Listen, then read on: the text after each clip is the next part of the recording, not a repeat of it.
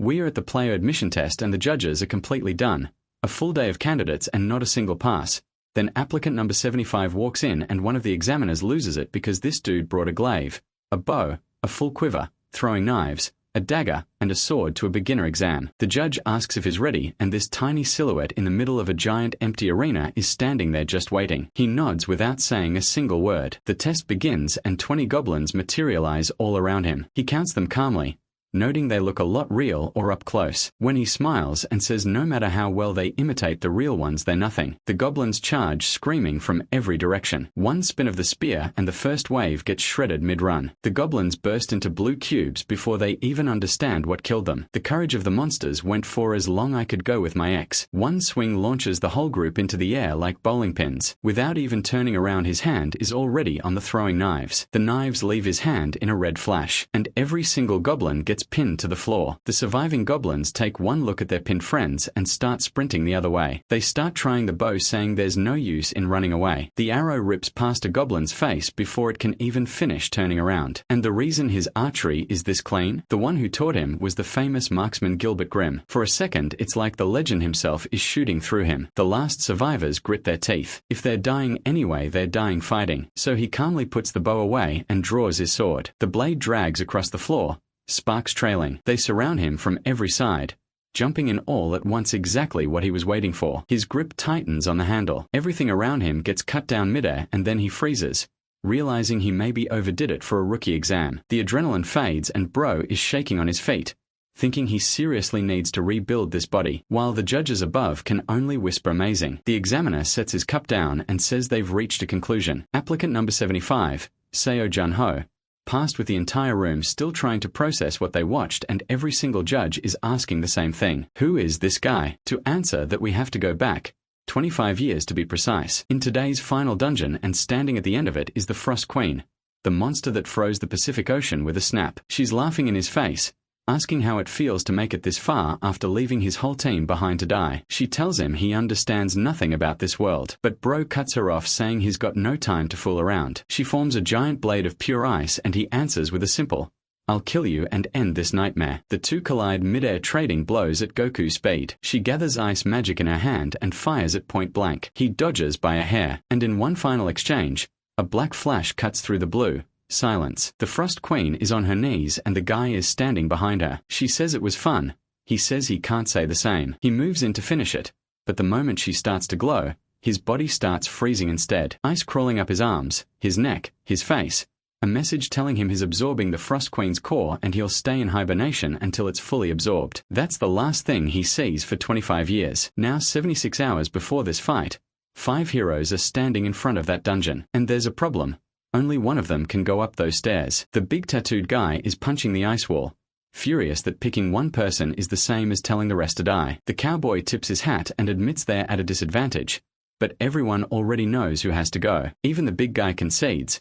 There's really no one quite like Spectre. The girl agrees, and just like that, 4 people hand their lives to one man. The whole squad stands facing him, telling him they know their deaths won't be meaningless. He mumbles that not a lot of people would call him their friend. The cowboy just smiles and says they'd follow him even to death. The healer beams at him, saying none of it will be in vain, and all he can get out is a quiet "you guys" before apologizing and walking up those stairs alone. 25 years later, the year is 2024, and we are at a museum exhibit about the monsters humanity still can't defeat. A presenter explains how one man froze the Pacific with a snap of the Frost Queen's fingers, and how 5 legends walked into Antarctica to stop her. Those 5 are displayed right there, frozen in ice, the 5 heroes.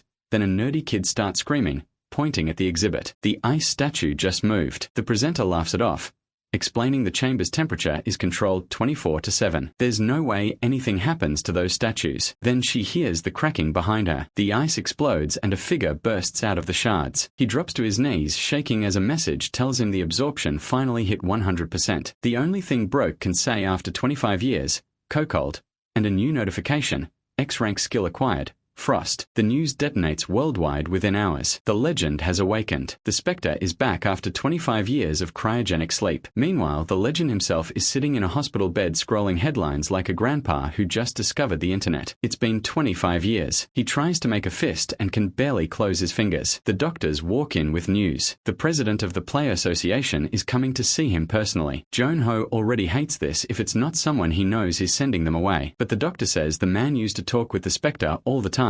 A close friend. And when the guy shows up, bro instantly recognizes him. It's Shim Dukal, and just like he predicted 25 years ago, dude went completely bald. That's the first thing he says after a 25-year reunion. Shim is furious, saying he was dumb for expecting an emotional moment. Once they are alone, Joon-ho asks the real question. Why is everyone acting weird when the war should be over? So Shim explains.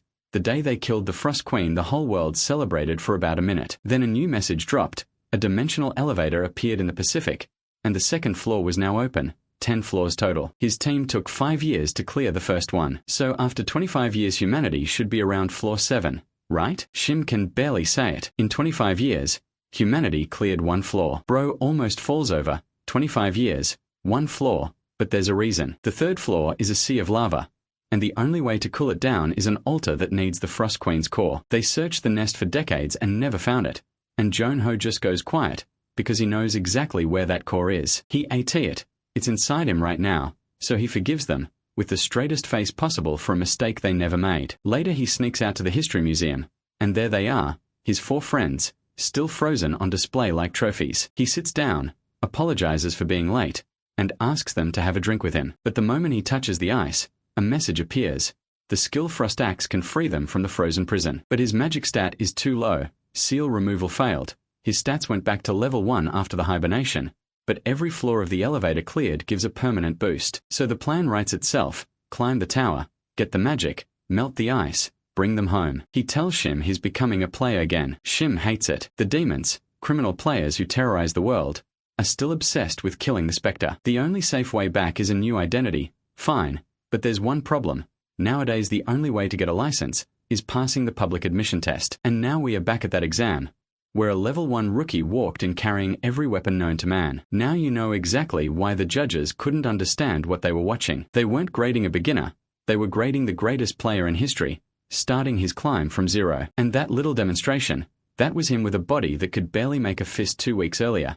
And Shim Dioku realizes recruiting him to the association won't be a problem at all. Shim Dioku says they've probably reached a decision. He also says he feels bad for lying about MC's profile. Now everyone around Shim Dioku wants Joon-ho. Sometime later he starts laughing right in Shim Dioku's face, making him really mad. The protagonist is eating junk food, drinking coke, and talking about how wild that novel is. Even Shim Dioku has to admit he's right. It's hard to believe the world's most famous player, someone everyone looks up to, is acting like this just 2 days after leaving the hospital. Spectre really is a lazy guy.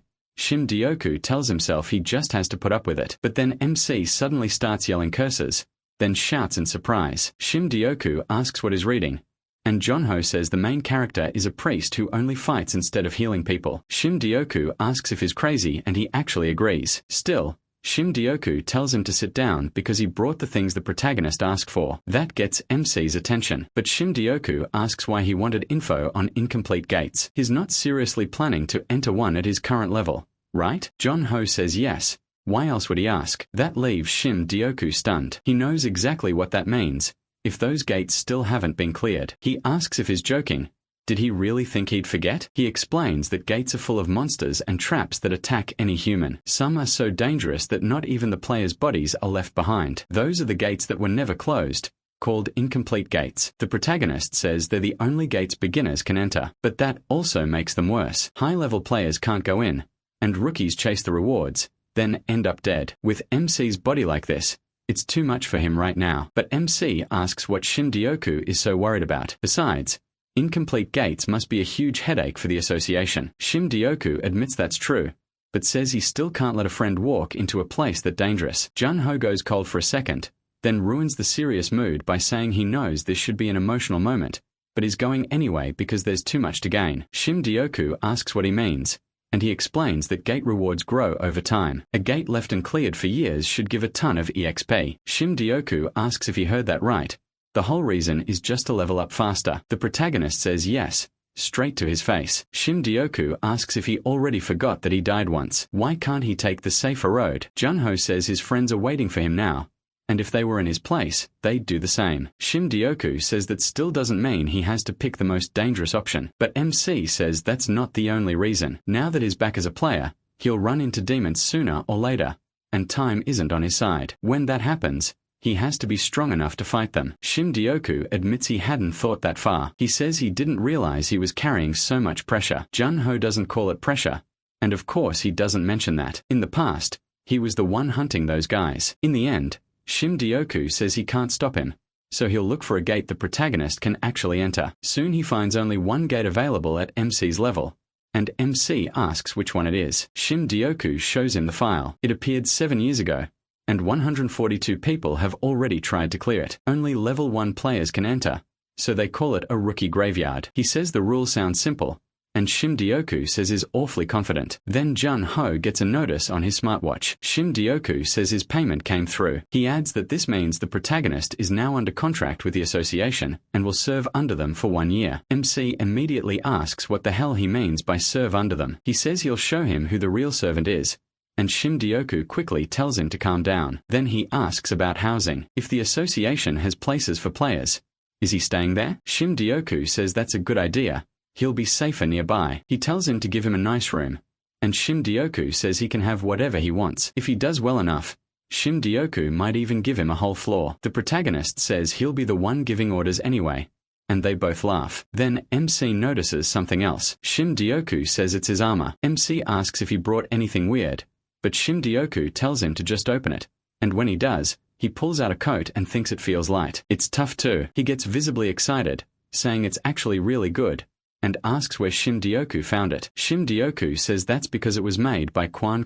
Naya. Junho is shocked to hear that name, and asks if the old man is still alive. Shim says he turned 98 this year. He's nearly at the end, but is still holding a hammer and making masterpieces. He passed the forge down to his grandson, but he still works there. He is surprised and says if that's true then he should thank him in person. But Shim tells Junho he can't. The protagonist asks why, and Shim says they have to be careful with his safety. MC asks if he's suspicious of Quan Naya, but Shim says that's not who he's worried about. Then he gets it. They've got eyes on the forge, and Shim confirms it. The demons know about Quan Naya's connection to Spectre. If Junho goes there now, it would be the same as exposing who he is. The protagonist accepts that pretty calmly. If a rookie like him suddenly leaves the country to see Quan Naya, people would notice right away. Shim reminds him that he already said he'd support him, so MC should understand. He says there's nothing else they can do. He just needs to get stronger and visit him later. He asks Shim to pass on his thanks, then says he'll take that gear. After that he asks what weapon he should use, and Shim says the warehouse should have something good. He can take whatever he wants. Junho says now they're finally speaking the same language. Shim asks when he plans to leave, and the protagonist says he was thinking of going right away, but he should raise his vitality first. Just the exam drained all his energy. If his vitality stays low, he won't even handle monsters, let alone demons, so he needs to prepare. Shim asks how long that'll take. Will it be a month? Shim says that's way too much. 10 days is enough. After that he heads to Naimyang province, to Mount Xiongma. Once he arrives in front of the gate, he finally gets ready to enter. It's the gate of Dawn's curse. The only clear condition is surviving until sunrise. When MC steps inside, the sun is already setting, so he first thinks the place feels pretty comfortable. He'd been holding his breath, but when he sees the graveyard ahead, comfortable doesn't feel like the right word anymore. He figures he might be going a little crazy. Still, after checking the info, he sees this gate isn't supposed to be that hard, and the goal is simple: just stay alive until dawn. He came at a good time too. From the records, the groups who entered in the morning lasted the longest. Time works differently inside the gate, and people who went in later didn't have enough time to adjust. They probably got hit right away and had no real chance to respond. In the end, there wasn't much they could do, because they were only level 1 players. But Junho has survived all kinds of things, so he's ready for whatever comes. As time passes and night falls, he feels a strange, uneasy sensation like he's being watched. He feels like something is watching him, maybe the undead. He mutters that this is going to be a mess. The second he stands up, the undead burst out of the ground. One grabs his leg and he just says he knew that would happen. He smashes its head, trying to kill it, but it doesn't work. So he tells it to stay down and go back to sleep. There are more all around him, and then night fully falls. His rank hunter vision kicks in, sharpening all his senses. That only makes the situation worse, because now he can tell just how many undead are around him. They don't feel pain, so deadly hits mean nothing to them. They ignore damage and only care about attacking. That makes them the worst kind of enemy. They're perfect for scaring beginners who don't have healing skills. Now he gets why this place is called the Graveyard of Rookies. More monsters crawl out of the ground and rush him, but he kicks them away and deals with them calmly. After all, he may be a rookie but is not weak enough to lose to trash like this. Then he looks back and sees their numbers keep growing. It's way too many. After a while he's exhausted, and wonders if it's finally over. He drops to the ground and leans against a gravestone to rest. Then hears a voice. Someone asks who's there, and the voice scares him stiff. He asks where they are. The voice answers, saying it's right there. He runs over and finds a coffin. That's when he realizes the speaker is trapped underneath it. He informs it, and he asks how they got in. The answer: he trusted his friends and followed them inside. Everyone else died, and only he survived. Then he begs the protee to pull him out. The boy says he gets it, but first asks him to scream as loud as he can. The thing asks why, but he says he needs the exact spot, so it screams. That lets him figure out where the head is. He fires at it again and again with golden bullets. He says he knew this portal was way too easy to have killed 100 people. Then it hits him. That thing is what turned this place into a graveyard for rookies. He calls the faker out, and it crawls up, showing its true form. It asks how he figured it out. Then John can charge it straight at it. There's no way someone could still be alive in an incomplete portal. Once the fight starts, the gate closes even if only one player is left. The others before him probably knew that too, but panic makes people act dumb. That's why the zombies alone shouldn't have been hard to beat. They died because of the faker. With that, all the hostile monsters die. He clears the Dawn Curse and gains 4 levels. His stats only rise every 5 levels, so the boost isn't huge, but he decides to take what he can get. Then he wonders if that's all, and gets a C-rank skill, Confession of the Dead. He's shocked, since he thought there wouldn't be any reward. Still, he's happy. Instead of some random item, he got a new skill. Confession of the Dead lets him see the memories of the dead. Once he learns it's basically memory reading, he thinks it may not be that great if it only works on corpses. Then again, maybe he got it for killing the faker. The conditions seem pretty specific, but it could still be useful. And this is a skill he earned, not as Spectre, but as a player. That makes him even more excited for what comes next. Later, when Juno gets back, Dokko is annoyed because the kid hasn't stopped talking since he returned, and he hasn't had a day of peace. He tells him he still looks pretty happy though. Dokko admits it's fun watching those guild idiots get frustrated. The protagonist points out that guilds usually ignore incomplete gates, so why are reporters making such a fuss? Instead of answering, Dokko asks if he still won't reveal himself. Juno says no, not yet. Dokko warns that if people find out he cleared an incomplete gate, everyone will come looking for him. He asks why people buy luxury goods even when they're made in the same factory as everything else. Is it because they're expensive? Dokko says yeah, because they're special, and not everyone can get them. So Dokko asks if he plans to become a luxury item. The protagonist says not just that, he wants to be a legendary limited edition, something everyone wants but no one knows where to find. Dokko realizes he wants to tease them, and the protagonist says exactly. Dokko can only think that the kid's personality is kind of rotten. Even so, Juno says he can't leave things like this for too long. Smart people will figure it out soon enough and start asking if that guy will show up at other incomplete gates. Reporters will start camping there too, waiting for him. He doesn't need to brag. The world will catch on by itself. Dokko asks since when he cared about bragging, and Juno gets annoyed, but Dokko drops it and just calls him to eat. Sometime later, MC is doing handstand push-ups. When he reaches 73, he nearly falls, but still finishes the yellow gate challenge before dropping onto his back. That raises his strength by 1 point,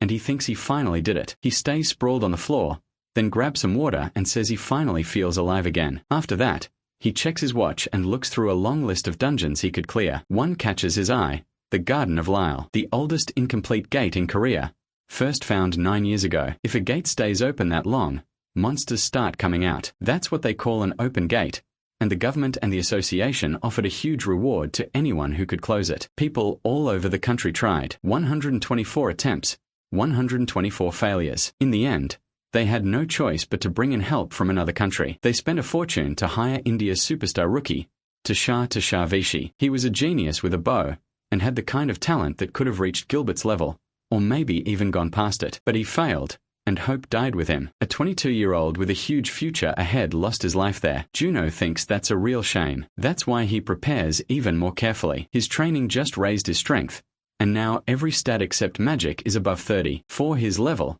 that should be the max. Still, if even someone like Tashar couldn't clear the gate, he can't ignore the chance that something hidden is waiting inside. So he gets ready for every possible situation. Even then, he draws on a bit of his magic. Since he can use freezing now, he's getting used to it, and wonders how strong it'll be in a real fight. Then he heads for the Garden of Lyov, and finally arrives. To close the gate, he has to wipe out every monster. He doesn't know how many Lyovs will appear, but if even teams of 4 failed, there has to be some hidden trap that killed them. He scans the area, and notices a maze below. For now, he decides to stay away from that suspicious place. Lyovs only come out at night, so he waits, and soon night falls. Then they start bursting out of the ground. One makes a noise right beside him, making him jump. At least now he knows they announce themselves when they appear, and with night here his senses grow sharper again. For now, he only sees 2. He thinks that's a nice welcome as they throw attacks at him. Manhwa charges in, plants his halberd, vaults over the attack, and gets ready to strike. As he lands, he uses ice to make a spear and throws it straight at them, killing the first one easily along with the one beside it. Then he realizes that the spear is really useful. The Frost Queen's power is definitely worth having. But another attack comes, and he sees a whole horde rushing in. So yeah, 2 was way too few. He dives back into the fight and cuts through them with ease, shredding monster after monster. He splits them apart, and the last one looks around in confusion. Then Manhwa appears right behind it, ready with the final blow to finish the thing off. But when it finally drops, he realizes that was way too fast. Even worse, more have already appeared, twice as many as before.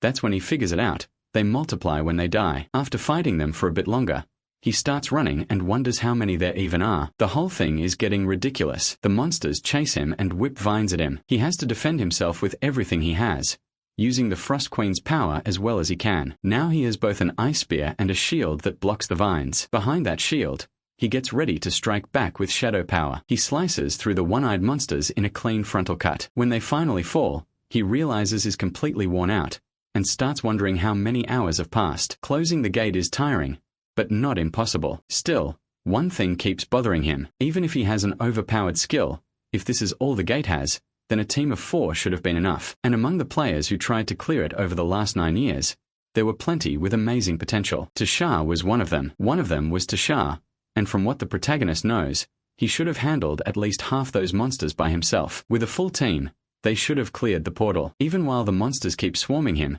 he can't stop thinking, why did Tashar fail? He keeps cutting them down until he finally clears the Garden of Lilith. As the sun comes up, he says he seriously thought he was going to die. Still, as long as he's alive, he'll take it. Then he looks around, confused about how he even got there and where exactly he is. The maze starts pulling him in, and he decides to check it out. But then he spots a dead body nearby. The air reeks of corpses. He wonders if all these groups were trying to escape, and realizes the maze was just a waste of time for them. If they couldn't block the core, this place only became a dead end. After a while, he reaches the end of the maze. There he sees Chupa Vishi's body and recognizes the bow beside him. He remembers its name, Tempest Aid. After paying his respects, he takes the bow. Its arrows fly in wild, shifting paths, like wind in a storm. That's how it got its name. He recalls that the Indian government had entrusted it to Chupa Fire. Then he notices something else, a notebook, and he opens it to see who it belongs to. It starts, April 7th,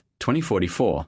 12:40 p.m. Chupa Fire writes that he was sent to clear the Lilith portal in Korea, and he was proud to be chosen. He says he'll do whatever it takes, but his father had warned him to think again. Since the portal still hadn't been closed after all those years, there was a real chance he would never come back. Even so, Chupa says the Koreans came all that way to ask for help. How could he refuse? To him that would go against Vishi's teachings. He says he's level 10 now, and this is his only chance to enter the Garden of Lilith. Later, he asks a girl if she's coming with him. She says of course she is. She believes in him and will follow him anywhere. Even if he tried to go alone, she'd still find a way to come. She's just happy he asked her to join him. On top of that, she says she has to protect him. That catches him off guard, and he says he's glad Zaya is coming with him. There's no one else he'd trust to watch his back, and she already knows that. Zaya answers that of course she does. She's his partner. And honestly, the two of them are more than just partners. Together, they promise they'll close the portal no matter what. Somewhere else, Chupa Vishi sees one of his teammates talking to his daughter, promising he'll come back. Chupa apologizes for calling him out like that, and the man says this is his first trip so far from home, leaving his daughter behind. But her grandmother is there, and since Chupa asked for help, he couldn't say no. Chupa Vishy thanks him, and the man says that if he's going with a rising star like Chupa, then he has to do his part too. After that, they head to Indira Gandhi International Airport in New Delhi and get ready to fly out with his fiancée and one more teammate. Once they arrive, they train a bit, and Chupa says he has a good feeling about this. Then on April 24th, 2044 at 11:37, they finally enter the Garden of Lilith. As they step inside, they're struck by how beautiful it is. None of them has seen a portal like this before, but they quickly snap back because they're in a dungeon, and they can't let their guard down. For now, they decide to observe the area. Then at 8:33, 8 of them appear, and they wonder if that's already a bit much. More keep coming, but the group handles them easily at first. Then the count doubles, this time reaching 32. After that, the numbers just keep climbing, and eventually their tank gets hit in the chest and starts bleeding. Chupa is shocked when he sees it. They tell everyone to grab the others and run. The group rushes to the maze, and the girl yells for Chupa to hurry. They need shelter. Chupa realizes that every time they wipe out a horde, the next one gets bigger. This dungeon is completely insane. After some time inside the maze, the team's tank can't hold on any longer, and asks Tushar to take care of his daughter before dying in front of the others. Then on April 25th at 5:29, only 3 of them are left. Another teammate dies from his wounds, and Tushar can't stop crying. By 7:12, the sun starts to set, and he prays to Shiva for mercy so he can ride again tomorrow. Before the next fight, he writes that they can barely go on. In his diary, he says they beat the 4th LLFS horde last night, and the 5th will arrive soon. There are at least 120 of them, and even after fighting for their lives, around 40 are still left. He can't handle that many alone. Then he looks over and sees his exhausted fiancée asleep nearby. Even so, he thinks that today they'll make it out, and begs for there not to be a 6th horde. But after the 6th horde, the girl dies in his arms and he breaks down. He says he promised to close the portal, but what's the point without them there? Then someone speaks to Tushar saying it's time for him to die. The assassin goes for his life, but Tushar sees the attack coming through his fiancée's crystal ball and manages to dodge. The blade only hits his shoulder, and he immediately goes on guard. The assassin is surprised he avoided it and says Tushar really does deserve his name as India's rising star. Then Tushar notices his eyes and realizes he really is a demon. He demands to know how the demon tricked them and what kind of bad luck brought him there. The demon says that's the dumbest thing he's heard, and the answer is simple. Tushar's girlfriend was just as stupid as he is. He says even he didn't know there would be that many Lilfars, so he planned to help a little after Tushar's friends died, but they were useless and died too fast, and it nearly put him in danger too. Hearing that, Tushar gets furious. The demon thanks him for helping close the portal, then says it's time to hand over Tempest Aid and join his friends. Tushar snaps, but then he notices something and freezes in shock. The demon asks what's with that look. Was he scared to die? But then a 6th horde really does appear. Hanan sees Tushar run and says he didn't expect that, but it doesn't matter. The poison will kill him anyway. As Tushar runs, Hanan sees monsters crash into him and tear him apart too. So there really was a 6th horde. Tushar keeps running, poisoned, frustrated because he can't even feel his arm anymore. He thinks he can't die like this. He enters the maze and hides there, reaching the end only to realize the place was a trap. He gets even more bitter, thinking he can't die this way after everything that happened in that dungeon. He writes that he lost feeling in his right arm. The demon must have coated the dagger with poison. Whether it's the Liftorfs or the poison, he's going to die either way. So if anyone finds that diary, they should tell their families they're sorry. The protagonist finishes reading and understands what happened. He thinks that's the end, but there are still a few pages left. Those pages hold Tushar's final words. He wonders if things would have been different if the rest of his friends had lived. Maybe they could have closed the portal. Instead, he blames the demon. Those damned demons. Full of hatred, he prays to the great Shiva, asking permission for Tushar Vishy to become one with the eternal soul. He begs for every last one of those bastards to burn in hell, and pleads for anyone to avenge this warrior. The protagonist is the one who ends up finding those words, and he thanks Tushar. Now he finally understands everything. The number of LILFs rises based on how many players enter. Since he came alone, there weren't that many, and he could kill them fairly easily. If he had come with 3 more people, just thinking about it makes him sick, so he decides to take the diary with him, just in case. Then he looks at the bow and thinks it over. He'll borrow it for now.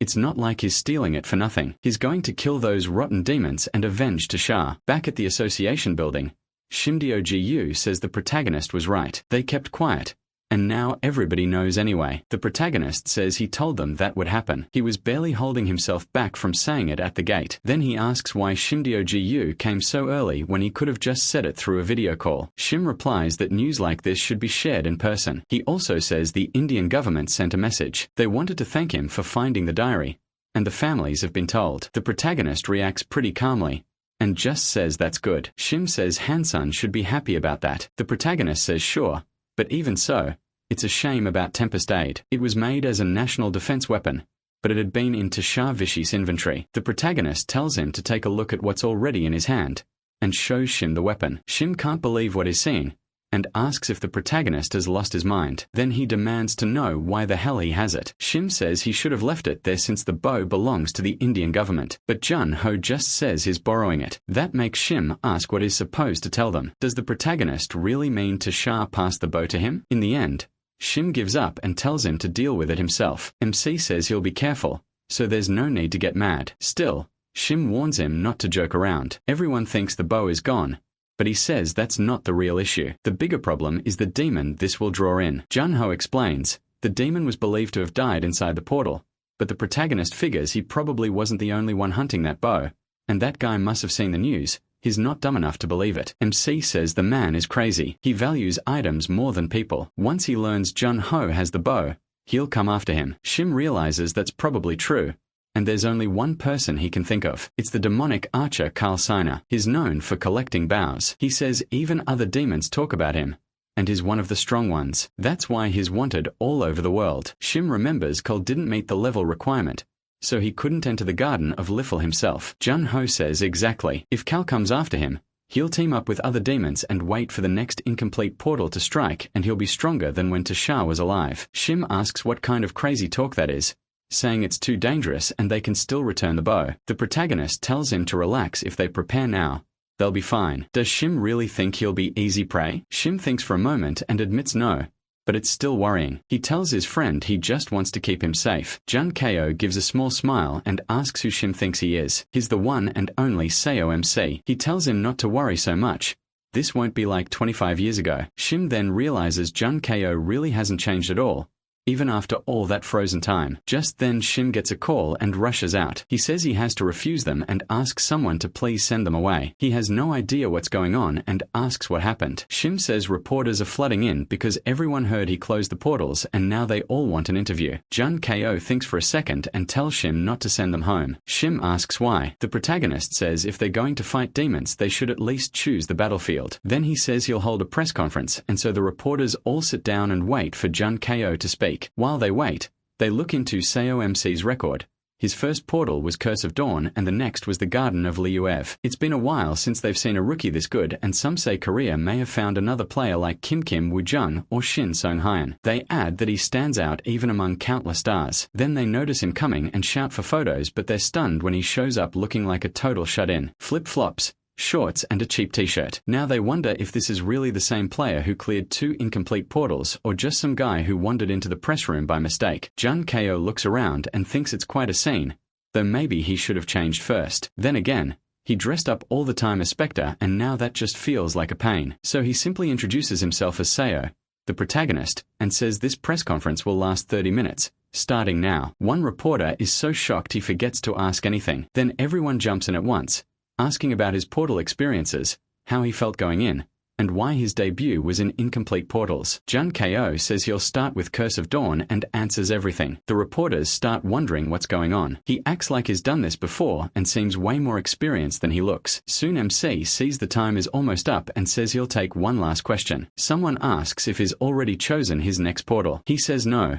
there is one he wants, but his level is still too low. They ask which one it is, and Jun Ko says the East Sea portal, smiling at everyone. One reporter drops his pen and the whole room goes wild, taking pictures and recording the moment. They ask if he really means that East Sea portal.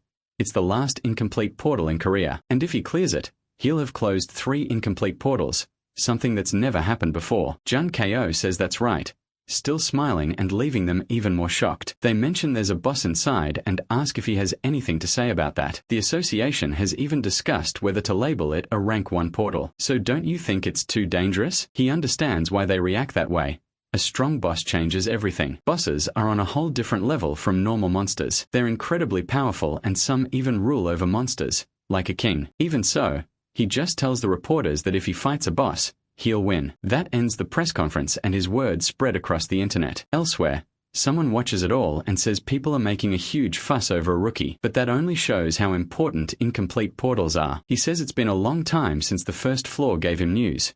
This interesting. His assistants suggest contacting Jun-ho if he's interested, but the man says no, he's not interested yet, in fact not even close. When something amazing happens once, people call it fate. If it happens twice they call it skill.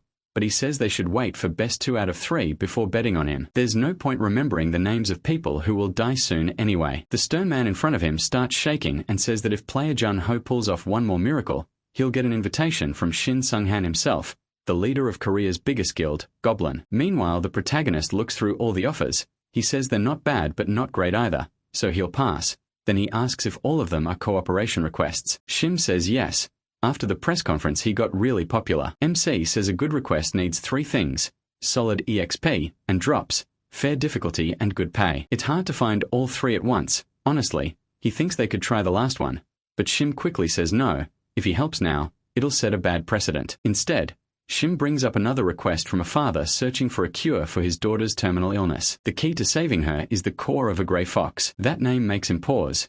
It's been a long time since he heard it. Shim says he saw one back when he first became a player, and he says he almost died that day. Shim says it's easier to just show him. The portal is the national rank divine fox and the protagonist is surprised. He looks over the images as Shim explains the portal appeared only 3 months ago. It still hasn't been declared incomplete, but one monster there has already wiped out 7 parties. Jun-ho notes the required level is even higher than the Grey Fox portal he cleared as Spectre, so this will be tougher than before. Shim says it won't be as hard as it sounds. Players are stronger now and their gear is much better too. MC says he hasn't seen many skilled players since coming back, but he trusts Shim. If he wants to see what the new generation can do, then this is the right place. Shim adds that the request actually came from a friend of his, and that surprises him. Shim asks if he knows the M.Co group, and says its chairman made the request. The protagonist asks if he means Choi Man-hyuk's son, and Shim explains he actually has a second son named Choi Pil-ho. While they're talking,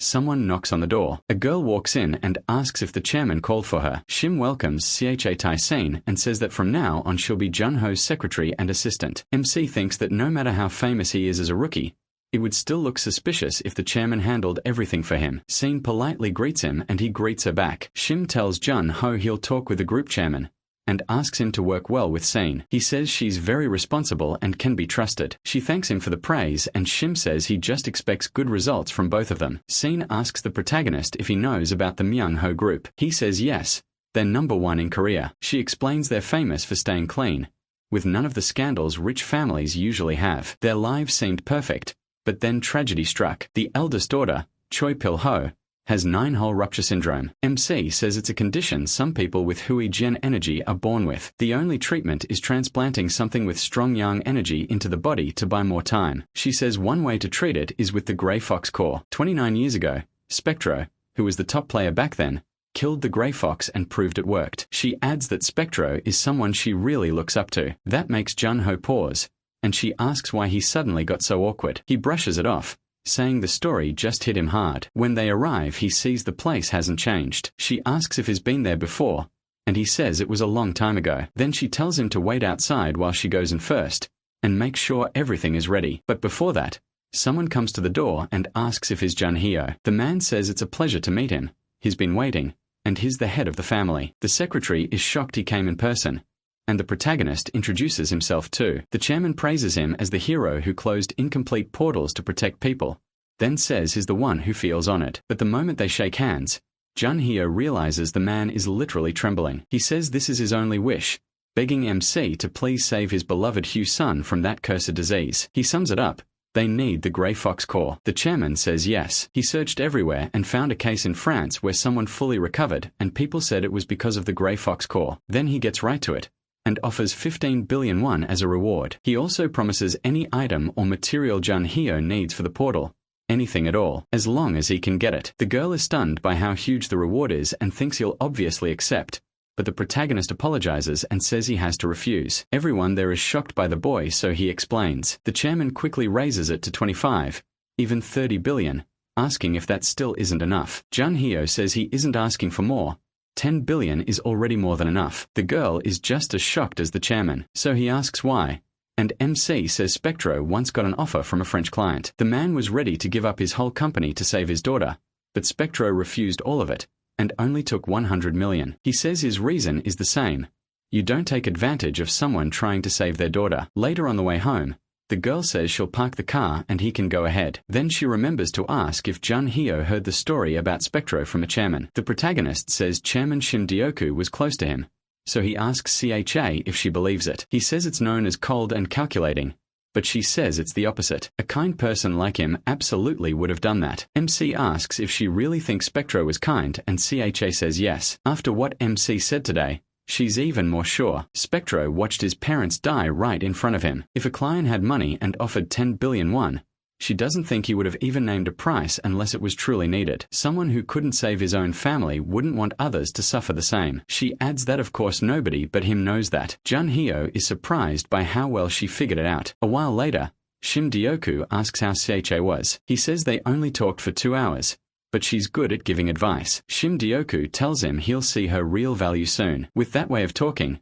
she could work for a famous guild or a huge company. She only chose this place because the association is taking care of Spectro. As they keep walking, the protagonist asks where they are, but Shim Deoku says he's just making small talk because he's too embarrassed to open that door with his fingerprint. He calls Jun-hyo out for stalling. Then he says if MC wants to beat something on the Grey Fox's level, he'll need to bring something useful. And this place holds all kinds of old weapons. He explains that in the last 25 years, technology has advanced a lot. They made weapons and materials nobody could have imagined, and it changed how players fight. Then he tosses a sword into Jun-hyo's hand and tells him to pour magic into it. He does, and the blade starts glowing. Shim Deoku explains that with a little magic, an artificial blade forms, and it can pierce an orc's hide with ease. The protagonist studies it, while Shim Deoku keeps showing off more gear, even a shield made with magic. Then the protagonist asks if players these days mostly use this kind of weapon. Shim Deoku looks surprised and says high-tech weapons are very effective, so why wouldn't they? MC asks if even rankers use them,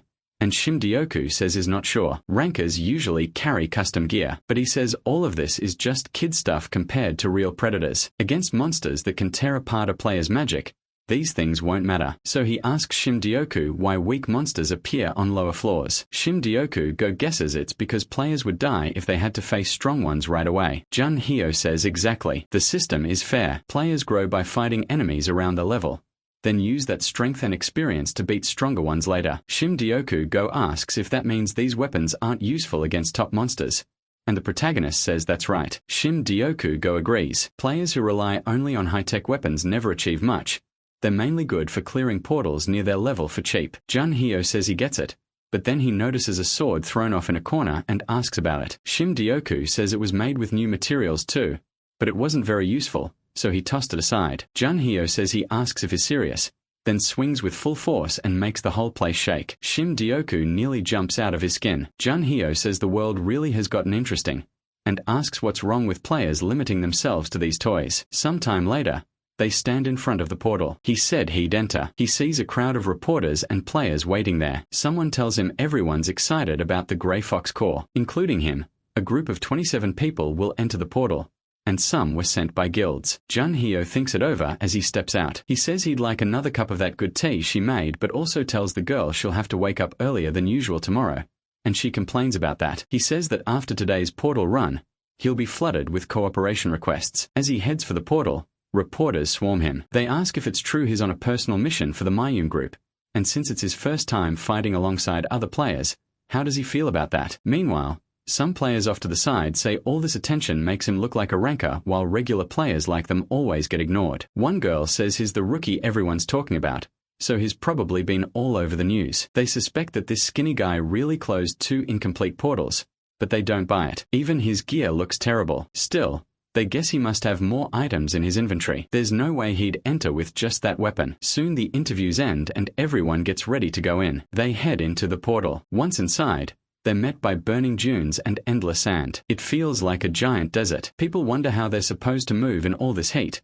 But then one man shouts for everyone to listen, and they ask who he is. He introduces himself as Cha Ming, a member of Korea's 13th rank guild, Cho En Kai, and everyone is surprised that Cho En Kai joined the raid. He says they all know a portal like this isn't something you handle alone. Since the group is big, they shouldn't waste time fighting each other and creating extra danger. He wants to make a deal, and a horned man asks what kind. Sang Ming says his guild will pay 10 million won to everyone who follows their orders inside. In return, Cha Ming keeps the real prize, the Grey Fox core. Everyone is shocked that's what they were after. He points out that paying everyone won't even cost 300 million won. Everyone asks how they plan to get the core without Cho En Kai's help. He adds that his guild is trying to be generous, and if anyone changes their mind, they'll offer 5 million. People think it over, then accept. Meanwhile, Jun-ho walks off alone, so a guild member asks if he won't be joining them. The protagonist says he plans to go by himself, leaving everyone behind. A fat guy says he knew the rumors were overblown. People call Jun-ho a genius,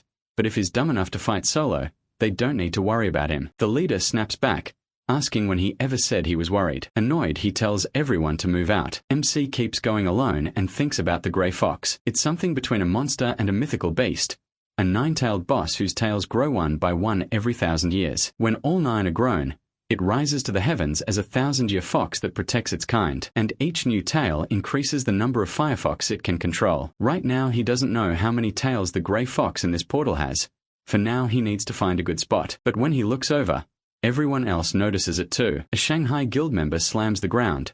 Firefox burst out from the sand. He tells everyone not to panic and follow orders. The vice leader counts them around 30, then the monsters charge. The group waits for the right time to strike those things. Meanwhile, the bald guy and the big guy start activating a device they brought with them. It raises 4 towers around the group. Those towers start shocking the foxes rushing in. Everyone's stunned that it actually works. The Shanghai leader boasts that this isn't the age of weak weapons and simple traps anymore. This is second-floor technology. Loaded up with gear, they rush in like a full battle squad. They say they've already killed over half. With Che leading, the big guy says they'll get the Grey Fox easily at this rate. But Che cuts him off. If he has time to talk, he has time to fight. One of the girls admits she got nervous after hearing about the Grey Fox, but says this is nothing. The bald guy brags that's what happens when you join Shanghai. Then something huge blocks the light above them. The bald guy looks up and asks what it is. A giant Grey Fox appears, with multiple tails. It towers over them, and the bald man shouts that the fox is here, seeing its cubs dead below. It runs into a rage. Terrified, the group hears it roar and threaten them. Then they realize it has 9 tails. No way this is possible. The one Spectre beat didn't even have 6. Still, the guild leader orders everyone to pull themselves together, hold formation, and keep attacking. But everyone is shaking. They don't look like they can help at all. Even with the guild here, the leader tells himself it doesn't matter what the monster is, a blow to the head or heart will kill it. He says the trap he prepared is stronger than anything they've used before, and if it catches her, she won't escape. Today, he'll kill the Grey Fox and surpass Spectre. But then the fox spits out a blast of fire so strong it should have left nothing behind. Even so, they barely survive, and the leader realizes none of his weapons, traps, or plans worked. How are they supposed to kill a monster this huge? It feels impossible, and the fox gets ready to attack again. He realizes this is how he dies. But just as the next attack comes, Jun-ho steps in front of everyone. They're shocked to see him. They yell at him to move, but he calmly says he'll be fine. The leader can barely believe it as he draws his sword. The fox fires another giant flame blast straight at him, and the guild leader thinks it's over. But the protagonist slices the attack in half. No trouble at all. Everyone just stares in shock. Jun-ho feels his sword shake from the force, and realizes they were doomed from the start. Still, he wonders if he should really be satisfied with just this. He tells them to take the survivors and get out. The leader asks about MC, and he makes it clear he'll handle this himself. As the others run, he stays face to face with the monster, which snarls at him. He orders everyone to leave. Then, now that they're gone, he says he can finally enjoy this fight. The monster summons several more fireballs, and Jun-ho charges in, dodging each attack. The fox keeps trying to hit him with those blasts, but now he calls on Ice, making a shield against the flames. He figures she won't let him get close, so he keeps pushing forward, closing the gap while the monster watches him, and forms another massive fireball over its head. Jun-ho recognizes it as Giant Flame Explosion, and knows he won't survive if it lands. At the last second, he makes his move. The blast hits where he was standing, but the fox starts searching for him. Then it catches his scent and realizes he's alive. It swipes at him with its paw, cutting off part of his hair. He barely dodges and jumps up onto the monster's snout, ending up face to face with it. The fox shoots fire upward to hit him, but Junho jumps away. In mid-air, he creates several ice platforms to use like steps, letting him rush the fox faster. He says the gray fox gets stronger with each tail, so he starts wondering what happens if he cuts some off. A few tails go flying, split apart by the ice and the impact, just like he thought. Its power drops. Outside, the portal is still red, showing the people inside are still alive. Outside, reporters say it's already been 10 hours since the players went in. The last group survived 2 days, but one reporter tells the other not to be disrespectful. All they can do now is pray everyone comes back alive. Back inside, Junho keeps fighting the fox and it starts to panic as he keeps hitting it with ice. He realizes this is the first time it has ever felt pain. It had no natural enemy, no rival. It only killed countless players, never thinking it could one day become the prey. Fear takes over,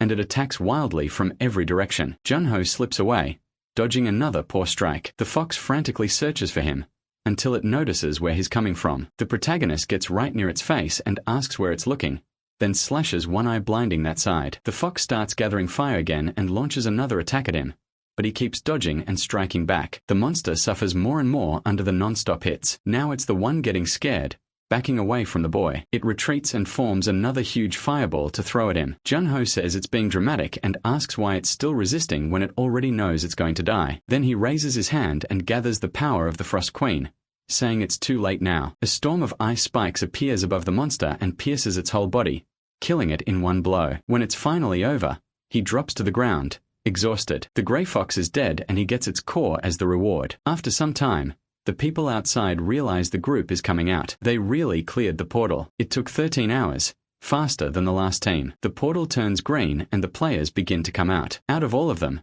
the first to appear is Cha Ming from the Shanghai Guild. The reporters rush in for interviews and call for the injured to be brought over. Soon everyone is being carried out on stretchers. Then Cha comes out carrying Junho, who is taken for treatment. After first aid, they ask if he wants to go straight to the hospital, but he says no. He wants to explain what happened first. They ask if it's true that he led the players and cleared the dungeon, and ask how he feels. They also ask if the gray fox really had 9 tails, saying his name is the most searched right now, so he starts to answer, but then he notices this feeling. Even praise meant for the wrong person can get addictive once you taste it a few times. That makes him remember being a kid, when his teacher asked what he wanted to be, and the boy said he wanted to grow up and become a great hero like Spectre. So he turns to the reporters and honestly says they're interviewing the wrong person. Then he says he'll tell them what really happened inside the portal. Sometime later, Junho wakes up in the hospital with Tia by his side. She says it's 6 in the morning at Rangak Hospital, and asks how he feels. He says he's fine. She tells him that while he was out,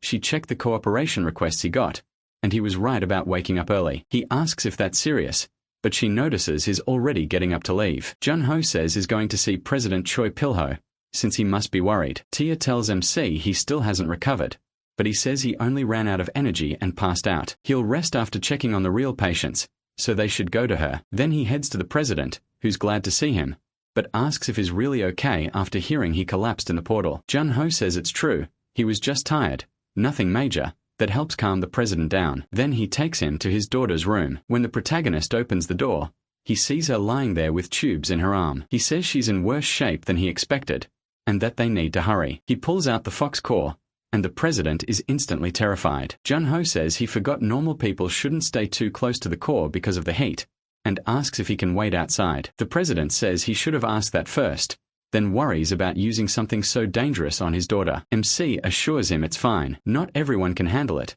but he knows the method Spectre used, so there's no need to fear. The president guesses Shimdeok Ji-yu told him the method, and MC goes along with it again. So the president asks him to please take care of his daughter, and Junho says it won't take long. As soon as the president leaves, he walks over to his daughter. He says her condition is even worse than the last patient he treated, so for now he plans to use the core's heat to slowly melt the ice magic, but then he notices something. The system says he's sensing intermediate yin energy from the target, and he can absorb it with his freeze skill. That catches him off guard, and the system adds that absorbing it will raise his magic stat. He's stunned. Freeze is an X-rank skill with almost no weakness. It works for both offense and defense, And now it can even boost his magic by taking in yin energy. Not even the X-rank Dark Observer could do that. Then he realizes this is the first time the skill has reacted like this. Maybe Dark Observer would do the same if it found magic tied to darkness. That's definitely worth testing later. But not now. First he has to treat the 9 yin syndrome before the patient suffers anymore. He needs to remove all the yin energy inside her, and is going to do it in one go. So he starts drawing that energy out of her. Back when he was Spectre, he used the core's yang energy to force the magic apart, but that put huge stress on the patient's body. He had no better option then. This time, it's the reverse. He'll drive the yin energy out and absorb it little by little until things balance out. It's much safer than using the core. Outside, the president grows more and more anxious. Tinyin notices the door opening. She calls for him. Junho steps out, and the president quickly asks about his daughter. The protagonist says it worked. She's completely fine now, and there shouldn't be any side effects. The president breaks down in tears and drops to the floor in relief. Then Tita says his vacation starts as soon as they get back to the association, and he should avoid physical activity for a while. He agrees. Still, he feels like he handled this mission well, and thanks Tia, she's happy to hear that. Then the president says he's thought hard about how to repay him. He even considered offering more money, but figured MC wouldn't want that. MC says he only did what he had to do. That alone was enough for him.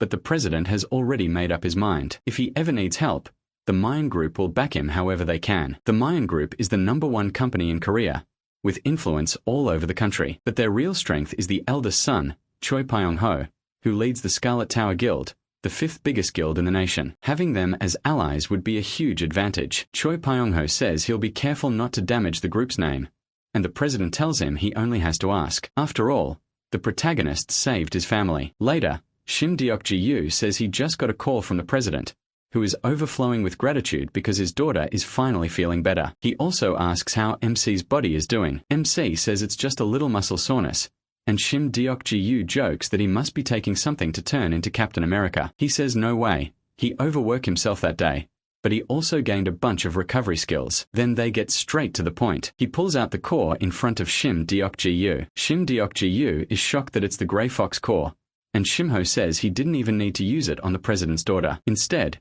he absorbs some of the yin energy with his free skill. Shim Deok-ji-yu loses it, asking if that's really possible. The protagonist says the system confirmed it, and it even raised his magic stat. He also learned something useful. Freeze can absorb yin energy from anything, so it may work not just on illnesses like 9 yin syndrome, but on items too. Shim Deok-ji-yu says he was wondering where this was going, but if that's the case, MC is basically telling him to find a good item. MC says now they're speaking the same language. Still, one thing might be a problem. The syndrome was only rated intermediate. Shim Deok-ji-yu is stunned that an incurable disease is just intermediate. That probably means normal items won't do much, and he figures that's likely true. So Shim Deok-ji-yu says he understands and will look for suitable items, while the protagonist should check the market too. The protagonist mentions the player market has been a while, and Shim Deok-ji-yu tells him not to cause trouble. The protagonist asks why he'd think that. Honestly, because you probably would. With that, he starts explaining the player market. It's an offline market used all over the world, where people buy info and all kinds of items from portals. That's why even normal people know about it. Jun-Hoo wonders how long it's been since he last went to Insandong. It's gotten a lot more crowded now. Back then, the place was nearly empty because everyone was focused on surviving. Seeing that change makes him genuinely happy, but instead of the regular market, he has business in the black market. Once inside, he sees a crowd watching something. He heads to room 8, seat G10, and explains that the cinema in the player market has a special seat used as a teleport point to the black market. That seat acts like the gate itself. He remembers one of his old companions complaining that the market's teleportation system was awful. With portal resources, almost anything should be possible. So how does teleporting still make people sick? She used to say she'd rely on her own magic instead. Jun-Hoo waits and is teleported soon after. He arrives at the black market, Ethiopia, the underground city. It feels nothing like the normal market.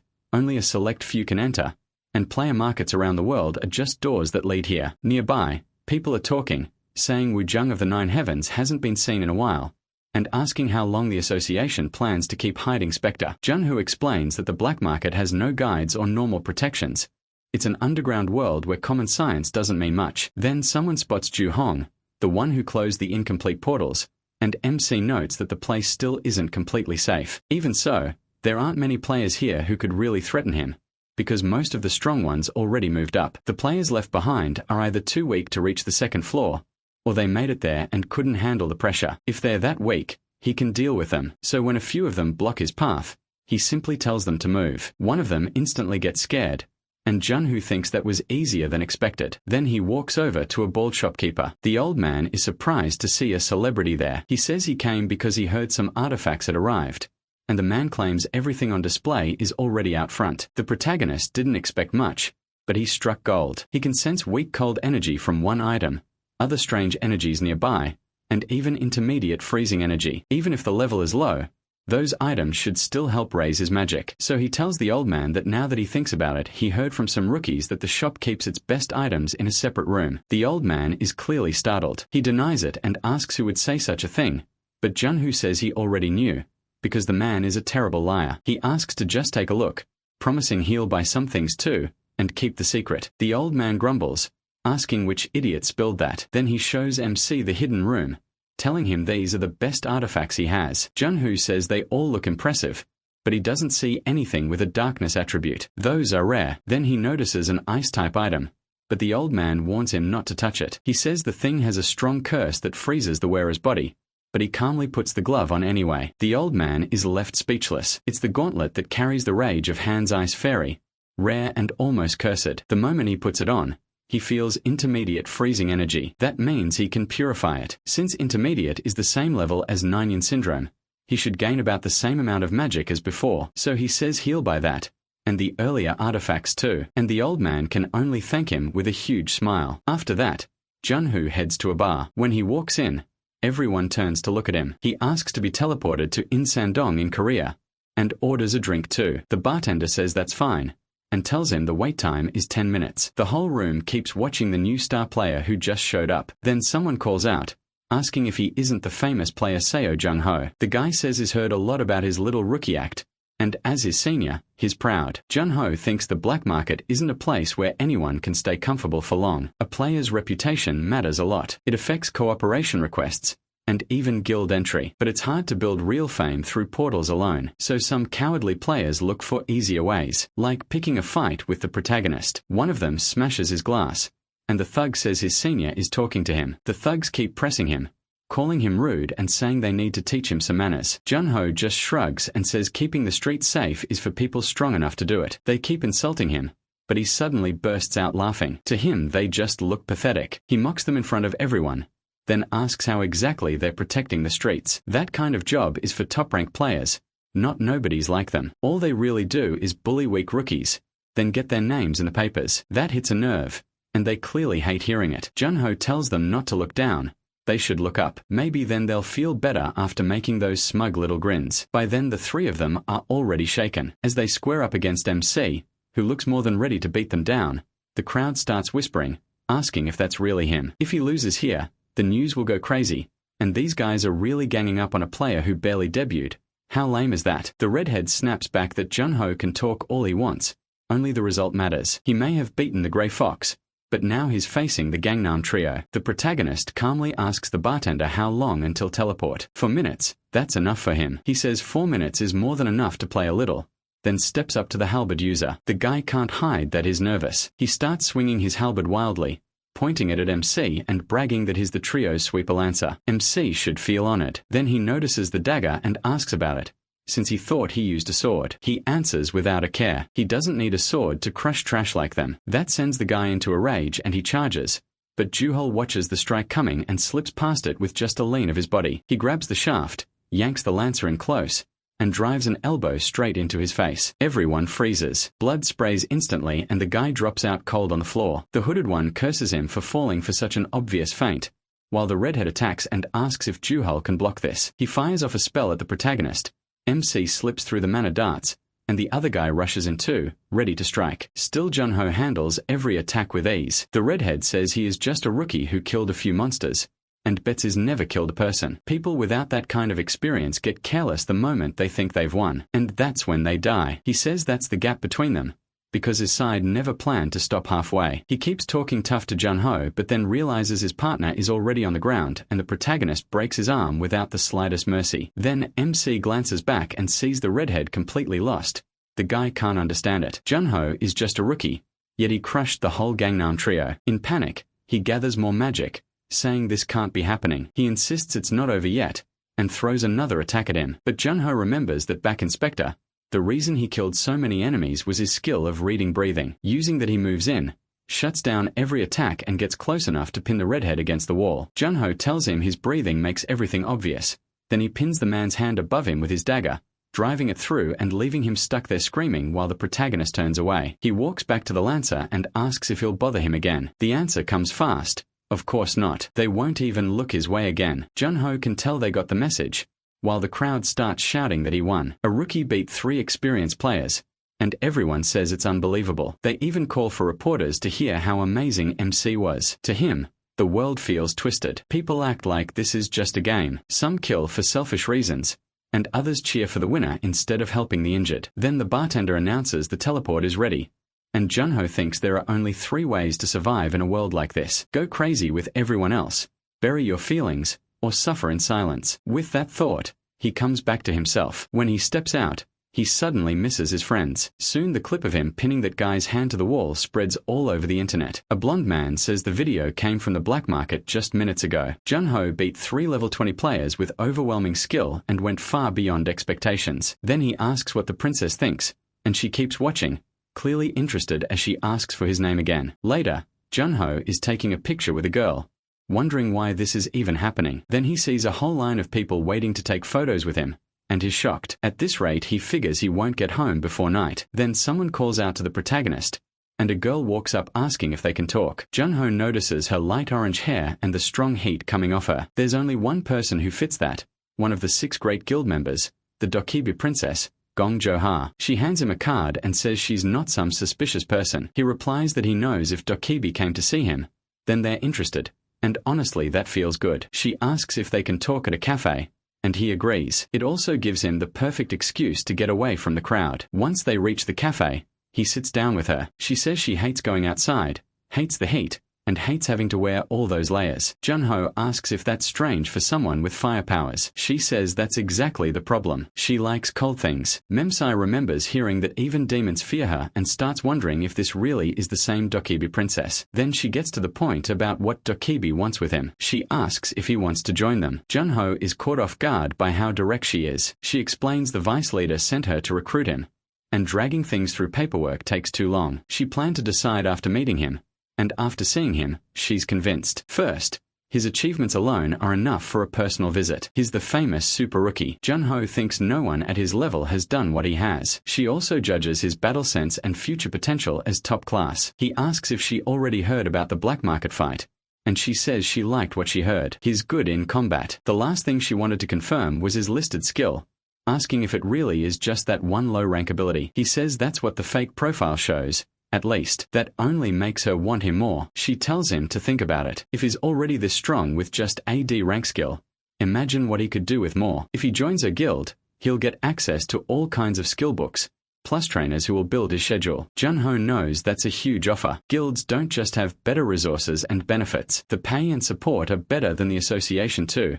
That's why so many strong players left the association. Guilds are thriving for a reason. She adds that Dokkaebi is one of the strongest guilds in the world, and they know more about the second floor than the association does. So wouldn't it be smarter to join them instead of staying there? Then she asks what he'll do, already thinking there's no way he would refuse Dokkaebi, especially with her recruiting him herself as a team leader. But Junho turns her down. She first acts like that's fine, then can't hide her surprise and asks why. He knows joining Dokkaebi could bring him fame and money, but nothing comes free. Their orders would be absolute, and he'd have to do every mission they gave him. It might help now, but one day it would feel like chains. She asks if he understood the offer. Junho says he knows Dokkaebi gave him a good one, so she asks again why he refused. He asks if she's ever heard the saying that it's better to be the head of a snake than the tail of a dragon. She says she understands. That answer makes her rethink him. He's smarter than she expected. Even if he joined Dokkaebi now, it would still take time to climb the ranks, and in a place filled only with the best of the best, the competition would be brutal. She asks one last time if he really won't join, and he apologizes, so she says there's nothing more she can do. It's not like she can force him to join, but she gives him one personal warning. Be careful. Junho asks if she means revenge. She says no, They're not that childish. Then she tells him demons have been getting more active lately.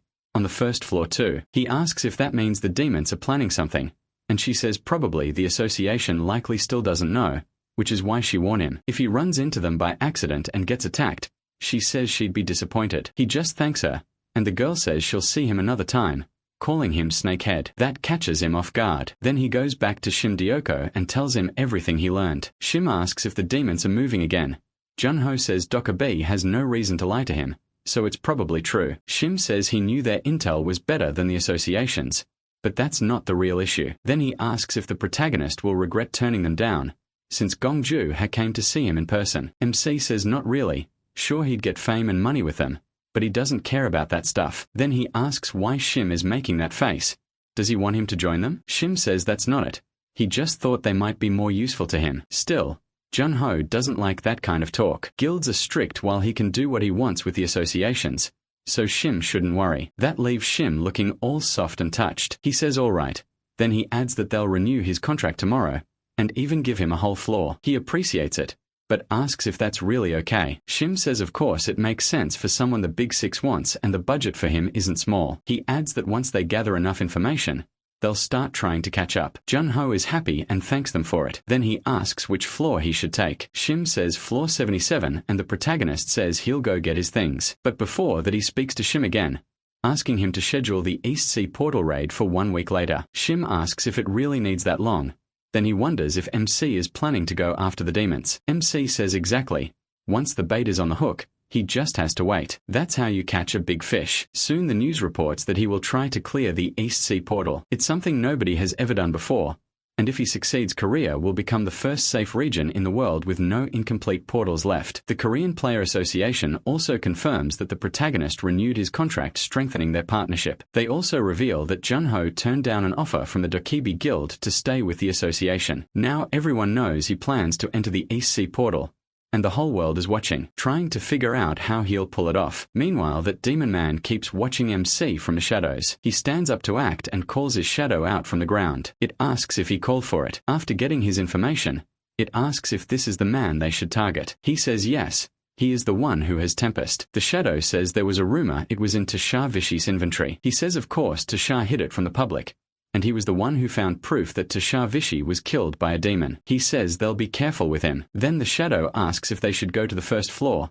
but he says they still have no proof, so it's not worth risking a direct clash with the association right now. He says that's right, then asks if there's anyone left they can use. The shadow suggests the Shadow Brothers, the ones they plan to use at the Vegas auction. They're power-hungry, and even among demons they're especially capable, so he orders them sent to the East Sea portal. It doesn't matter whether they kill Junho or do something else. But then he suddenly notices someone watching them and turns around in fear, only to find no one there. Then he realizes it's the Sword Saint. He tells the shadow to get ready to leave, and it simply slips away, which only makes him furious. He curses Kim Won-jong, the Sword Saint of the Nine Heavens. Even as an archer, he still doesn't have enough range. If not for him, he would have recovered Tempest already. Now this is starting to feel like a joke to him. Thinking of the protagonist, he says Carl Siner will keep watching until the protagonist's luck runs out. Back with MC, he asks if they took the bait, those American Shadow Brothers. He asks if they're really joining as Hyde's medics, saying that's completely suspicious. Then he asks if they can have Secretary CHA keep an eye on them. Now he starts to draw out his power. A shadow spreads from his body and fills the whole area. He says he's going to spread energy through the ground to train his magic. It's a little dangerous, but the method Skyer taught him works better, so he keeps doing it.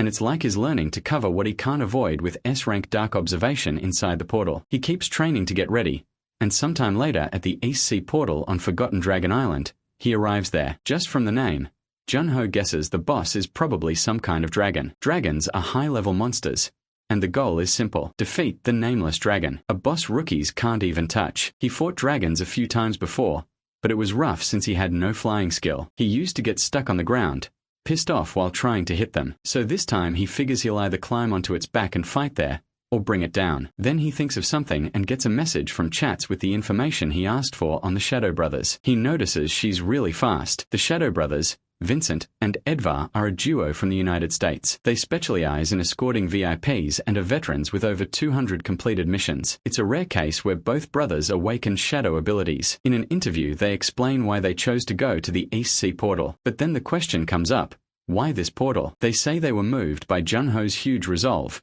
with the straightest faces possible. Asked if that means they think victory is guaranteed, they say it's just admiration. He is a player who keeps doing the impossible, and they're honored to help him close Korea's last incomplete portal. The protagonist wonders if he'll be able to use that, and sometime later at a dump-like place the day of the raid finally arrives. At the East Sea portal, a huge crowd gathers in front of it. There are tons of reporters, and Deok-Ji-Yu asks Seo MC if he's nervous. MC says he's nervous as hell, and Deok-Ji-Yu had actually thought he wasn't nervous at all. So hearing that shocks him even more. He says this stupid game keeps lagging, so he told Deok-Ji-Yu to buy a new phone. He asks why he's still using that thing. It's basically ancient. Still, he asks why Deok-Ji-Yu is getting distracted now. This is the portal with 500 reporters around, and Deok-Ji-Yu says he's not distracted or nervous. After all, why would the protagonist be scared of a dragon that doesn't even have a name? Deok-Ji-Yu reads, but the protagonist isn't going in alone. He brings up the Shadow Brothers. Since there are no other participants, that probably means they're working with the demons. They're strong, and Deok-Ji-Yu gets nervous knowing they'll be guarding MC's back. He says they still don't have hard proof, but that's what his gut tells him. He wants to cancel the raid because he feels too uneasy, but he tells him not to worry so much. Even if they attack him, he has a plan. Then as they get close to the protagonist, the brothers say they're his fans. They heard he closed 2 incomplete portals, and for someone that skinny, that's amazing. Junho says it's no big deal, replying in English. They're surprised by the courtesy. They didn't expect him to speak English at all. MC says he has a friend in England, and one of them says Vita's translation system has a small delay, so he was worried, but it should be fine. They talk about Korea's last incomplete portal, and say they know how much this means. They'll give it everything they have. Junho tells them not to worry. He came prepared for anything. People comment on how players from different countries are greeting each other so warmly. If they succeed, Korea will become the safest region in the world. Then comes the question, when are players most nervous when entering a portal? The answer is right when they go in, because they don't know what kind of weather or monsters are waiting. Their instincts are at their sharpest the moment they enter the portal. But that focus brings a risk too. While they're so locked in on the fight ahead, they react slower to attacks from behind. So the brothers think they've found an opening and move to attack Junho. But the one in back sees his brother stop and asks Edvar why he froze. Edvar tells Vincent to wait, because now he's not sure his back is really open. It feels like he already knows everything, and that scares him. Then the portal closes around them and they appear inside. Edvar thinks they just lost a perfect chance, but Vincent calls out, asking if this is an island. Edvar says they failed this time, but they'll make another chance. Then they start checking the area, and Edvar says the pressure is intense. He didn't expect a place like this inside a portal. Vincent asks where the nameless dragon is, or any monster at all, because he doesn't see anything nearby. One of them asks Junho if he sees anything, and the protagonist thinks something is off. The portal boss doesn't even have a proper name. In this feeling, it's like a 1-star portal. That's when he knows something is seriously wrong, and then all of them are suddenly covered by a huge shadow falls over them. When they look up, they spot a massive dragon flying overhead. Edvar instantly realizes it's the nameless dragon. The thing is gigantic. They finally found that Leviathan in the sky. They ask how they're supposed to kill it and turn to Junho, but he's already gone. They curse and ask where he disappeared to. One of them says it's impossible. They didn't even sense him move. He's already on top of the dragon high in the storm while the beast starts raining lightning down on them. From above, Junho watches and asks if they're working with demons or not. The two dodge the lightning, getting more and more frustrated. So they call out shadow soldiers and summon Sun Jin, Ohen to the field. Edvar yells at Vincent to distract the dragon while he finds Junho and kills him. Vincent wonders if Sun Jinho can handle that alone, but Edvar snaps back and tells him to bring MC over the second he finds him. Vincent agrees and keeps trying to strike the dragon, but the shadow attacks barely do anything. Then Vincent takes off running, wondering when things last went this badly. If this turns into another Vegas auction mess, they're dead. Then he notices a shadow off to the side. He thinks it's just a rookie who can't even hide his aura. Calling out to Junho, he says Hewing is fighting right now and they need help, so he should stop making this harder and come with him. He attacks the shadow, but it's not the real him, just a magic trick. Vincent realizes the trees and bushes have made the area dark full of shadows, perfect for Junho's shadow skill. Still something feels wrong, The protagonist's magic was strong a second ago and now it's gone completely. Then MC appears and says they really are demons. What a shame. He's suddenly right on Vincent's shoulder, almost sniffing him. By the time Vincent notices, it's too late. Junho is way too close. Shaken, he asks when he got there. He answers in English and tells him to stop pretending they aren't demons. Vincent fires back that the protagonist is making false accusations. After all, the protagonist attacked first. If he'd already extracted one of them, of course they'd respond. MC says it was a nice try, but he should have hidden those red eyes first. The scarlet eyes of demons. Vincent realizes he's exposed because no one had ever suspected him before. Junho asks if he can't control them. Vincent asks if he thought he'd get scared and run just because he was found out. That would be a pathetic way to die. He grabs his sword again and activates his shadow skill. Demon clans almost never appear in portals, but if someone kills one and drinks its blood, they become a demon too, losing their emotions and growing violent, while gaining demon energy. Vincent says using it feels insanely exciting every time. Then he tells Junho he'll cut off those useless legs first, so he can stop dancing around, and he slashes at the protagonist's legs. MC doesn't move. He calmly uses Shadow Walker to slip out of the attack, shocking Vincent. Vincent asks where he went, but Junho's black energy wraps around him from behind. He says that at first all he could do was hide his presence a little. When Vincent tries to attack Seo, the protagonist, MC vanishes again, reappearing elsewhere as he explains that with time he trained the other parts too. Instinct, sound, smell, magic aura, then asks what Vincent thinks comes next before completely overpowering him. Meanwhile, the other one is still dealing with the dragon and thinks the beast won't even come down from behind the clouds. Then Edvar sees someone coming back. Vincent shows up and calls out to him. Edvar asks why he's alone and where Seo Junho is. Vincent says something is off about him.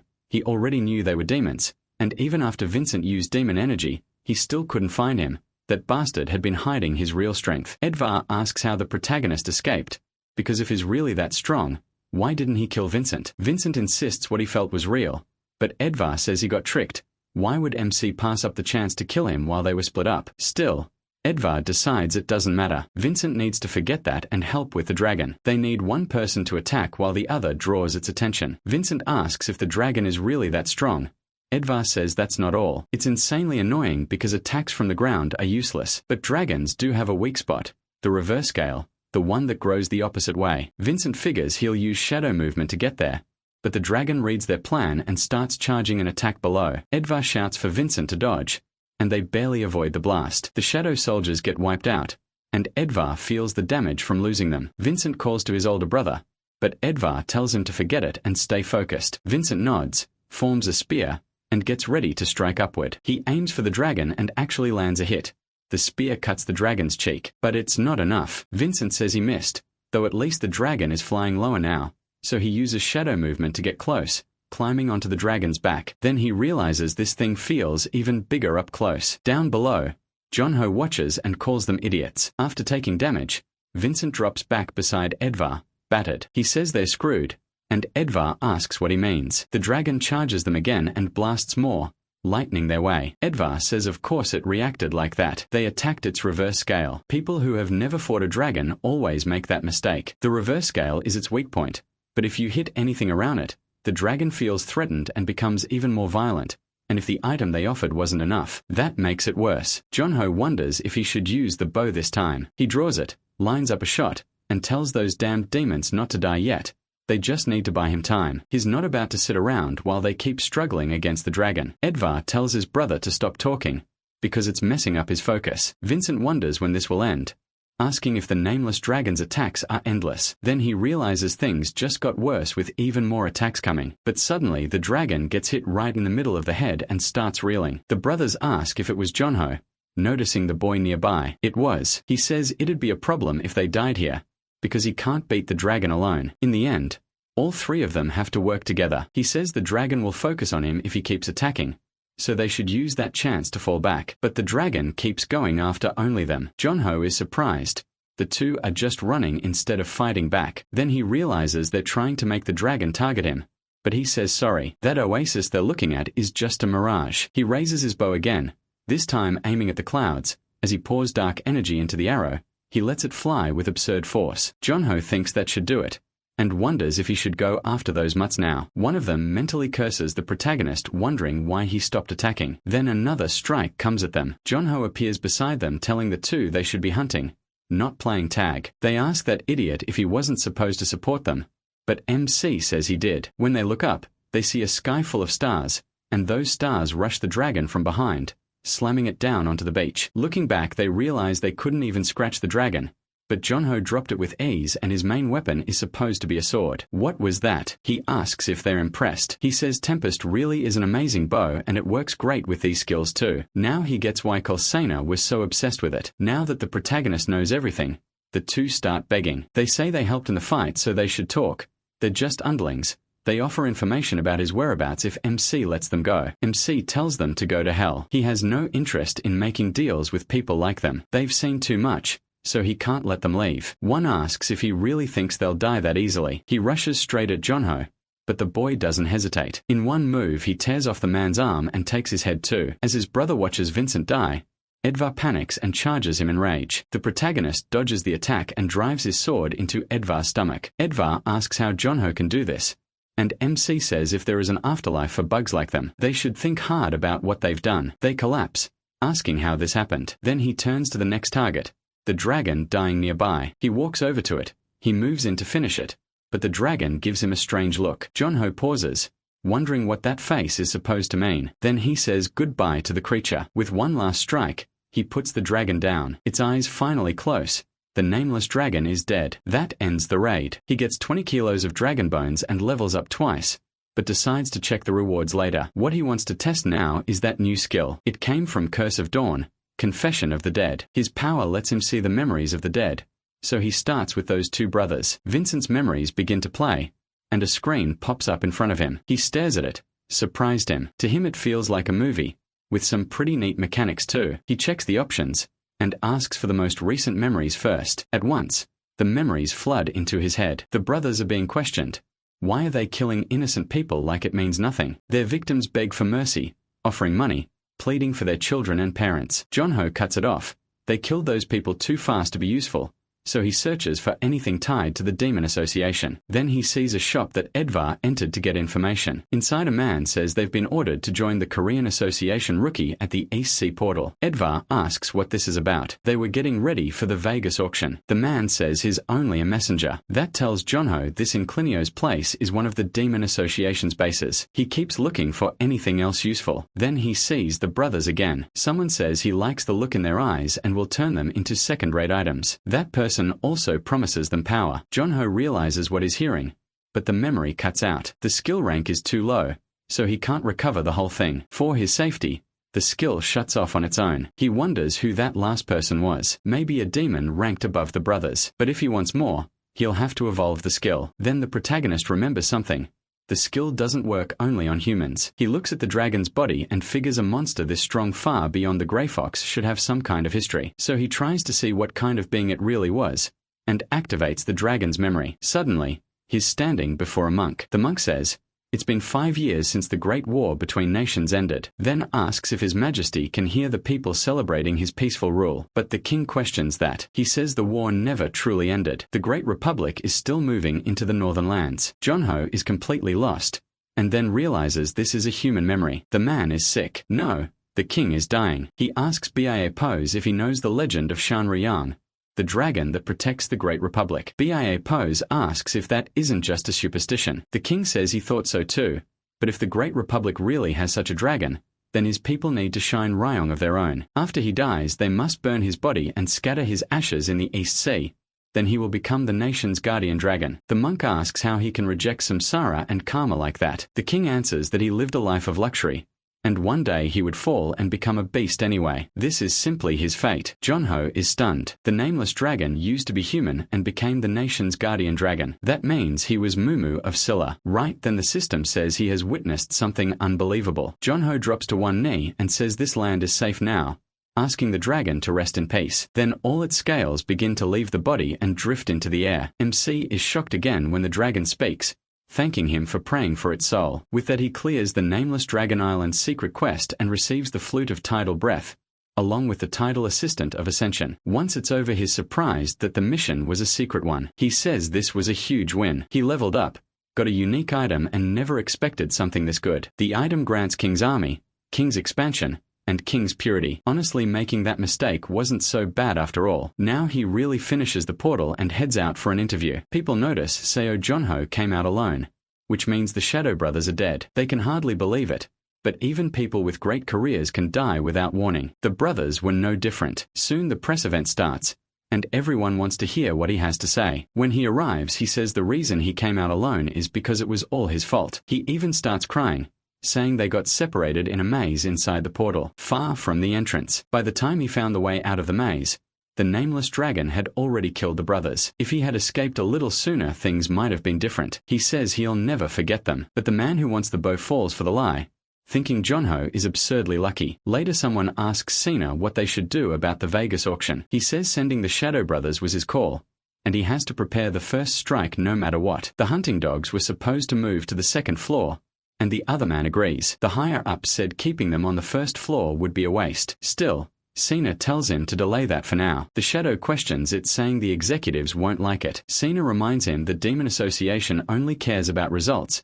and the auction mission must succeed. He warns him not to interfere. He'll probably get beaten for this, but that's better than failing and getting beheaded. So he orders the hunting dogs sent to the Vegas auction, whatever it costs. Later Jonho talks with Chord and asks why she didn't sort the cooperation requests this time. Dark circles under her eyes, she says she already did. He asks if all of this is really from cooperation requests, and she says yes.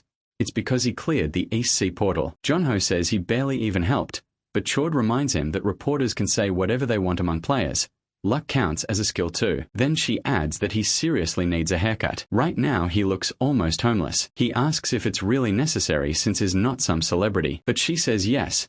His hair looked awful in the press conference photos. Then she says these are the profiles of famous players right now, showing him a bunch of ridiculous-looking guys. He says their careers aren't as good as his, but at least they don't look that sloppy. Jonho hates hearing that, and when she asks if he has a day off, he says yes. So she hands him a card and tells him to go to this salon right away. At that moment he really misses his mask. In the end he agrees and says she can go home early too, since she worked hard organizing all those documents. That makes her light up. She thanks him and leaves right away, still reminding him to cut his hair. He can tell she's genuinely excited. After she's gone, he wonders if it's really gotten that long. At the very least he figures he should let them trim it. He says there's nothing bad about an expensive salon, but things were a lot easier back when he was Spectre. No matter where he went, once he took off the mask, everything was simple. Now it's different. When he gets there, he's fully covered up, thinking maybe he should try to breathe like a normal person sometimes. Inside there's barely anyone there, as usual, so he takes off the mask. The place is so empty he almost wonders if they're about to go bankrupt. He thinks about heading to his usual spot and ordering some ramen, but then he notices someone there and thinks, isn't this a little too much, even for a novel? He just ran into his old teacher years later in a random place, and that girl is none other than Miss CHA. She spits out her instant noodles in shock when she sees him like that. Zan, who sits down to read for a while, and she keeps staring. He tells her he's not leaving just because she keeps looking at him like that. She gets awkward and slams her book on the table. Then she says she's a reader, and there's nothing wrong with reading whatever she wants. Her ancestors said the universe hides inside books. Dionsu says she's not wrong, but the universe definitely isn't hidden in the book she's reading. The S-rank addict who trained for 990 million years. She shoots back by asking Seo, the protagonist, what he's reading to talk like that, and he admits it's another novel, not much better. So he asks if they can call it a tie. She tells him to show her the title, and he does. That makes her laugh, saying it's no different from hers. Things get pretty awkward after that. A while later he finally finishes reading and asks Miss CHA if she's done too. Smiling, she says it was great. He says it was a little surprising, and she asks if he means seeing her in a manhwa shop. He says yeah. He heard she came from high society, so he figured she wouldn't come to places like this. She says most people assume that, but she likes reading here because no one bothers or interrupts her. She also loves turning real pages instead of reading on a screen, and says paper smells great too. Old books are even better to her. It's like the smell gets richer with time. Then her watch beeps. She says it's late and she should head home. He asks if she wants him to call a taxi, but she says it's fine since she lives nearby. She tells him she'll see him tomorrow, and Junho thinks Miss Se really works hard, so he decides he should do the same. Then Shim shows up and brings up the US, asking if MC is planning to attend the Shadow Brothers' funeral. He asks why he would, and Shim shoots back, then why does he want to go there? She also says he found a place where the demons gather, thanks to that lead, and Shim is shocked asking where it is. The protagonist says it's a secret. He's going there himself. Shim says he's worried, and MC asks if he means worried about him, but Shim says no. He's worried the demons will get killed before they can give up any info. He tells him not to worry, he'll be careful. The protagonist remembers the guy from the hideout. He seemed low level, but he must know something. Shim says he'll trust him, but MC still has to tell him if he needs help. Jonho says he always needs Shim's help, then tells him to grab that while tossing over the dragon bones. Shim is stunned, and he says they're from the Eastern Sea Portal's dragon. He can use half however he wants and give the rest to Quan to make him a sword. Shim says he'll pass it on, then asks if there are any other details, like size or weight. Junho tells him to just use the same measurements as last time. He'll know. Then he adds that the old man turns 100 the day after tomorrow, wondering if he still remembers. So he tells Shim to pass that along and say he should retire already, if he can't even remember that. Sometime later, Junho drops into the chamber to relax for a bit, and calls Ms. Cha asking if she can book him a flight to Las Vegas for tomorrow. She agrees right away, and the protagonist notices she's gotten a little softer with him. Then he turns to check his inventory and takes out the ritual item that wiped out every problem and brought peace to the world, the Tide Breath Flute. Too bad it breaks after 3 uses, but that just proves how powerful it is. Then he notes that the Assistant of Ascension title boosts his stats. It's not as good as the one that freed Spring, but he's still satisfied. His magic stat has never been this high. At this rate, he thinks it won't be long before he can use Aura Sword. It takes deep magic knowledge and high magic stats are required. Once learned, he can use it any time, and he thinks he may master it even faster than last time. He doesn't expect trouble hunting on the 2nd floor, and once he learns Aura Sword and reaches the 3rd floor, he starts to wonder if he'll be on the same level as the 9 divinities. He imagines how strong the top players must be after 25 years, not to mention how troublesome the demons are. Thinking about all that just makes him more excited for what's coming. Then he talks about Las Vegas, a city of casinos and brothels open 24/7, which is why people call it the City of Sin. He notices it took forever to get there, and his whole body aches from sitting so long. If Skya were there, they could have teleported in a second. He misses her a lot, then notices people staring upward. That explains why there are so many people outside. The Alcatron event is open and famous people from everywhere came for the artifact auction. But that's not why he came.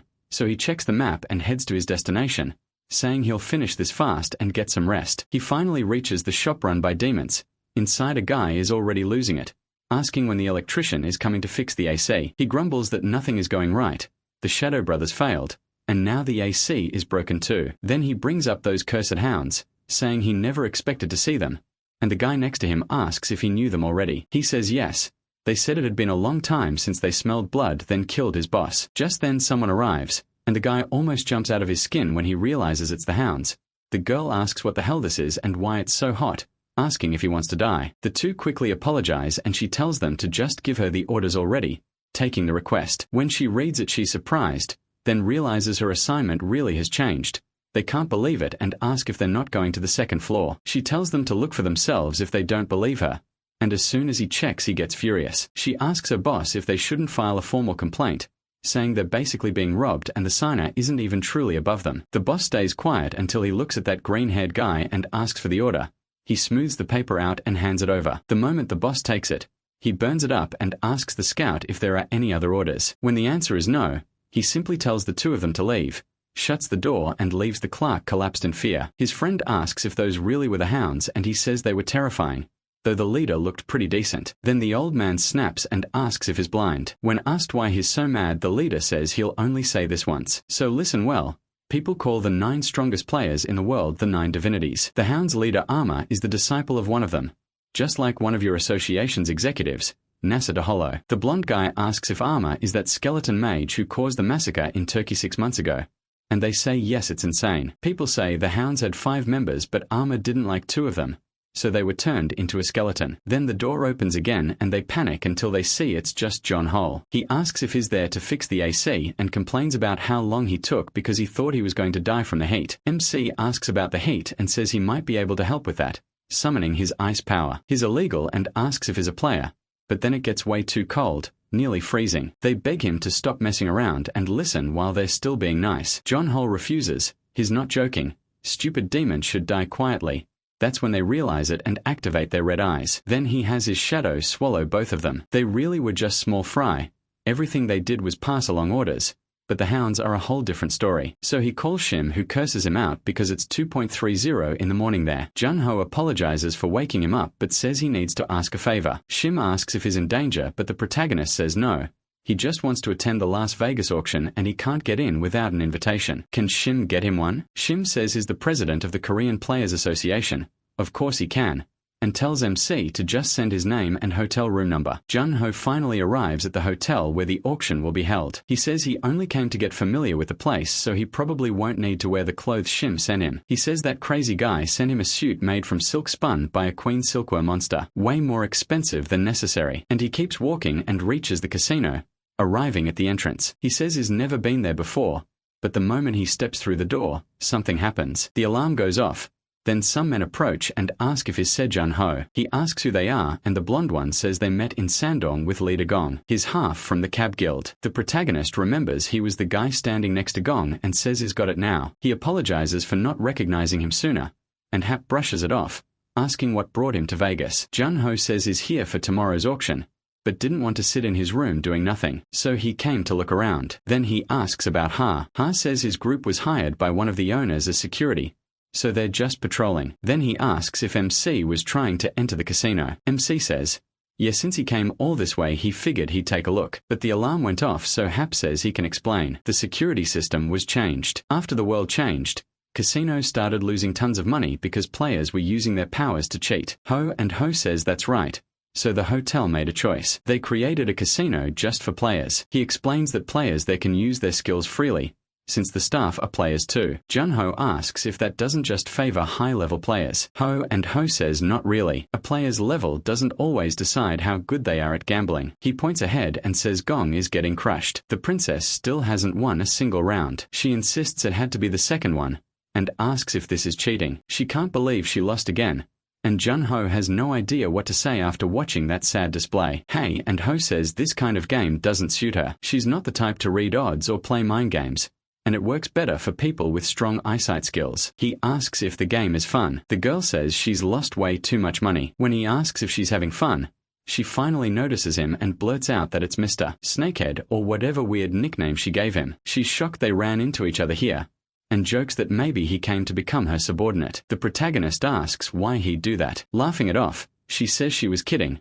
and asks what brought him here. He says he came for the auction, but wanted to look around since Hap and Ho brought him in. He doesn't call her if anything happens, since she's in charge of hotel security. He agrees, though he wonders if she should really be gambling while on duty. Then he asks if the game is really that hard, and she says yes. According to her, that guy's hands are crazy fast. She also heard they were on the second floor before coming down here. Jun-ho asks if she knows who they are, but she says no. Everyone's wearing masks, and MC figures that's probably to hide their abilities, so he buys some chips. The girl notices he's jumping in right away, and warns him it'll be hard since he's not used to their speed yet. Jun-ho asks if she kept losing even after she got used to it. That hits hard, and she looks totally crushed. Then the dealer calls them over to start. He takes the little ball, hides it under a cup, and starts moving them at insane speed. Then he tells him to choose. As he gets ready to answer, the girl says she finally gets it. She picks the left one, and says she feels good about this round. Then she wonders if she should bet again, but Jun-ho tells her she really should stop. She asks why, and he bluntly says she has no talent for this. Then he picks the middle cup. The dealer looks surprised. He congratulates Jun-ho for getting it right, and the girl is stunned, wondering if this is that legendary beginner's luck. Still, she says that kind of luck only works once, so he should quit while he's ahead. Of course, she never won even once, so she never got the chance to stop. The protagonist asks what tragic backstory explains luck this bad. Then he goes again. But right then a woman walks up and calls out to Bondi, asking if he wants to play with her. That immediately puts MC on guard. The man asks her not to call him that, and even MC is surprised he found them here so fast. His luck is holding up. He doesn't even have to search for them. Still, he has no proof they're demons and he can't make a scene in public. They probably won't expose themselves either, so he needs to make his own battlefield. Jun-ho says this is more fun than he expected, and decides to play a few more rounds. The girl thinks gambling addiction is terrifying if he already wants to keep going. The dealer says that since there are 3 players now, he'll use 5 cups this time. Then he starts shuffling them right in front of them, while all three watch closely. After that he tells them to choose. The woman picks the middle, Jun-ho picks the right one, and the other man picks the far right. Then the dealer congratulates them. The ball was on the right. He wins again, leaving the girl seriously shocked. He glances at that skinny guy, thinking he'll be harder to deal with than the woman. After a few more rounds, Jun-ho has piled up a lot of money. The princess says he has to be cheating somehow, and asks how he's this good. The protagonist says he learned it from a friend. He remembers that sniper telling him not to fall for bluffs. It's easy if you stop looking at the surface and focus on what really matters. It doesn't matter if the other person is stronger or weaker. What matters is understanding the core of their technique. The dealer gets ready for another round, and this time he moves even faster. Jun-ho says the important thing isn't the cups, it's the dealer's skill. This time both MC and the skinny man pick the same spot, second from the left, and that's the correct answer. Then the dealer announces a staff change and asks everyone to stay in their seats. Jun-ho turns to Gong and says that since they have a moment, he wants to show her an interesting artifact. He pulls it from his pocket and shows it to her. She sees it's a compass filled with strong ice power, and he says President Shim lent it to him. When you put mana into it, it can find a certain kind of person. She asks what he means. He says there'd be no reason for it to react here. Then he activates the compass. The girl notices it points straight at those two. Jun-ho says that can't be right and wonders why it's reacting like that. Then he says he's going to the bathroom, and Gong tells him to come back soon because now she's curious. The skinny guy says he's going too, and the girl asks if he'll be long. He says no, he'll be back in 5 minutes. Instead, Jun-ho slips out of the hotel and runs until he reaches a dead end. When he stops at the wall, the skinny guy catches up and says, "This doesn't look much like a bathroom." He figures the protagonist's artifact tracks demons and that running here was how he confirmed who they were.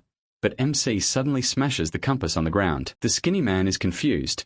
No normal artifact should break like that unless it's single use. So this wasn't a real artifact at all. It was a trap, and he realizes too late that Jun-ho lured him here. He draws a huge katana and attacks.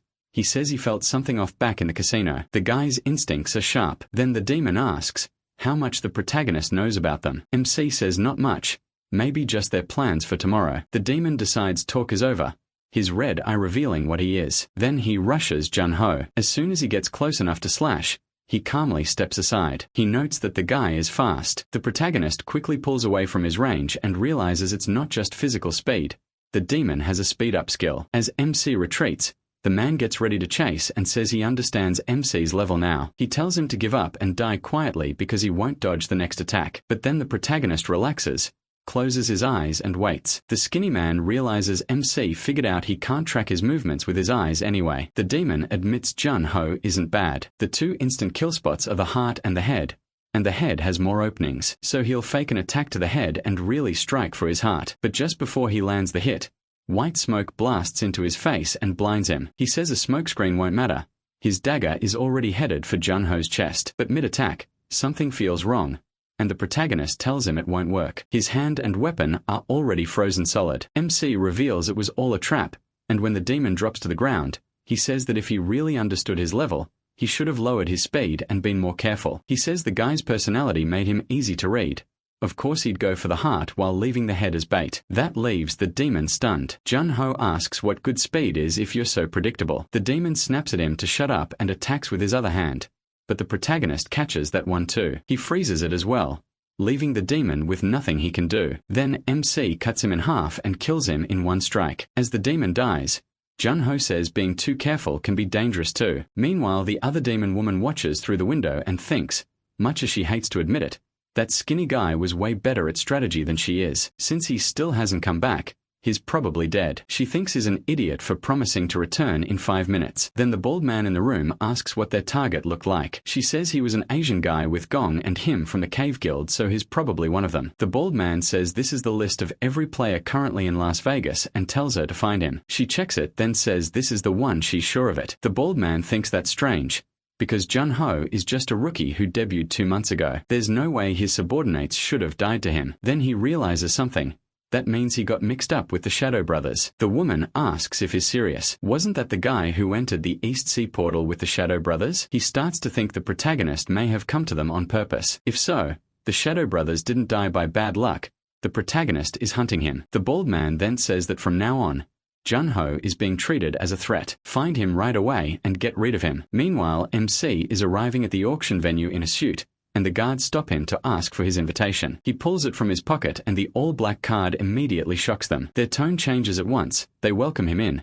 Jun-ho asks if there's no security check and the guard explains that won't be needed. This entrance is for regular guests, while VIPs can go through the other side. He wonders if he's really a VIP, then notices something. It's Gong Chung-ho, still looking overheated. Speak of the devil, she just showed up. She asks for iced tea with a ton of ice. 20 cups in fact. Jun-ho walks over and she looks surprised to see him. She jokes, asking if he isn't Mr. Snakehead, the guy who said he was going to the bathroom and then ran off. The protagonist asks if she actually waited for him yesterday, and she fires back that if he starts something, he should at least finish it. She says she was so curious about the artifact that she couldn't even sleep well. MC apologizes, but she says that's all he's got, so he offers to buy her a snack later. She says fine, just make it something expensive. Jun-ho asks what's in the box and she says it's a cooler filled with drinks and ice cream, and she tells him to get ready, because once the long messy fight starts, things will get rough. Even inside she feels like she's burning up, and he realizes she really does hate heat. Even though her power is fire, she admits it. Being hot all the time is seriously annoying. Still, she tells him to go ahead without her, since she has to wait for her iced tea. Jun-ho agrees and says he hopes things stay peaceful for her, but once she heads inside, she sees the hall is huge. Maybe it's because she's in the security seating area, but every big shot is there. The Queen of England, the President of the French Association and plenty of others. She gets a little nervous, but if she stays near the stage, she can jump in fast if something happens. So she heads to Seater 14, and notices that Jun-ho is right nearby, which catches her off guard. She tells him those seats are reserved, so he can't just sit anywhere. The protagonist points out that he's in a 13. That's what was written on his invitation. She's stunned that he got a VIP pass when even she only got a lower rank one. Now that she looks closer, he's dressed sharp too. He only debuted 2 months ago, so if he's getting this kind of treatment, then he clearly didn't blow all the money he won at the casino yesterday. MC asks what she means, and she says his clothes look crazy expensive. Even if he did spend all his money, she still wants to know how he got a VIP ticket. MC says President Shindakugo gave it to him and the clothes too, plus the hotel room. That makes her nod in understanding. She says she gets it now. She had no idea the president picked him as a successor. He quickly says he's not anyone's successor, but she doesn't buy it. No way. He doesn't need to hide it from her. She's not dumb. You don't get that kind of invitation unless you're tied to one of the most powerful people in the country, so he must be there as the president's representative. Jun-ho starts thinking she's reading way too much into this, but there's no point arguing. He just says he's a little nervous, then realizes that's probably why that jerk gave him these clothes. He decides he'll ask him about it once he gets back to Korea. She asks what he came to buy, and he says he doesn't have anything specific in mind. Then he asks if Gong does, and she says not really. She didn't come there to mess around. She's a professional, so work comes first. The protagonist thinks that's funny, coming from someone who is gambling on the job, but he's still glad leader Gong is there. He had planned to deal with the hounds by himself, but after reading the memories of the guy from yesterday, he changed his mind. Right now, he's not strong enough to beat Arm alone. Whether he likes it or not, once the fight starts, he'll need help from the Cape Guild. And if the rumors about leader Gong are true, he might not only get the divine breath, he might also keep everyone at the auction safe. Then the lights go out, and she realizes it's starting. The host steps up and thanks everyone for waiting. With that, the Las Vegas exclusive artifact auction begins. A short way through, seat 14 buys the ice crown, and she gets all excited, snatching up all kinds of cold-based items. Jun-ho notices she's grabbing every artifact with the ice attribute, so he asks leader Gong if she wasn't the one saying a professional should stay focused on the job. She fumbles for a second, then says a real pro knows how to handle more than one thing at once. MC lets that slide, and she asks if he's not buying anything. He says he's not sure yet if something catches his eye, he'll bid. She says he doesn't seem very greedy for items. Jun-ho says that's not true. It's just that nothing here really stands out to him. Compared to the gear he used before, so far the only thing he's gotten is that necklace. She asks why he bought it, since it only boosts stamina recovery. Is it a gift for someone? Maybe a girlfriend? He asks if she shouldn't first ask whether he even has a girlfriend. That makes her think maybe it's for his mom, but the protagonist says she passed away, and her face goes pale with embarrassment. She says she'll stop talking, and he explains it's for his nephew, so she doesn't need to feel so bad. The auction keeps going, and now an item that hasn't appeared in a long time is brought out. You'll recognize it right away. Item number 84, the unknown orb. The moment Jun-ho sees it, he's shocked and wonders why. Out of all his abilities, one is reacting to the orb. People around them scoff, saying who cares if it came from the second floor. They still haven't figured out what it does after 20 years. Someone adds that a man once claimed he'd solve the mystery, but since it's up for auction again, he must have given up. They laugh, asking who would buy something that useless. Junho realizes that's enough for him. He doesn't know why his skills suddenly reacted, but it's never led him wrong before, so he decides to trust it again. She's surprised that he wants the orb, and he ends up buying it for $60,000. MC says he just had a good feeling, and she still has no idea what he's thinking. Then the announcer says the main event of the day is finally here. Item number 85. It was found in an ancient dungeon on the second floor, and it's a high-level magic core. This is the divine breath. She thinks it looks beautiful. The manner inside it is insane. Just like the rumor said, it could power an entire city, and that doesn't even sound exaggerated. Dungayo asks how much she thinks it'll sell for, and she says probably more money than he can even imagine. He's stunned. They came to steal something this valuable. The bids keep climbing, reaching $600 million.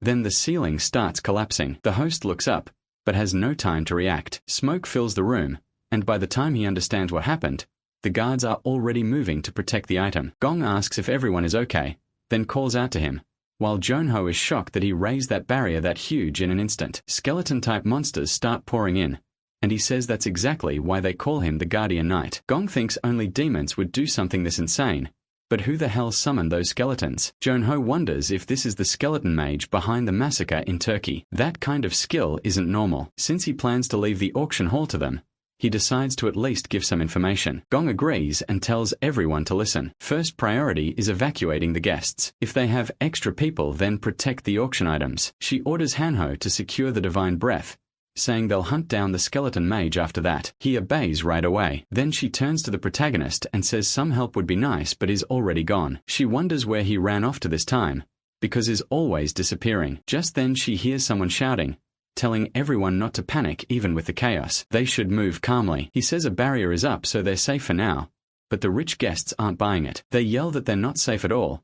The barrier looks like it's about to break. Do they really look safe? They demand to be let out. Gong asks how long it'll take to get everyone through a tiny door like that and tells them to move faster. Jinho tells the princess this place is expensive, so she can't just smash walls like that. She snaps back that people's lives are in danger, so he needs to stop being picky. At a time like this, he figures helping her was the right call, even if she'll have to leave him out of the apology letter. Still, she tells him not to be so harsh on her. But right above her something appears, a dark portal, and an attack shoots out of it straight at Jin-Cho's shoulder. It hits him dead on, and she watches in shock as he drops right in front of her. The moment he hits the floor, she notices the darkness barrier starting to crack. He passed out. That's why. Jinho is furious. She planned to wait until she found the bastard controlling the skeletons, but she's had enough and gets ready to use her fire. As the skeletons rush in, she just blows them all away with a massive burst of flames. Someone watching from far away can't believe what they're seeing. The demon woman can barely accept that a human did that. Once she realizes this is the S-rank flame ruler,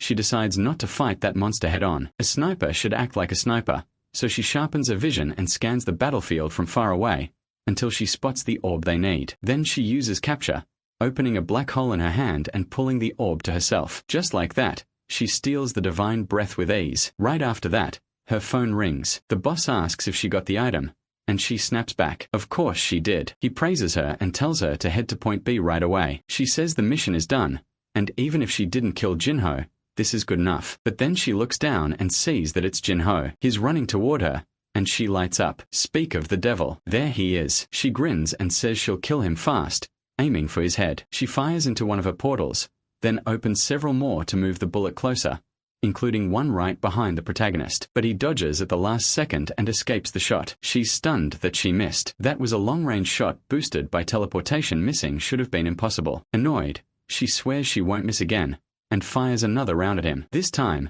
the protagonist looks right at her position and uses Shadow Step, vanishing from her sight. That leaves her seriously scared. Even Hanho couldn't dodge her shots, so how could a newbie like him do it? Then she realizes the path he was taking leads somewhere she knows. She barely has time to think, because the protagonist freezes her leg and torso. The ice climbs all the way toward her head, and the only thing she can see is a shadow behind her. That shadow is Junho. She starts cursing him out, demanding to know who he is and what he wants. He calmly asks what she'd do if he told her. Then he says the hands will be wiped out tonight. Sometime later, All the monsters around the princess are lying in pieces on the floor. She's burning up and complaining that it's way too hot. She says that once this is over, she's taking a vacation in Antarctica. Then another man rushes in and calls for the princess, saying there's an emergency. They can't find the divine breath. She asks what he means, and he explains the item vanished during the battle. They've been searching, but it's nowhere. She can't believe it. No one got near the divine breath,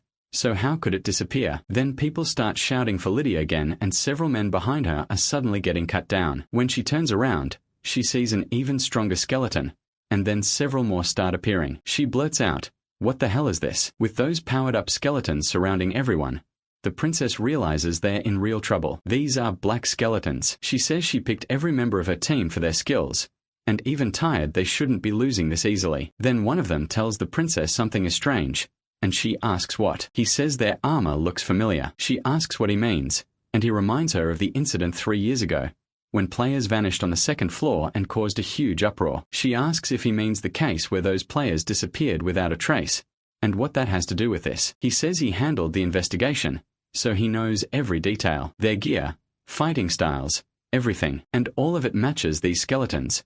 That's when she starts to realize the truth. Meanwhile, the protagonist reads the demon woman's memories. He sees her boss saying they'll attack the auction hall to distract Gong Jong-ha while she steals the divine breath, and she agrees. He also tells her to meet at Hotel Sherry, Point B after it's over, and to avoid dangerous players.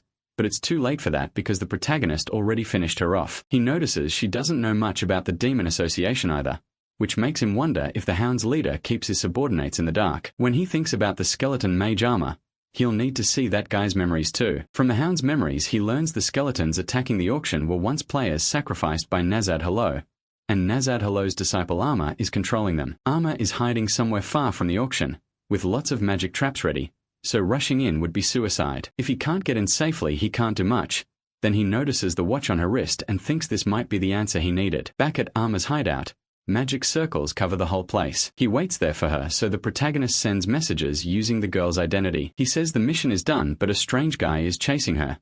Not Jun-ho, and not someone from the Okabe Guild either. That makes the boss suspicious. He asks about the item and the protagonist replies that she has it, but the person chasing her won't back off, so she'll hide in an alley near the hotel and leave her mark there. Now the boss is even more uneasy. If it's not MC and not the Okabe Guild, then maybe there's another group involved. The whole thing feels off, so he stands up, activates more magic circles, and heads to the alley by the hotel. There he spots the mark above him and senses a strong cluster of magic nearby. He says this saved him the trouble of searching, but when he opens it he finds the highest level magic core, the divine breath. Yet when he picks it up, he starts wondering if magic cores are always this cold. It doesn't feel like it has as much mana as he expected. Then the ice sphere the protagonist set as a trap bursts in his hand, sending shards flying at the mage. In an instant, he's covered in ice. He realizes the trap was made with mana condensation and demands to know who did this. Then he forces himself to calm down. First he has to defend himself, and whoever set the trap must be close. So he casts his magic, summoning even more skeletons around him,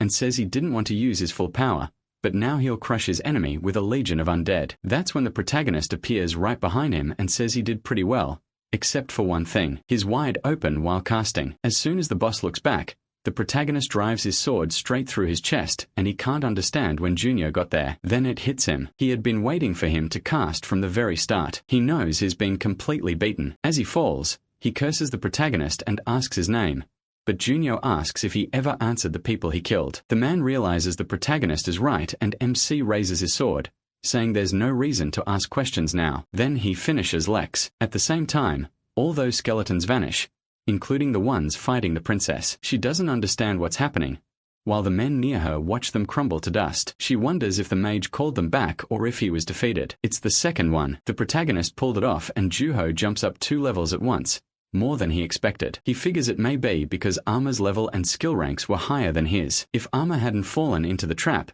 he would have been the one who died. So now he hopes the memories give him something useful. He remembers when Armor first became a summoner, and was told that kind of skill was very rare, something the higher-ups would love. They talked about how long it had been since they found a first-class talent, and told the boy he should feel honored that Yahello was interested in his ability. They wanted to make him the next leader of the Hounds, and their biggest goal as demons was to take over the tower. He learned the details once he reached the second floor, but then the protagonist's skill cuts out and is thrown back to reality. The system says his skill rank is too low to recover the full memory, and it shuts down for his safety. He realizes it's happening again just like before. The most important memories are locked. Those blocked memories are broken up, but he still learned a lot. Those bastards train orphans to become demons. Before that, they treat them like tools, not people. And if they can't survive the brutal training, they're thrown away without mercy. He can't just sit still after learning all that. He has to act. The armor behind the massacre in Turkey also came from an orphanage, so he needs to wipe them out before they make more monsters like him. And that name, Yahello, is the one Junho saw in his Shadow Brothers memories. Maybe it's the same person, but he can't be sure since he doesn't know how many demon groups have top leaders like that. Thinking of the master and his disciple, he calls it lucky and promises to wait for him. Then he'll tear out the evil at its root and send them all to hell. The next day, the princess is a mess. She keeps asking if they've found him yet. They all apologize for failing, and it only makes her feel worse. The thieves grabbed the divine breath and ran right away. If they had fought a little longer, she could have followed the magic trail to their hideout. Then she asks the time. It's already 7 a.m., and she jolts up because if those demons hadn't shown up, she'd still be asleep at the hotel. Just then, Enho calls for her, and she asks what happened. He says someone left her a gift and she wonders what it is. Maybe a fan sent it. He figures that might be it. She complains that people keep sending her stuff even though she already told her fan club not to, unless it's for a signing event or something like that. But Enho says what's inside is actually good news. It made him happy. She asks if it's something weird and if he already opened it. He says no, nothing strange. He checked it first though because it might shock her, and when she sees it, it's exactly what she's been looking for. At first she thinks it's a copy. It looks exactly like the divine breath from the auction, but he tells her it's the real one, and she lets out a huge scream. She asks if it's really genuine, since the skeleton mage took it. Enho says that's why he warned her. After everything that happened, this would definitely shock her. He also says there was a letter in English. In it, the protagonist says he already dealt with the skeleton mage and the two demons, got back the divine breath, and left the skeleton mage in an alley behind the hotel, signed a fan, just passing by. The girl realizes her mystery fan handled everything. Enho says that's what it looks like, and she says she didn't even do anything. He just says it all worked out. They won't have to pay for the damage either. He doesn't even want to think about what would have happened if they hadn't gotten the core back. She says she doesn't know who helped them, but she's very grateful, and asks if they can find out who it was because she wants to meet him. Enho says he was curious too, so he checked the skeleton mage's body. But this fan is impressive. He left no trace at all. It was clean, like a pro did it. With skill like that, he's at least a ranker. Still, Enho can't think of anyone, while she keeps wondering who it was because she really wants to know. Then she suddenly shouts at him. He tells her good morning, and she's still really annoyed with him. She demands to know how he could do that when he just ran off in an emergency. He acts confused, figuring this was bound to come up. She says he ran away last time too, claiming he had to use the bathroom, and adds that if he has power, he should use it the right way. She reminds him that Spectre said a player's strength is meant to protect people. Jinho will ask if he really said that. She stares at him, asking what he means. Spectre said it, not him. He's mixing himself up with the character. That catches him off guard. He can't believe he said something that cheesy, then remembers it was basically scripted. He says one of his interviews was almost fully planned out, so he doesn't even remember most of what he said. She tells him that from now on, if something happens, he'd better not run, and should think about people's safety. He says he'll remember that and admits he was wrong. Even though the day was saved thanks to the Ice Girls, she lights up after scolding him and says she hopes he got the message. Still, she asks if he knows who wrote that letter. He says no. All excited, she says, a fan caught the skeleton mage and the other demons sent back the divine breath, and Ho thinks the person must be a Rancer. She's dying to know who it is, but Jinho asks, what if it wasn't a Rancer? She says that's impossible. They check the area, and the person left nothing on the body or in the alley. And Ho was a Rancer too, so if even he found nothing, then it had to be another Rancer, or someone on that level. When protagonist smiles to himself at that, he erased every trace with magic. He learned that trick from Skya Killerland, and it turned out to be really useful. Meanwhile, she thinks the handwriting looks natural, so the writer must be fluent in English. Jonho asks if she really needs to find him. If the person wanted credit, he would have shown himself. She admits that makes sense. then asks what brought him there since the auction is over. He says he came to pick up the items he bought and they're handing them out there. She points him to the table and shows him where to go. Then she asks if he's heading back to Korea now. MC says yes. She says it's kinda sad that they have to part like this. Then she asks one more time if he really won't join her guild. He thanks her again, but refuses. She thinks it's annoying and says the next time they meet, it'll be on the second floor. Junho says that won't take long, and she replies that everyone says that. He tells her she'll know when the time comes, and she says his confidence is unreal. Then she says if he really reaches the second floor within 6 months, she'll give him a gift. He asks what happens if he doesn't. She says then he'll have to grant one of her wishes. Junho realizes she still hasn't given up on recruiting him to her guild. She's not subtle at all, so he agrees to the bet and tells her not to cry later. After that he goes to the counter to collect the stamina regeneration necklace and an unknown orb. He wonders why his sharp senses react so strongly to it. There's no item window, so he tries using magic on it, but nothing happens. He wonders if that's all, then decides it reacted for a reason. So he'll keep it in his inventory and test magic on it now and then. Good or bad, something's bound to happen. He also looks at the necklace and knows it's going back to its real owner. Then in the residential area near the second floor border, a boy receives Junho's package, sent through the first floor teleport. Inside is a note saying he hopes he's doing well and that he'll be there in half a year. Signed, your uncle. The boy is shocked that he's finally making a move after all this time. Later Junho's assistant meets him and says she didn't expect to come all the way there to pick him up. She says escorting him home is part of her job as his secretary too, then asks if they should head straight to the association if there's nowhere else he wants to go. He asks her to wait a second and says he has a gift for her. He wasn't sure what to buy, so he got her a book. He adds that he doesn't know if she'll like it. It's the youngest son of the portals, and she asks if it's the English edition. He asks if she knows it, then explains it was the last copy in the rare book section, so he bought it. She says of course she knows it. She looked everywhere and couldn't find a copy. He's relieved since he was worried she might not like it. Then he says she can start reading now if she wants. She says she's working and can't do that. He asks if there's anything she really needs to handle right now, and when she says no, he asks what the problem is. He's not used to the time difference, so he's going to take a nap and tells her to wake him when they reach the association. So she simply wishes him good night and lets him sleep. Later Junho goes to the association to talk to Doc Hugo. Hugo asks if he brought him anything expensive, then says he doesn't know what to do since he's stopped drinking lately. The protagonist says he already contacted Arthur and told him he'll be going up soon. Doc Hugo thinks that's good since the kid went through a lot after the incident 25 years ago, but still turned out well. He says it's a shame he can't see him since Arthur has been at the second floor border. MC asks if it's been a long time and Doc Hugo says yes. Arthur said he doesn't want to come down because being in the Earth area reminds him of his father. He changes the subject and says Gong told him the invitation Hugo gave him wasn't normal. Hugo starts explaining it, saying he finally found out. He says the world needs to know he cares about him, so nobody will mess with him. But then the protagonist asks for a favor. He needs help finding a certain orphanage. Doc Hugo asks why he wants to do that, and MC says he found out something about the demons, so he tells Doc Hugo everything. Doc Hugo asks if it's all true that they raise orphans to become demons. He says yes, but he knows almost nothing about the orphanage except that it's in another country. Doc Hugo snaps, saying those bastards really have no limits. Junho reminds him he said he'd quit drinking, but Hugo says forget that. He's drinking. Yeah. So the protagonist drops some ice into Doc Hugo's glass. After a sip, Doc Hugo says Kun Noya called for him, which catches him off guard. Doc Hugo asks if he remembers the sword he ordered before leaving for the US.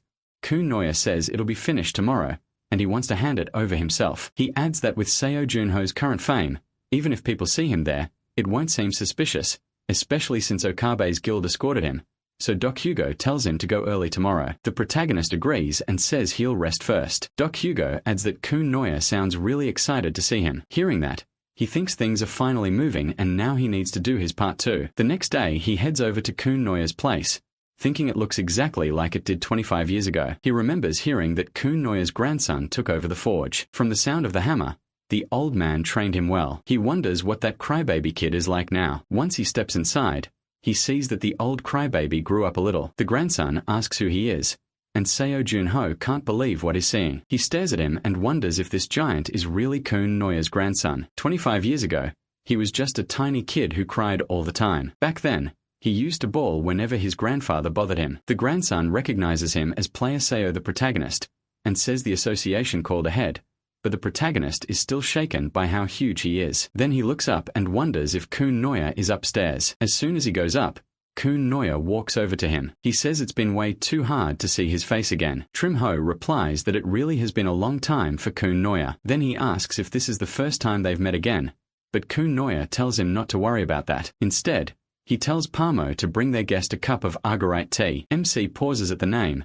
Kun Noya tells him not to make him repeat himself, and Junho notices the grandson still obeys his grandpa right away. Kun Noya tells him to stop acting like he doesn't know him, saying he gets stubborn whenever he pretends not to understand. The protagonist says Kun Noya taught him well after all those scoldings. He saw the grandson hammering earlier and his skill is amazing. Kun Noya says the boy still has a lot to learn, and the protagonist admits praise still feels awkward coming from him. Still, he asks why Kun Noya didn't welcome him properly. Isn't he happy MC came back alive? Kun Noya questions that word happy. Then he steps closer and puts a hand on Junho's shoulder, saying he's been through a lot. He thanks him and says he's glad Kun Noya hasn't changed, but Kun Noya quickly asks why the hell he came back. The protagonist wonders how he's supposed to answer that. Kun Noya says Doc Hugo gave him the short version, but never explained why he returned as a player. MC says seeing is believing, and shows him the Frost Queen's power. The old man notices it right away. He immediately realizes it's the Frost Queen's ability. So Junho explains everything to Kun Noya. Kun Noya is shocked that he gained her power after defeating her,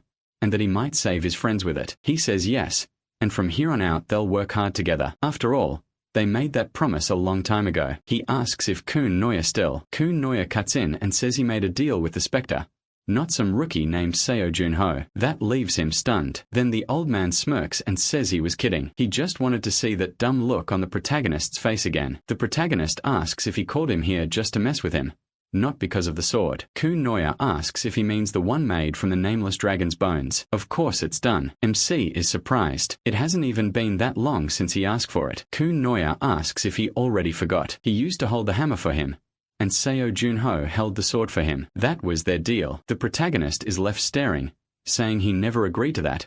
Or did he? Kun Noya tells him to stop talking and look at the weapon. When he draws it, it's a black sword with a dragon-shaped hilt and striking horns. It fits perfectly in his hand. He realizes Kun Noya still remembered him even after 25 years. Then Kun Noya complains, who just dumps a pile of dragon bones on an old man and tells him to make a sword. He says he added some new materials too, and tells Junho to check it out. The magic flow and durability are both better. MC checks the Black Dragon Fang stats. It's tough and highly durable. Its critical effect makes wounds hard to heal, and Persistent Hunter lets him track the source of any blood left on the blade. He thinks this is what a real sword should be. It's on a completely different level from the random swords sold through the association. He tells Kun Noya his skill is as sharp as ever, and says he loves it. Kun Noya scoffs at as ever and says he's gotten even better over the last 25 years. He teases him for sounding polite like some old man who just plays Go all day, then asks if he actually plays now. He reminds him Kun Noya never beat him before, and the old man gets furious,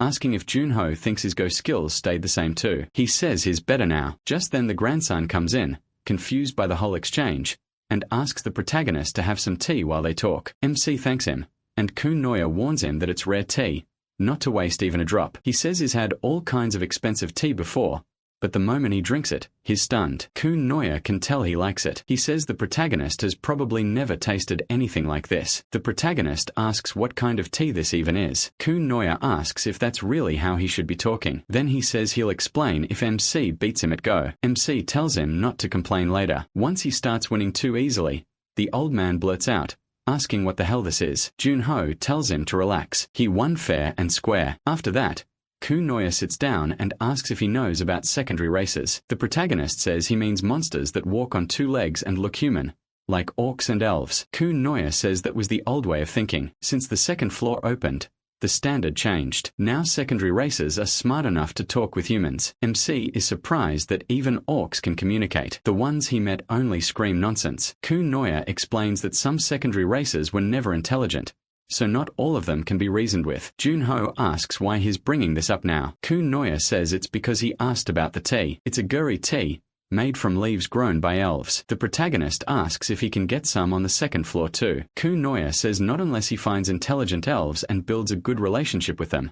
Otherwise not even $1 billion would do it. MC says that's a shame, But since he's here, he wants Kun Noya to take a look at something. He says Kun Noya might know what it is. Kun Noya disagrees and asks if Junho thinks he's some NASA scientist. He doesn't know everything. Still, he can tell it's an elven item. He asks how. Kun Noya says, in short, he once spoke with an elder from an elven tribe. The protagonist is stunned and asks if he went to the second floor. Kun Noya says no. The elf came down here instead. Junho is shocked that beings from the second floor can come down, but Kun Noya tells him not to act so surprised. It's top secret information. MC tells him to keep going. He gets it. Kun Noya says the elf was mysterious and gave off a strange energy. Even though he knew he was talking to an intelligent being, it felt like standing before water, earth or a tree, as if he were face to face with part of Mother Nature. He feels that same energy from the orb. Junho is surprised the orb belongs to the elves. Kun Noya says if he wants answers, he should go somewhere he can meet them. He adds that elven items tied to the world tree still work, so with some luck he may learn more there. Satisfied, the protagonist says he'll ask his secretary if she knows any way to find elves. Kun Noya asks if he's leaving already and tells him not to go too far. MC thinks that's about as warm as the old man gets. Then the grandson tells him not to take it the wrong way. His grandfather is bad at showing how he feels. Junho says it's fine, he understands. Then he asks what the grandson is handing him. Pamo says it's agarite leaves. His grandfather told him to give them to him. Pamo says he's never seen the old man take care of a guest like this before, so he must really like him. The protagonist asks Pamo to thank him for that, but then Pamo seems to remember something. He says it's nothing, and MC will find out soon enough. For now, he just tells him to stay safe. Back in the car, Junho asks his secretary about dark elves. She says they're corrupted elves who betrayed the world tree. They move in groups, so portals with them are usually very hard. If he's lucky, he might get their legendary elixir of life. He asks where to find them, and she says there's a portal in England called Wild Forest where they've appeared before. She asks if he's interested, and he says yes, for now. She says that's good to know. Then she shows him something about the Zhongai Guild and asks if that's the guild he ran into while fighting the Grey Fox. She says it's not just Zhongai. Players from all over the world are joining too. That makes him ask what they know about the gate. She explains the gate is in Graham Golder, England. The mission is to kill the Dark Elf tribe leader. Only level 20 to 30 players can join, and the cap is 200 people. Hearing all that leaves Junho stunned. Elsewhere on the second floor, the red-haired guy is furious. He just found out all the hunting dogs were killed. He snaps at the shadow, asking what the hell it means, and it says it's true. Contact between Skeleton Mage and the others was cut off. It isn't certain, but they were likely trapped while trying to kill Mr. Seo Ju-un-ho. That makes him panic, because Nazout Hollow cares a lot about his disciples and Sword Sano still hasn't stopped chasing him. He asks how the association reacted. They say that after reading Mr. Seo, his report, they refuse to believe a rookie player could have killed the hunting dogs. Then someone knocks at the door. The two realize an unwanted guest has arrived. As the door opens, both of them freeze in shock. The visitor asks one thing. Is he Carl Kalsiner? Both immediately kneel, because the man before them is Nazout Hollow. He says he read the report and asks if Carl is sure the man called Mr. Seo, the protagonist, killed his disciple. Carl says that's how it looks, even if he doesn't know how the protagonist did it. That answer gets him punched in the face by Nazout Hollow, sending him flying into the wall. Then a shadow wraps around his neck, choking him. Nazout Hollow asks what he means by not sure, like he came all this way just to hear that. Carl says he really doesn't know, but if he gets one chance, he'll catch Junho and bring him to Hollow. Seeing that, the old man lets him go and gives him one more shot. He gives Carl 6 months and orders him to bring Mr. Seo Junho in before then. Carl points out that if they want to bring MC to the second floor, he has to be at least level 30. He's still a rookie, so how is that supposed to happen in 6 months? Nazout Hollow tells him not to get it twisted. It's Carl's life on the line, so he better figure it out. After Nazout leaves, Carl falls into full panic and orders the Shadow to find a tracker. The Shadow asks if he means the thing that lets him use the dimensional elevator without the succession noticing. Then it asks if Signa plans to go down himself, and he says yes. He'll leave Kim Woo-jun behind and head to the first floor to deal with this himself. Meanwhile, in Graham Guldir, England, a plane lands. Someone asks Junho if he got to the hotel okay, and he says yes, thanks to their help. But they ask why he came so early when the raid starts in 4 days. He says there are a few small gates nearby,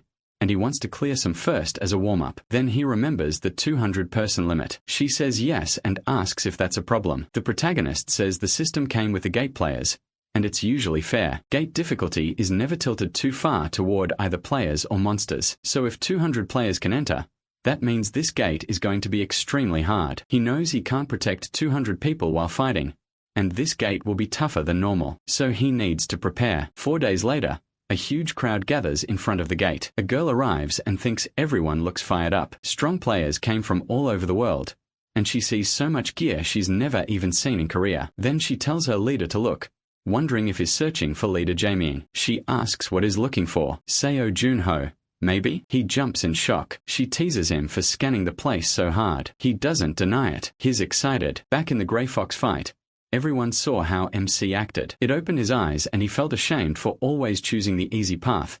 So this time he says he'll show how much has changed. Then she tells him to look. Seo Junho is right there. He startles again as he goes to sign the attendance sheet, then runs straight over to him. The protagonist recognizes him as the guy from the Grey Fox gate. Minute Yo is surprised he remembers, and MC says he heard Minute Yo carried him out after the fight, so he thanks him. Minute Yo says no.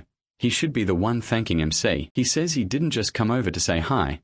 He actually has a proposal. He asks him if he already has a group, and the protagonist starts to realize where this is going. Minute Yo says if he doesn't, then how about joining Guild Zhonghai? Zhonghai thinks that's not a bad idea. Going into this gate alone would be inefficient, and there's no reason to refuse, so he agrees. At 11:02, at the Wild Forest Gate entrance, everyone heads forward and enters. Once inside, Junho's group finds itself in a massive forest. He asks why everyone is moving off on their own. Shouldn't the guilds hold a strategy meeting first? Minute Yo says they use terminals now so they don't need a meeting after entering. Junho asks what terminals are. Minute Yo explains they're items that create a magic communication network, letting players talk over long distances. That's why everyone split up right away. The girl asks if he's sure he's not some time traveler from the past. Minute Yo tells Mirai not to be rude. Then he says he forgot to introduce his team. He points to the guy with glasses, Jim Pio, their healer. Pio has been around for a long time. Minute Yo adds that Pio also records what they do inside the gate so they can review it later, and says he's counting on everyone. Mirai complains that he called her a spoiler, and says it's easier to just show Junho being her skill. She says she wants to read his fortune. Then she stares right into MC's eyes. He tells her she isn't really looking at him, and that makes her pause in surprise. She says is amazing because he'll defeat 10 dark elves by himself. Junho asks if her skill lets her see the future. Minute Yo explains that she can see a person's near future just by looking at them, but the cooldown is long. She also has to tell the person what she saw, or she gets a huge penalty. The protagonist thinks prediction is a rare skill. When he was a spectre, only 10 people in the world had it. He wonders if she might tell him something about his friends too, but then she adds that her skill only gives a quick glimpse. She can't see far ahead. It isn't always exact, and the future keeps changing. Minho says that with Mirai, they can move more safely. Junho gets it. They can see what's coming and prepare. Minho says exactly. Lastly, Minho says he has a body enhancement skill, then asks if MC has weapon mastery. He likes the balance of the team and says he has a good feeling about this. He tells everyone to get moving. They need to set up camp and lock in the communication network. He agrees. 5 hours later, Minute Chu says that once the terminal is buried in the ground, it creates a magic communication network. They start talking with the fan group, who say they're moving east but still haven't seen any dark elves. The Blue Spear Guild hasn't seen any either, and they wonder if the dark elves are hiding in fear. Minute Chu says his group is searching east too, and asks them to report it if they find any dark elves. He figures nothing has happened yet, while Mirai thinks that if no team has found any dark elves, there probably just aren't many of them. But Junho feels something is off. There are too many participants for the monster count to be that low, and it's suspicious that 200 players can't find even a trace of the Dark Elves. Mirai thinks maybe they got scared and hid. The protagonist says Dark Elves are proud monsters. Even if their leader told them to hide, they wouldn't just sit still while intruders walked around nearby. He asks Mirai if she still can't use prediction because of the cooldown, then asks what time it was in the future she saw when they were fighting the elves. She says she doesn't know the exact time, but it was dark, so it had to be night. That makes Junho pause. Interested, he pulls something from his inventory, sets up a bed and says the Dark Elves will probably launch a surprise attack at night. No matter how much they search, they won't find them first. Mirai says they should warn the other guilds. Junho says they can if they want, but no one will believe them. Then he says he's going to take a nap and they should rest in shifts, because tonight is going to be busy. Later that night, the other groups feel the cold after sunset and wonder if the Dark Elves might attack now. One member of MC's team hears that and tells him to quit talking nonsense. They gave in to the lure of power, bit the roots of the world tree, and became twisted monsters. They're dumb and can barely talk to each other, so there's no way they should be able to plan an attack like this. but is proven wrong right away. Something shows up behind them and the mage calls out to the spearman. There's a huge wolf nearby, but he brushes it off. He tells everyone to stay calm. According to him, wolves are weak and scared of fire. The mage isn't so sure though. There are way too many.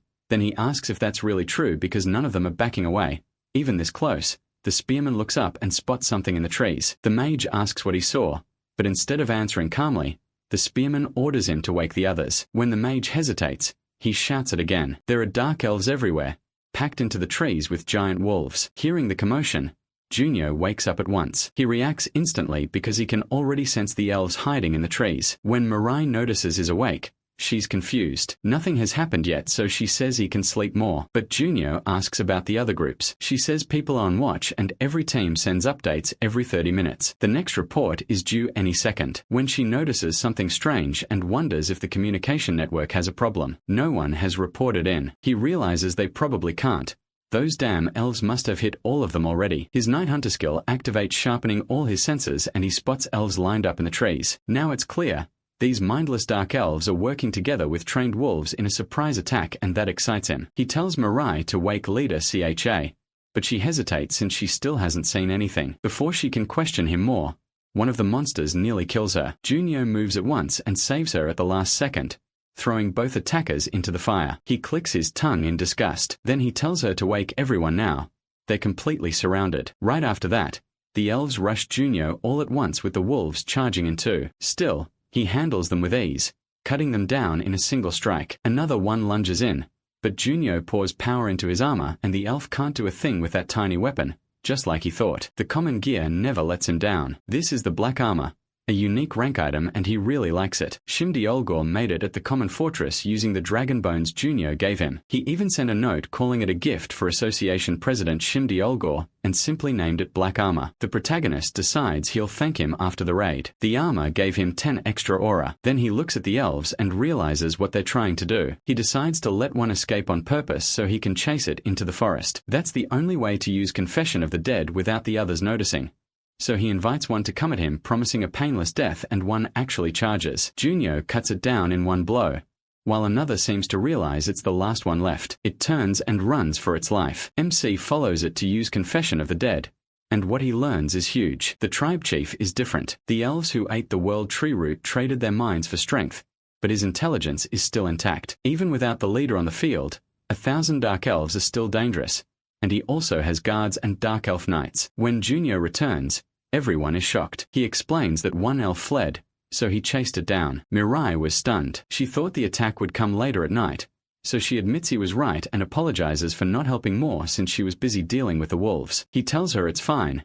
No apology needed. Even the Shanghai Guild members did their part. Then he asks Mirai about the other communication devices. She says she still hasn't reached anyone, so the others are probably still fighting, or already lost. Junyo says they need to move fast. They're going to save them. At the other camps, everything has fallen into chaos. The elves are cutting down player after player, and one man begs for help, saying he doesn't want to die like the guy beside him. An elf almost lands the killing blow, but suddenly it drops dead. Junyo has arrived, killing both the elf and the wolf in an instant. The survivor is shocked to see the protagonist. He asks if MC saw his distress signal. Then the others rush over and ask if their leader is okay. Junyo asks if they're alright too, and they say they only survived because of his group. Their leader thanks him, calling him the savior of the Balazan group, but he cuts to the point and asks about their losses. They lost 5 people. The leader blames himself, saying they died in front of him, and he doesn't know how he'll ever avenge them. A moment later, the protagonist's teammates arrive,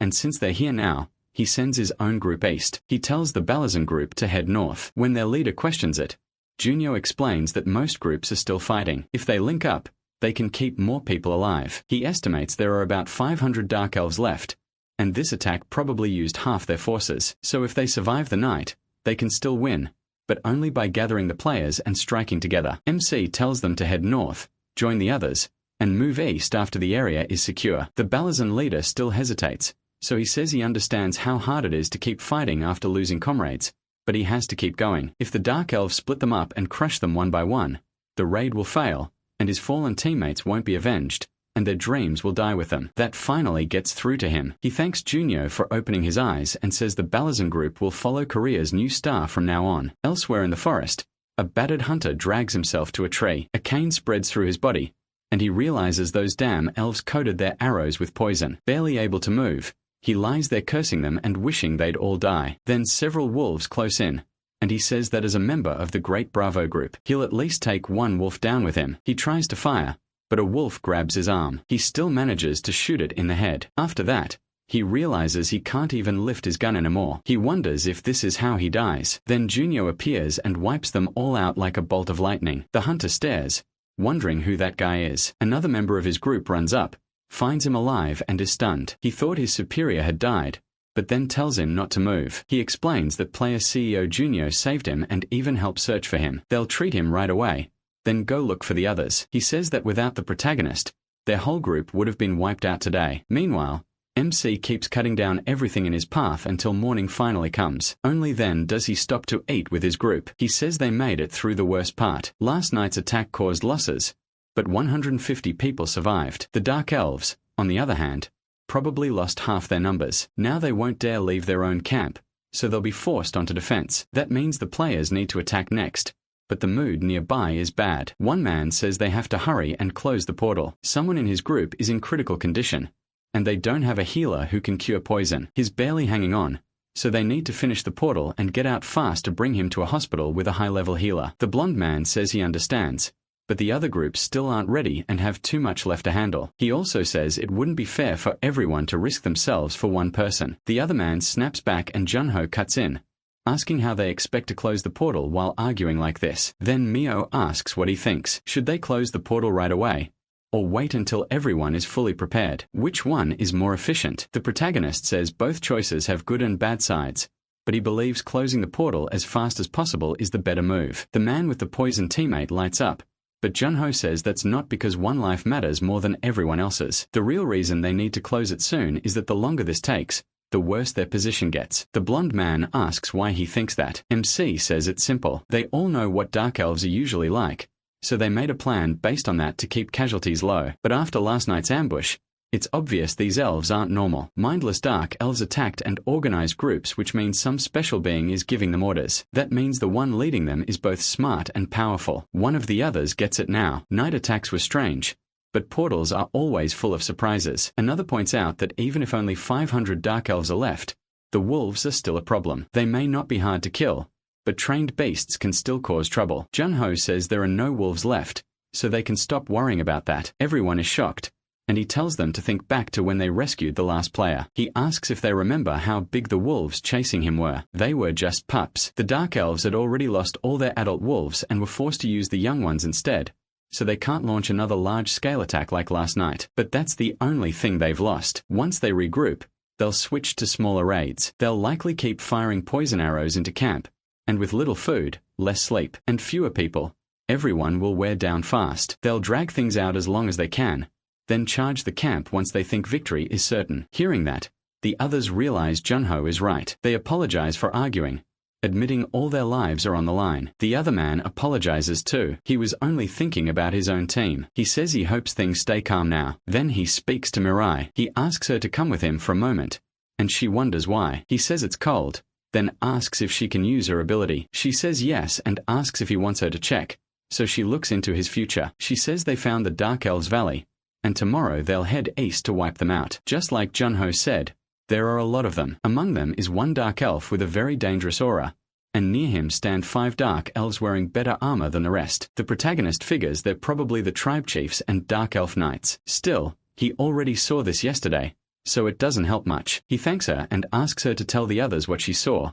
Then he admits he was curious about something else, but ended up disappointed. The girl agrees, but she remembers he was holding something made of ice and asks if it's an artifact. He says yes, then tells her to head back to camp. He wants a little time to clear his head. Left alone, he thinks to himself, the tribe chief may be stronger than he expected. Still, he's not sure if that enemy is strong enough to force him to use his freezing skill. By morning, some adventurers are talking among themselves. Their guild scouts found the valley, along with the tribe chief and the Dark Elf knights Mirai mentioned.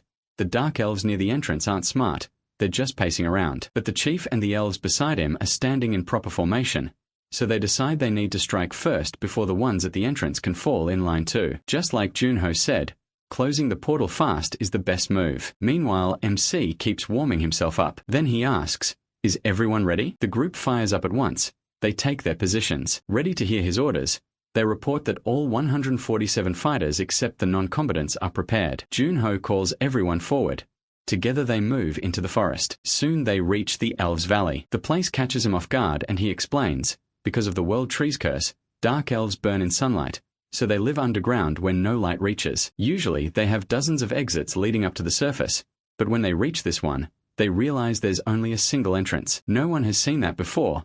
And Junho starts thinking, the tribe chief is clever. One entrance means they won't have to worry much about attacks from behind, but it also means if they don't kill every dark elf inside, they'll never reach the tribe chief. So he orders everyone to move in. Inside, they keep going down a staircase lit by torches until they reach a massive army. At the far end sits their leader. The dark elves were waiting to fight in tight tunnels like an anthill, but instead they've gathered in a huge chamber. There's no way around it now. They have to face them head-on. More than 500 with the boss seated in the back. The chief stares at the humans. That alone makes everyone tense. Junho sees the upside. If they'd been surrounded, they would have been forced to defend. But with this much room, they can go all in with a frontal assault. He tells them to do their best. They only need to kill 4 dark elves each. One of them answers him, clearly not thrilled by that plan. Then the protagonist adds that if the tribe chief is strong, he probably has elixirs. No one likes hearing that, especially when elf potions can save someone who's almost dead. Junho says that if they do find an elixir, it'll usually be split by contribution. Then he cuts himself off, but everyone gets fired up by the thought of an elixir. That was exactly why he said it. Now they finally look ready to fight for real. At last the elves below notice the humans coming in. Both sides rush to kill as fast as they can. The slaughter begins and Junho starts cutting through everyone in front of him, leaving a trail of bodies. The others can't believe how fast he is. It hasn't even been that long since he became a player. And one fighter realizes he's only killed one enemy while he already can't keep up with Junho. Minho also charges into the Dark Elves, but as he pushes forward he gets surrounded and nearly killed. MC steps in and saves him. He warns Min-Ho that it's getting too dangerous and tells him to fall back. But Min-Ho asks if that means Jun-Ho plans to break through the line alone. That's insane. He just says he does crazy things all the time, leaving Min-Ho speechless. Min-Ho admits it was way too much to think he could keep up beside him. Still, he says he has a lot to learn. Next time he won't fall behind. Jun-Ho thinks that's good. He's already looking forward to their next meeting. They keep pressing on, but then the Dark Elves from the King's Guard appear. These are the Dark Elf Knights, and Jun-Ho says they look nothing like the trash he's been cutting down. This time he decides to use a real weapon, drawing Kuan Yu's blade. He remembers that before they were corrupted, the Dark Elf Knights had been elven knights who protected the kingdom. They used traditional Edgegrema techniques and could also borrow power from great spirits. Normally he wouldn't be able to beat them, but their spirit contracts are gone now. If all they have are swords, he can take them all down by himself. He's never seen anyone better at Edgegrema than himself. One of the knights lunges at him with a wild slash. It comes with all the force the knight can muster, and Jun-Ho studies it. The knight attacks again, but the protagonist reads the path of the strike and dodges it with ease. He admits their power is overwhelming. If even one hit lands, he's dead. It's been a long time since he felt this excited. Then he readies his own attack and slices off one elf's arm in a single swing. The elf screams when he sees the missing arm, drops his guard, and Jun-Ho closes in, stomping on his foot to stop him from moving. He asks where he thinks he's going. Running isn't allowed. Then he kills the first of the knights. If that one couldn't even dodge, then Jun-Ho's disappointed. He tells the rest to do better, but then a scream rings out nearby, and he says they've managed to hold him off for quite a while. At the same time, one of the elves counterattacks and hits a girl in the shoulder, knocking her aside. Minute-Ho shouts that someone is hurt. He asks if there's a healer because they need support, and the nerd tells them to wait a little longer. He's still healing the others. Minute-Ho realizes there are too many enemies and wonders how many are still left. The mage says one person killing 4 elves sounds simple, but 100 people killing 400 isn't. He didn't think the gap would be this huge, and those bastards are rotating fighters to save energy. They feel like they've killed 100 of them,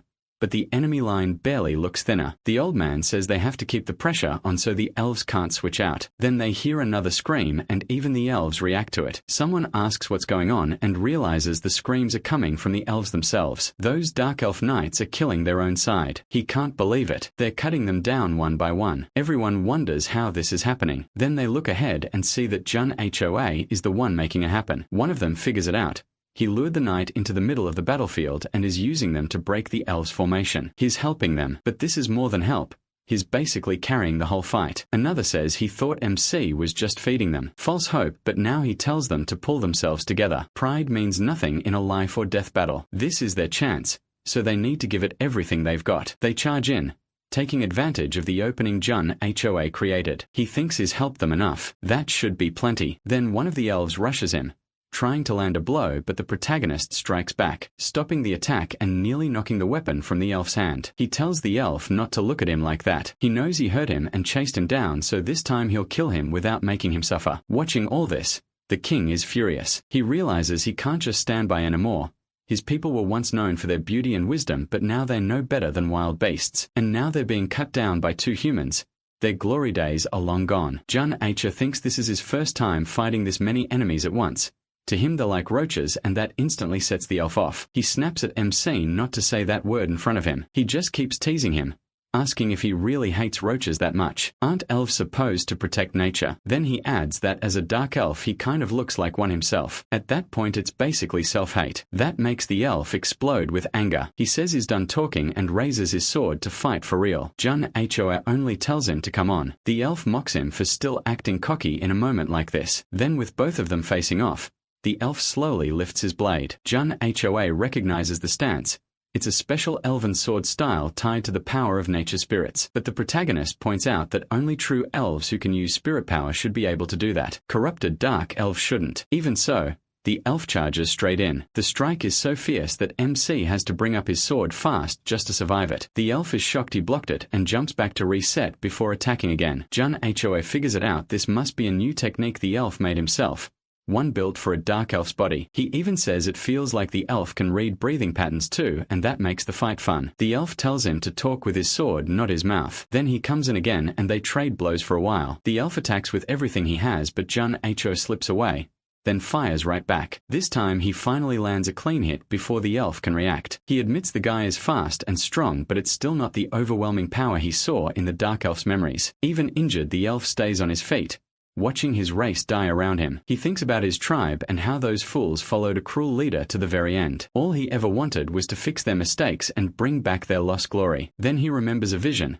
Something called them foolish mortals and said that if they wanted their wish granted they had to kill 1,000 enemies. It also warned that failure would not be forgiven. So he decides there's only one path left: win. Jun Hoa notices the shift right away. The elf's energy changes. He's suddenly even faster. The moment he rushes in again, he hits the protagonist with a brutal blow and sends him flying. For the first time he draws blood. As Jun Hoa hits the ground, the elf keeps pressing, forcing him to dodge with everything he has. MC realizes this is the power he saw in those memories. He quickly pulls out a revolver, but the shot misses. The elf comes right back at him, calling that kind of attack pointless. Jun Hoa has to use nearly everything he's got just to stop the next strike. Even then he's pushed back. He knows he's only hanging on because of black dragon fangs. He can't keep fighting like this while holding back his real power. Still too many people are watching, but he doesn't have a choice. Another attack from the king smashes him aside again, and after crashing into a wall he drops down sitting. Jun Hoa thinks one of his ribs is broken as the elf walks closer. He asks himself what now. He has to get up. The elf prepares to finish him, but then the adventurers rush in together and stop the attack. Jun Hoa shouts for them to protect Jun Hoa, and everyone throws themselves at the monster to buy him time, seeing that he is stunned. Then the nerd runs over to heal his ribs and says it'll take about 30 minutes. Another healer joins him along with a girl who says her healing is weak, but it's still better than nothing. They explain that even from the rear they saw everything. Jun Hoa fought the monstrous chief alone, and that inspired them. The chubby guy says he's only been active for a few months, but after seeing the protagonist keep fighting they couldn't just stand there scared. There are less than 100 enemies left now, so they can help. MC says things will be fine once he kills the tribe chief. The nerd warns him not to move yet, but Jun Hoa says he only needs 10 minutes. Just give him 10 minutes so everyone does whatever they can to hold the boss back. They tell themselves they only need to last 10 minutes. Even so, they're not sure they can do it. He's a monster with no reason or emotion, and even altogether there's no promise they can win. Still, said Jun Hoa was almost on equal footing with the tribe chief. If it's him, maybe maybe he really can finish this. If they can just hold on. Then Tenmai Maebua loses focus and becomes the next target. An old man beside him notices and yanks him out of the way, saving his life. The chief nearly kills him. The old man tells him to wake up. Mio thanks him and apologizes. The old man says they're all risking their lives here, and even if all they buy is a few minutes, then if he dies here, he'll die with honor. He orders them back into formation. They're killing this thing today. Meanwhile, the chief calls them pathetic insects. Everyone charges again, but one swing of his sword cuts down several hunters. A mage throws a fireball at him, yet he still can't understand why they keep coming. The wounded are sent to the rear, and the rest keep attacking. The chief yells at them to just die already, then starts wondering why he's getting so nervous. What is he afraid of? It's Jun Acha just sitting there healing and gathering aura so he can kill him later. That thought drives the chief into panic. Meanwhile, the others realize only 3 minutes are left and tell themselves they can do this. But then the chief kills the men holding the front line. With a single slash, he takes the heads off the 2 taller ones.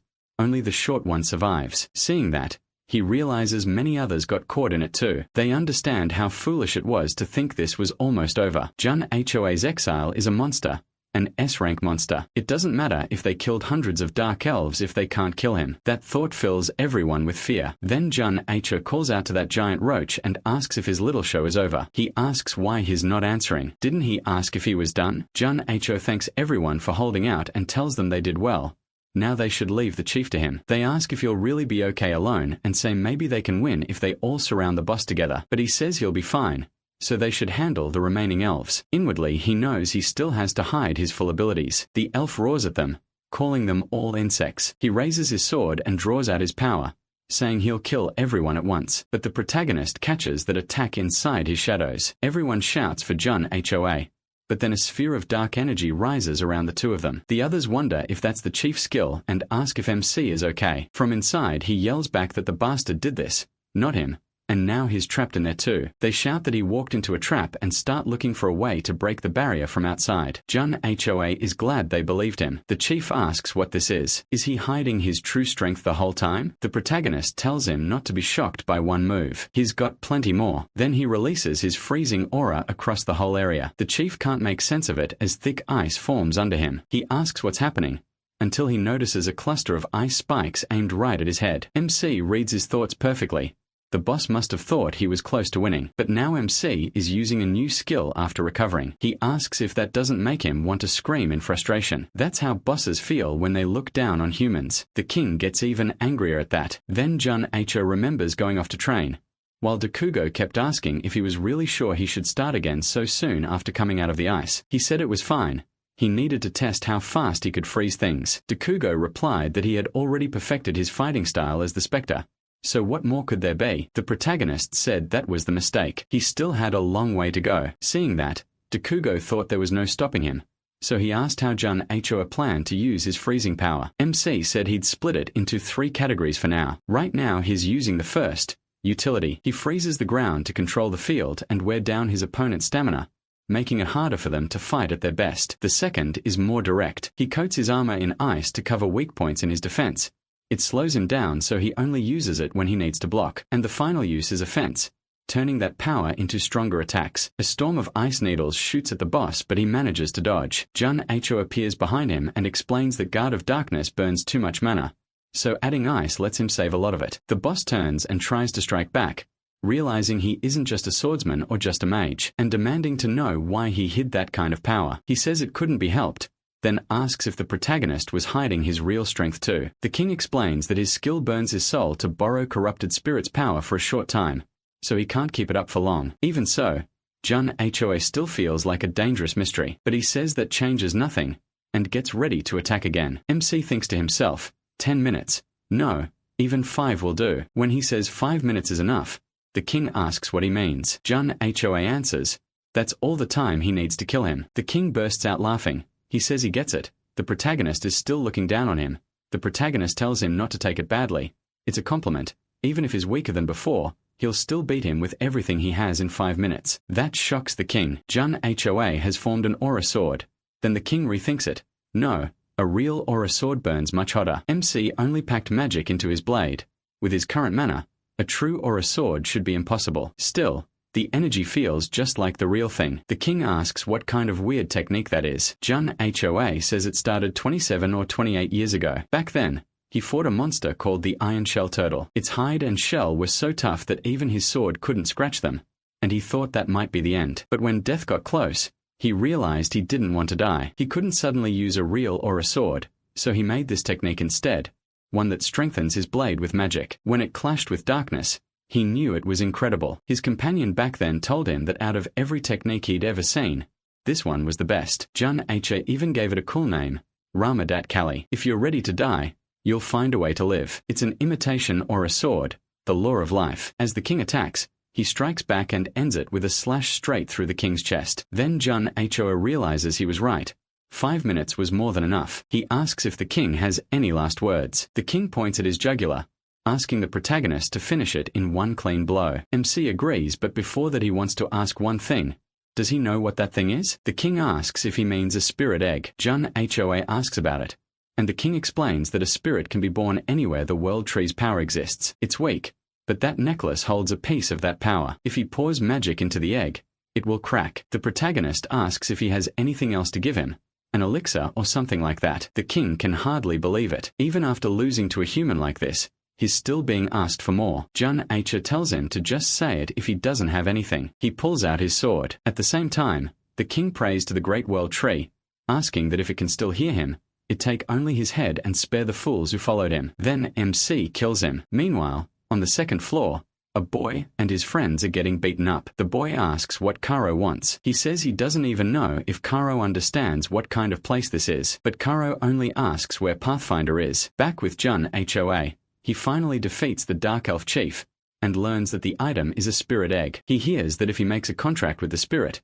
he can use powerful abilities without spending mana. Back in his old days, he had little mana, so he was always jealous of anyone with a spirit friend or enemy. Now he can finally make a contract with one, and he loves that. He remembers hearing that spirits only bond with people they match well with, so he's sure it'll be a huge, fierce dark spirit that will help him in battle. That's exactly what he wants, a dark spirit. So he breaks the item the king gave him, and it starts to glow. The power is weak, but he can feel the forest's energy. If he pours his mana into the spirit egg, something should happen. Soon the egg begins to crack. Jun Hoa fills with hope. Outside, everyone waits to see what happens. They think the last dark elves are gone, but players see how he still hasn't come out. One of them wonders if something happened. He says he's nervous because they can't see inside. Then everyone gets a notification. It says they cleared the savage forest. With the stage cleared, everyone is happy they can finally go home. They say that when they saw the tribe chief they thought they were all dead, but Seo Jun Hoa saved them. They can barely believe he beat the boss alone. Then the barrier starts to fade. The protagonist finally comes out, looking down, and everyone rushes over to ask if he's hurt. They offer treatment, but Jun Hoa says he's fine. He walks past them, a little down, and thanks everyone for their hard work. They notice he doesn't seem badly hurt on the outside, but something still feels off. The fight must have been rough for him to look that serious. But MC doesn't seem sad. He looks disappointed. Later on the flight, he watches a video calling him the MVP of the Savage Forest Raid. Jun Hoa thinks MVP or not, none of that matters. It's useless. Was it really too much to ask for a dark spirit? He never wanted an ice spirit. Then a tiny version of the Ice Queen appears beside him. She looks out the plane window and says human technology is interesting. How can they fly without magic? Jun Hoa tells her he already said not to talk to him until he sorts out his thoughts. The little pest says she was only talking to herself. He snaps that she's the monster who froze his friends and terrified the world. Why did she become his spirit when he's the one who killed her? She says they've already ridden in rolling machines, and now they're flying in the sky, so he's had plenty of time to think. The protagonist repeats that he told her not to talk to him, but she uses the same excuse again, saying she was just talking to herself. Norsa then asks why someone like her came out of the egg. She says she answered the call because she was the best match for his magic. If anything, that proves ice suits him best. Jun Hoa tells her not to joke around. He used Dark Guard for over 5 years, but freezing magic for only about 3 months. Even so, the Ice Queen says she's the one who came from the spirit egg, so he should stop being stubborn and make a contract with her. He asks if she really thinks he'd do that after everything she did to people. She asks what exactly she's supposed to have done. He can't believe she doesn't know. He asks if she really has no idea. Then he brings up the biggest thing. She froze the Pacific. She wonders if he's upset for the fish. He says that caused all kinds of climate problems. Sure, It also stopped temperatures from rising from global warming. But that doesn't matter. Her other huge crime was freezing his friends. She asks if he's acting stupid on purpose. She says she wasn't the one who froze them, and in the end, he used her power to melt the ice. She says this one last time, she did nothing he can blame her for. If anything, she's the victim because he killed her ice. With no comeback, John Hyo tells her to shut up and look out the window. Then he checks his smartwatch and calls Theoko, asking what he thinks the Ice Queen did wrong. Theoko asks why the protagonist is suddenly bringing this up, but the protagonist says he's in a hurry and tells him to answer. Theoko says it's obvious. She turned him and the 4 heroes into ice. MC asks if there's anything else. Theoko says he doesn't know, and asks if there has to be more. Then the Ice Queen leans in, saying that device is pretty nice. You can hear other humans' opinions really fast. Juno says yeah, and ends up agreeing that she technically did nothing. Still, he asks why he'd ever want to make a contract with her. She says she'll become his master. He says he admits she was strong, but she's still lost to him. She agrees. It's true that he beat her when she was at her weakest. John Hyo asks what she's talking about and if she's trying to trick him, but she says no. She declares that she is the queen of the Frozen Kingdom, Nilfheim, the ruler of all ice in the world, and swears on her existence that she hasn't told a single lie. The protagonist knows that's an existence oath, the kind mags swear with all their meaner on the line, so she really was weakened, and he asks how weakened she was. She says maybe 100. But MC cuts her off and tells her to swear again. She refuses, saying that doing it too much would stain her dignity as a queen. Junyo says fine. After all this, they'll make a contract, but on one condition. If she ever puts the people around him in danger, the contract ends. She asks if he only knows how to say the obvious. She says a spirit and its contractor are tied by the soul, so she has no reason to hurt him. He admits he's not sure this is the right choice, but he doesn't have many options. Right now he's too weak to clear a ranked portal alone. Still, if he can use that power, it should be enough. So he makes the contract. First he wants to find out how strong the Frost Queen is as a spirit. Soon after, they head to the association's training room. The queen complains that she's bored because there's no one to fight. He tells her that's obvious. This place is for training. Then she asks what he's doing. He says he's testing artifacts he got from the last battle, the aura buffering and the blue fairy bracelet. With all those magic boosts, his stats should go over 100. If that happens, he thinks he can clear a ranked portal by himself. She says he does look a little better with that gear on. He reminds her that he asked for her opinion, and he also wants to see what she can do. She says he already knows her abilities better than anyone, but he points out that things are different now that she's a spirit. She understands. Once he sees how useful she is, she says he'll start treating her differently. Then she calls up an icy wind. The whole room starts freezing over. He feels it at once. That cold sinks straight into his chest, just like when he first entered the Frost Queen's hall. But while she's releasing that freezing wind, she suddenly stops. He asks what she's doing. She says she lost interest. He can't believe it. She says she doesn't want to use her powers right now. He asks if she's messing with him, and she says when something makes her curious, she can't focus on anything else. So he asks what she's curious about. Her answer is simple. She wants to explore the human world. In the end, he gives in. He takes her out for a walk and she keeps firing off questions. She points at a huge building and asks which lord lives there. He says it's just an apartment. Then she asks about a strange carriage, and he tells her it's a car. Next, she wonders why everyone is staring down at the odd things in their hands, and even he thinks this has gotten pretty weird. Then he asks if other people can't see her, because she's making a scene and nobody is reacting. She says she can reveal herself if she wants, but he quickly tells her not to. A moment later, she starts talking to him in a very calm voice, asking what that adorable creature is. He tells her it's just a stray cat. He walks over to pet it, but he says the cat can't even see her. He's wrong. The cat does notice her, gets up, and gets ready to bite. That scares her badly. She runs off while the cat chases her, then asks him why that thing is attacking her. She jumps onto his head to hide and asks how a monster that fierce can be allowed to roam the streets. He tells her cats don't bite humans because humans are bigger. Then he reaches down and picks up the cat, saying cats only seem weak to creatures stronger than them. That leaves her completely shocked. Calling it a disaster, she tells him to keep moving. She'll show her power in the training room. He's happy he managed to push her into it. So they go back to the training room, and she tells him to watch her power with his own eyes. He says that will be a pleasure, and she summons several magic circles along with her ice. They form swords, spears, and more. He's left stunned because with all that she could fight a whole war by herself. He thinks it's pretty good, but she immediately calls him out. Just pretty good? She says he should pay close attention. Even weakened as a spirit, She's this strong, so her true power is far greater. He answers that he can already do something similar, even if his version is messier. She says that's nonsense, and asks if he really looked closely. Now he sees it. Every weapon was shaped with incredible care, like a master made each one for maximum damage, and she did it all in a blink. Compared to that, his current skills aren't even close. Even so, he sticks to his answer. He'll be able to do the same soon enough. All he needs is time. What he wants from her is something he can't do himself. She thinks for a moment,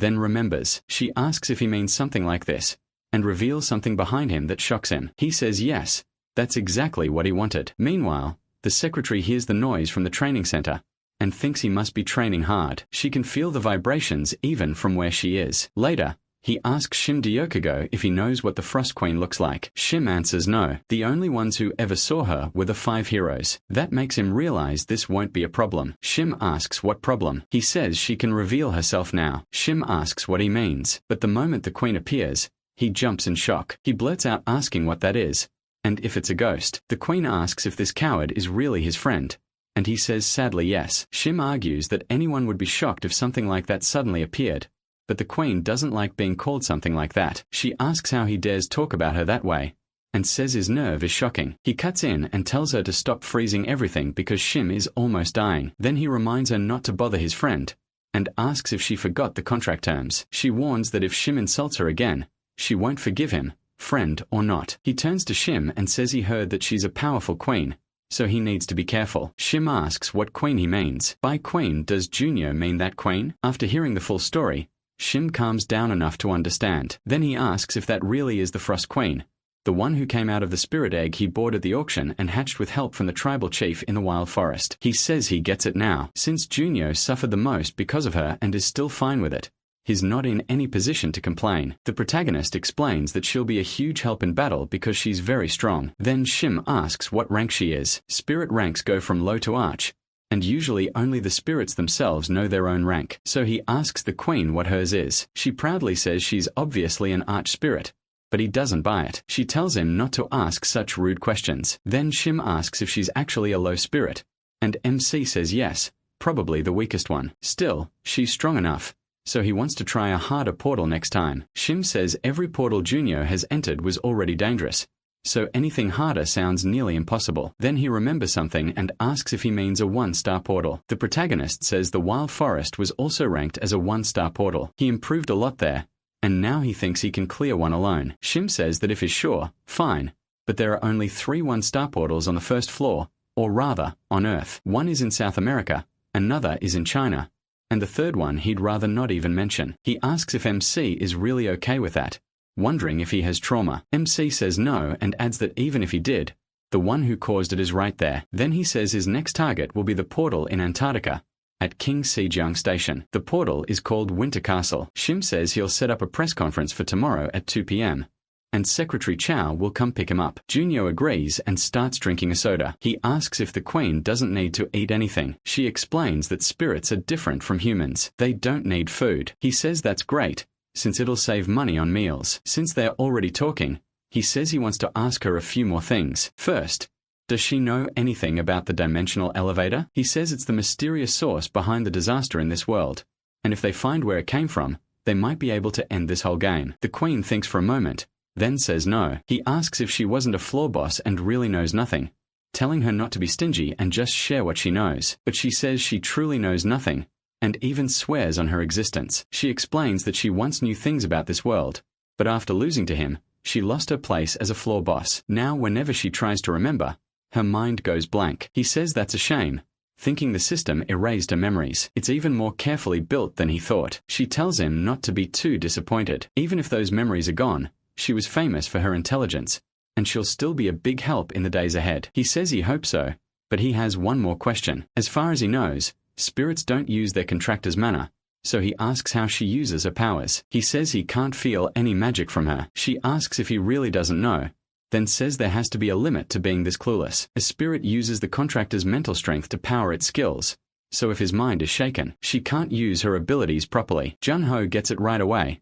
If spirits could use that kind of power for free, it would be completely broken. She adds that the same goes for what she showed him earlier. Even someone as strong as him would need about a month of hard training before using it in a real fight. That sounds realistic, but once he hears it could take a month, he decides he'll cut it down to 2 weeks. The next day, before the press conference, CHN knocks on his door. He tells her to come in, and she says she brought the suit prepared for the conference. But when she sees him already dressed, she jokes that he's not wearing pajamas today. She was worried, so she brought the suit just in case. Junho laughs and says that joke only works once. Then he says he thinks he's ready, and asks CHA what she thinks. She approves, and they head out for the event. Meanwhile, the reporters are already seated waiting for the press conference to begin. The room is packed. It's only been 3 months since Junho's last conference, but his growth has been so fast that people can hardly believe it. Some say they saw him during the Ocean Portal conference, and his presence alone stood out. They even compare his talent to top players from the past. One reporter says he wouldn't even be shocked if the protagonist announced he planned to clear a 1-star portal solo. Everyone else thinks that's going too far. He shrugs it off as just talk,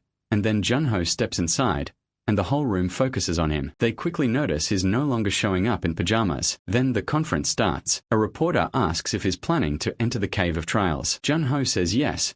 They are already working out the details. That answer shocks the room. One reporter thinks this is normal for rising players. No matter how fast MC is growing, there's no way he'd ignore a chance like this. The Cave of Trials is a portal in the Tibia region, and just like its name says, it puts players through test after test. Each time someone clears a trial, they can either keep going or stop there. Unlike most portals, quitting halfway still lets you leave safely. Because of the system, no one knows what waits inside or what rewards it gives. Still, so many players challenge it that there has to be a good reason. The reporter is already happy she has enough for her article, but then Junho adds something else. After the Cave of Trials, he says he'll head to Winter Castle. That leaves everyone stunned because he really means Winter Castle. It's one of the 3 1-star portals still open in the world, and its difficulty is brutal. It's the same portal now haunting Antarctica after the Frost Queen. They ask if it's really Winter Castle, and Junho confirms it. The moment he says it, it becomes breaking news. He can tell the whole room is fired up. Arma asks if he'll really be okay. People already think the Cave of Trials is too early for him,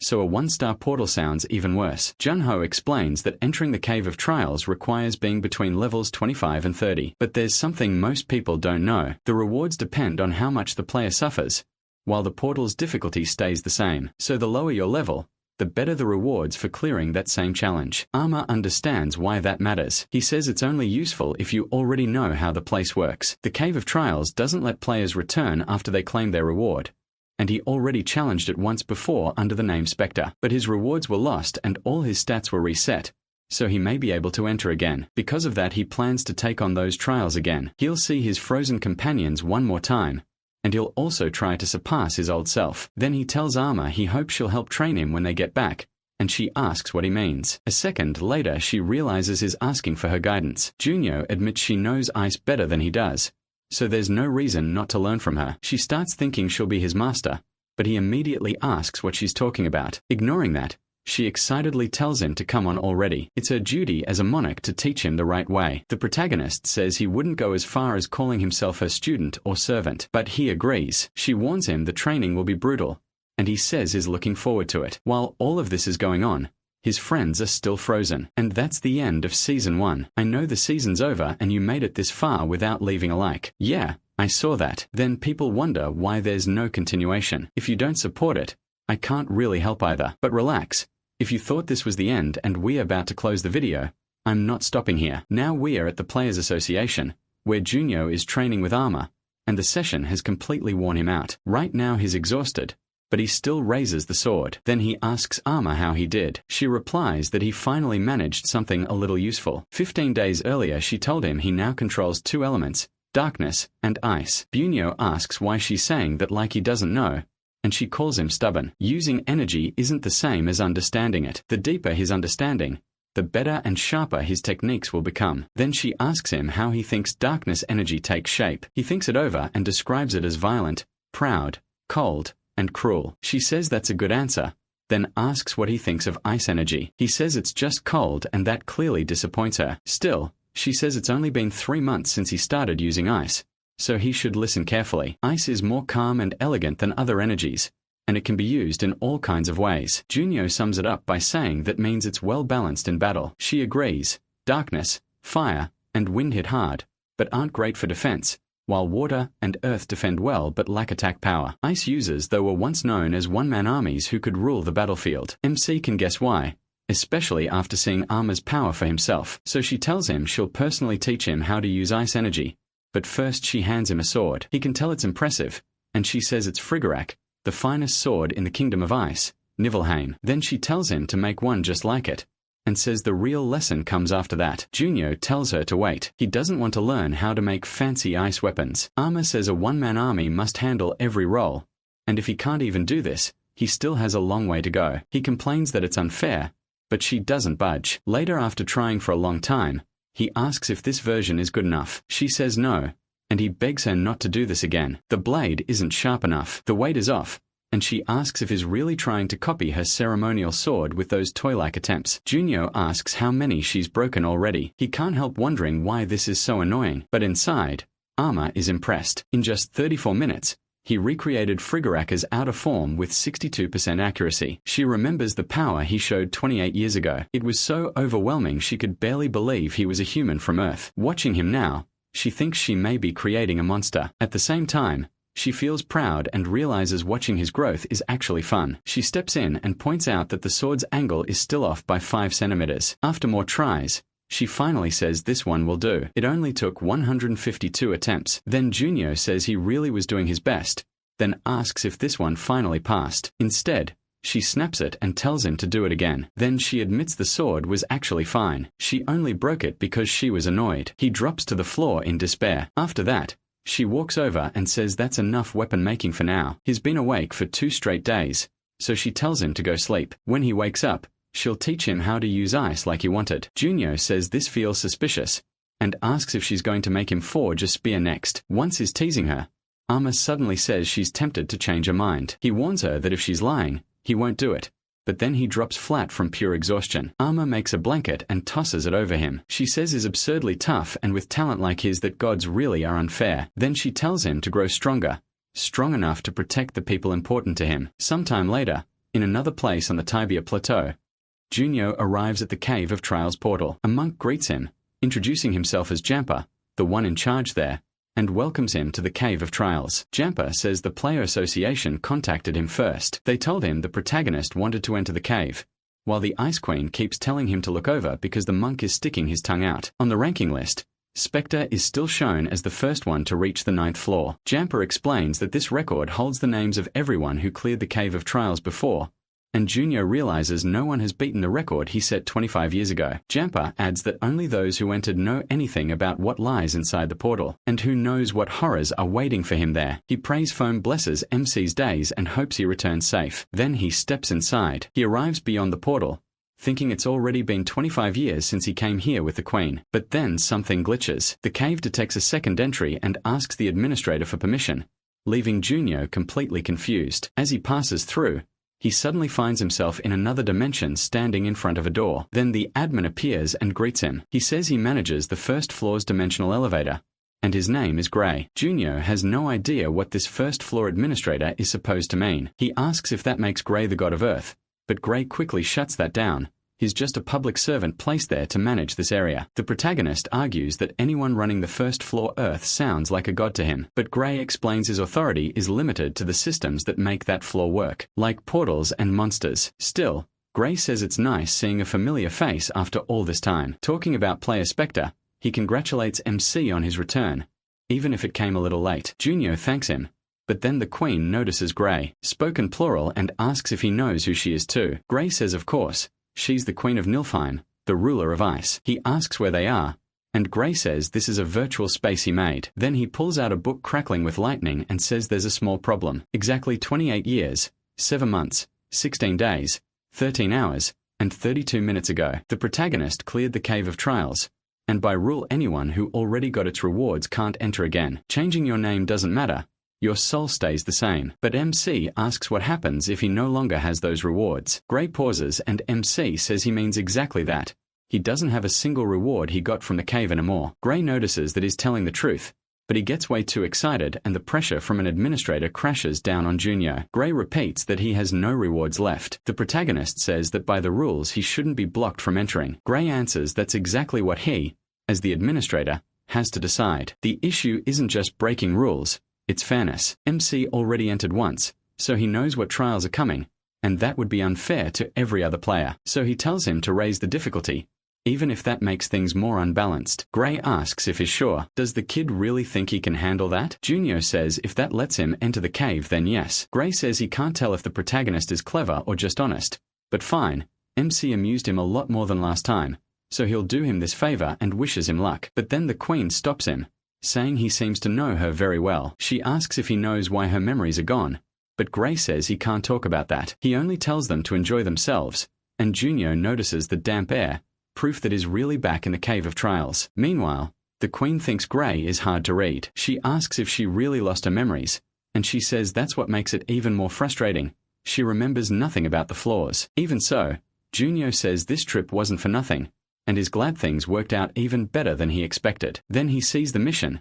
Level 1 is the magic test, where he has to pop the spheres using magic. The Queen asks if that isn't way too easy, and the protagonist reminds her it's only level 1. He starts bursting them one after another, saying it's basically a tutorial, and clears the magic test with no trouble. The Queen admits it wasn't bad, though she claims it would have taken her less than a second. Junior tells her to stop lying. Then he's told that if he wants to continue to the gravity test, he only has to say advance or stop. He chooses to move on right away, and the gravity test begins. He gets slammed to the ground. The Queen asks what kind of test this is, and Junior explains that every minute the gravity on his body doubles. She asks about the other 8 trials, and he says most people would call them torture. After gravity comes zero gravity. The Queen says he shouldn't waste a chance like this. MC asks what she means, and she says chances to endure something this extreme are rare. He should train. He fires back that doing that in this condition is easier said than done. It's rough, especially after being crushed by that gravity. He says it sucks, but that doesn't mean he can't do it. So he starts doing push-ups under the crushing force. The Queen says he should try running next time, and Junior tells her talking is easier than doing. After a while, he finally drops flat on the floor, thinking it's finally over, and wondering just how much Gray raised the difficulty. He hits advance again, but the Queen says he looks exhausted, and asks if he shouldn't rest first. Junior says it's better to keep going while his blood is still hot. He knows the Cave of Trials gives better rewards the more the player suffers, so if he keeps pushing, the reward should be more valuable. Then the Queen asks about the next trial, and he says it's the Ghost Challenge, the one with illusions. Last time, he fought like crazy to save his parents from monsters, and had to force himself to remember those ghosts weren't really them. It took him half a day to finish. This time, he figures the illusion will be different. The Queen notices him staring, and when she asks why, Junior says he was hoping the Ice Queen would show up, but it can't be that simple, so he bets it'll be something else. Then his friends appear in front of him, asking if he wants to live alone. They call him a traitor. Junior braces himself. He expected something bad,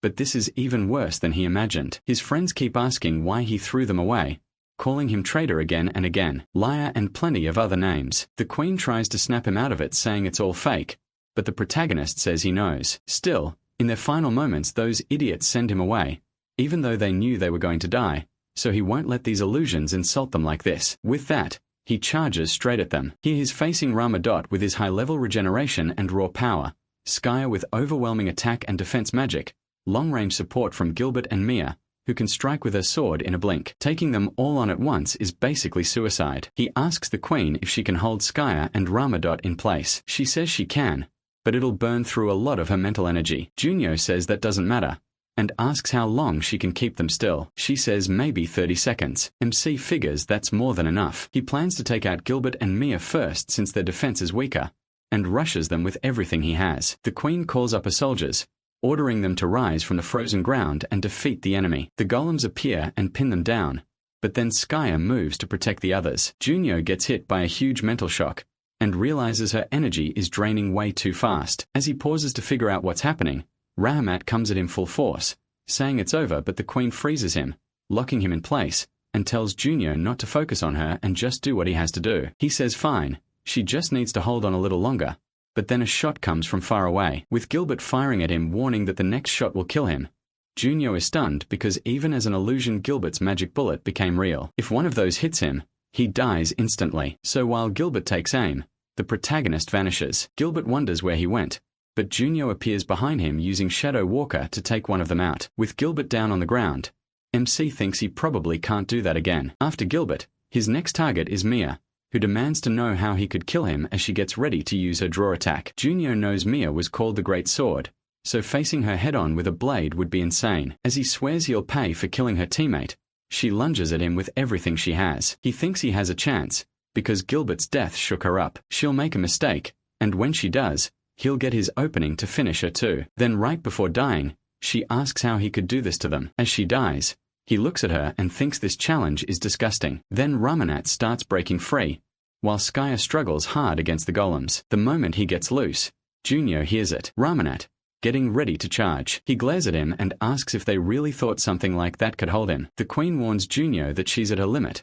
and Skya fires off a magic. The blast smashes the golems apart and drops them. Seeing that, the queen pulls back so she won't get hit by the falling ice. Junyo thanks her, saying she did well as he covers her with an ice shield. Right after that, Ramanat rushes him and slams a fist into the shield, driving the protagonist down. He curses him as an arrogant bastard, and asks if he really thinks he can keep dodging forever. Then Skya calls to Ramanat and rains spells at Junyo, snapping that he's an idiot, and she told him not to rush in like that. MC barely avoids the magic, and realizes again how strong they are. Ramanat's insane toughness and Skya's long-range magic made them the perfect pair. If he wants to win, he'll have to go all out, so he activates Booster. With that boost, he actually cuts Ramanat across the chest, but instead of falling, Ramanat praises him, saying Junyo really punched a hole through his chest, and sounds almost relieved. Then he asks if that's all he's got, and nearly lands another punch. Junyo grits his teeth. Just like he thought, it didn't work. Ramanat's regeneration is absurd. Skya says she won't miss this time and takes aim at him again. He slips through the attacks by a hair. With Ramanat healing endlessly,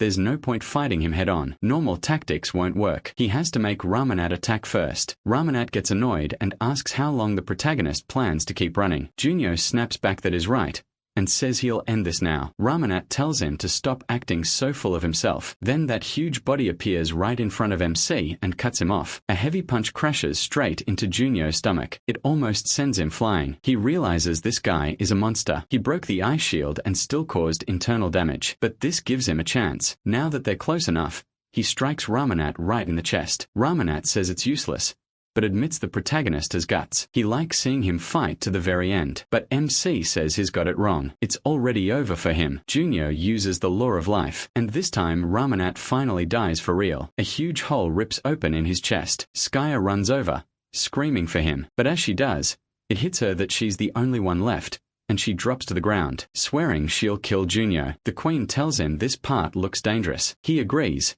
Skya is the last one. If he wants to beat and enrage Skya, he'll need every bit of strength left. He tells her to come at him. Then he brings out the Scythe of Death to break through the King of Destruction and the 7 mana shields guarding her.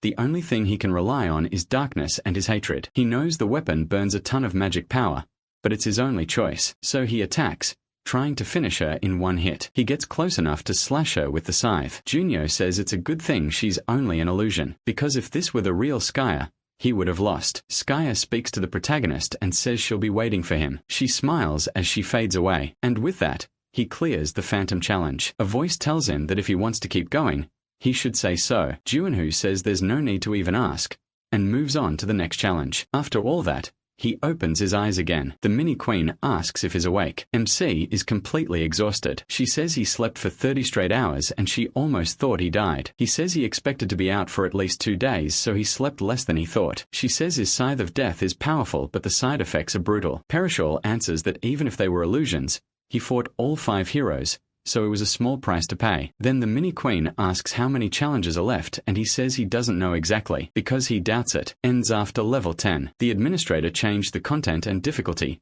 so he can't be sure. She's shocked there may still be more of these cursed trials. He says the cave gets harder the deeper you go, and so far it's been worse than he expected. He doesn't know how many more levels he can endure. Then she asks if he's feeling a little better. He points out that he fought his old companions, and it must have been a long time since he'd seen them. Perishal and Hio says they were only illusions. Still, he thinks it's a little disappointing that he didn't see his parents this time. The queen asks why his parents would appear in the Phantom Challenge, and he says it's because both of them are dead. She feels awful for speaking without thinking and says she made a huge mistake. The protagonist tells her it's fine.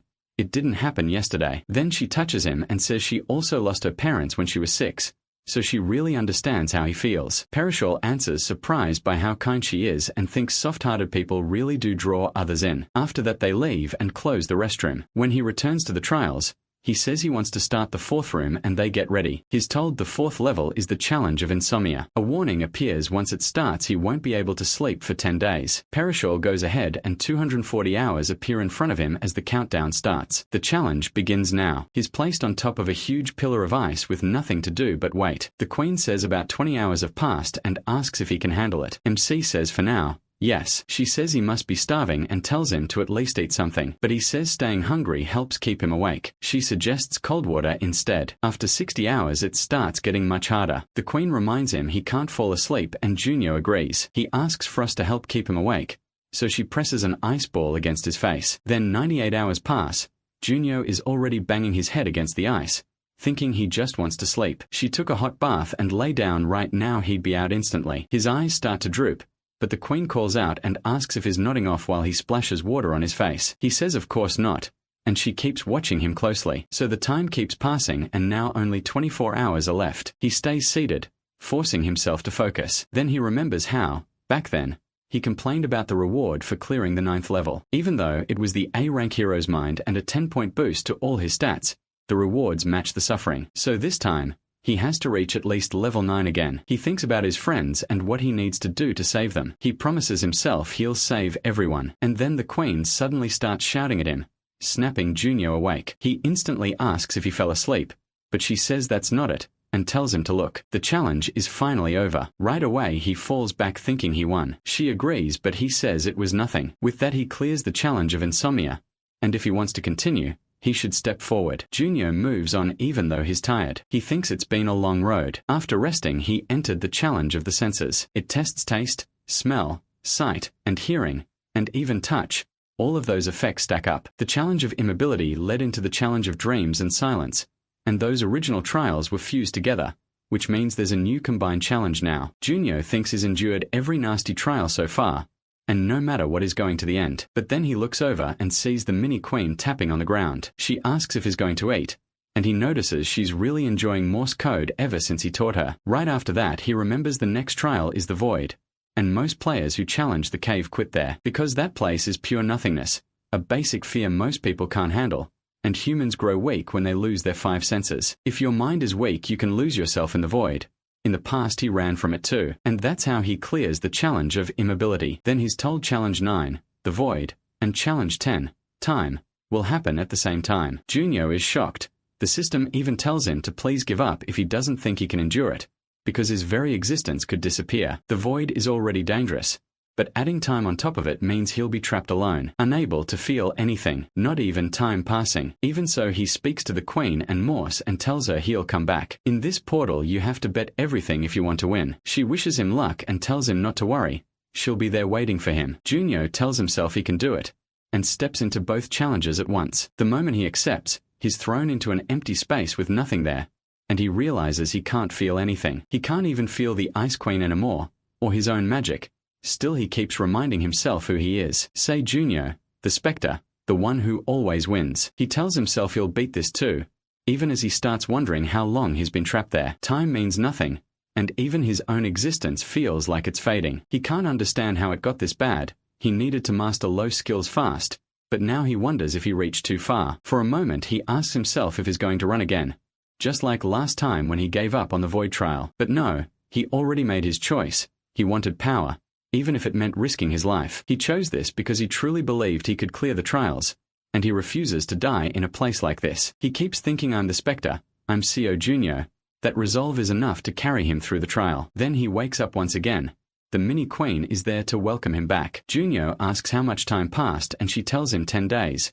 That makes him furious at the cave. He's sure he counted at least a month before giving up from exhaustion, yet only 10 days passed outside. Then she tells him that something about him seems very different now. He brushes it off saying it's nothing much.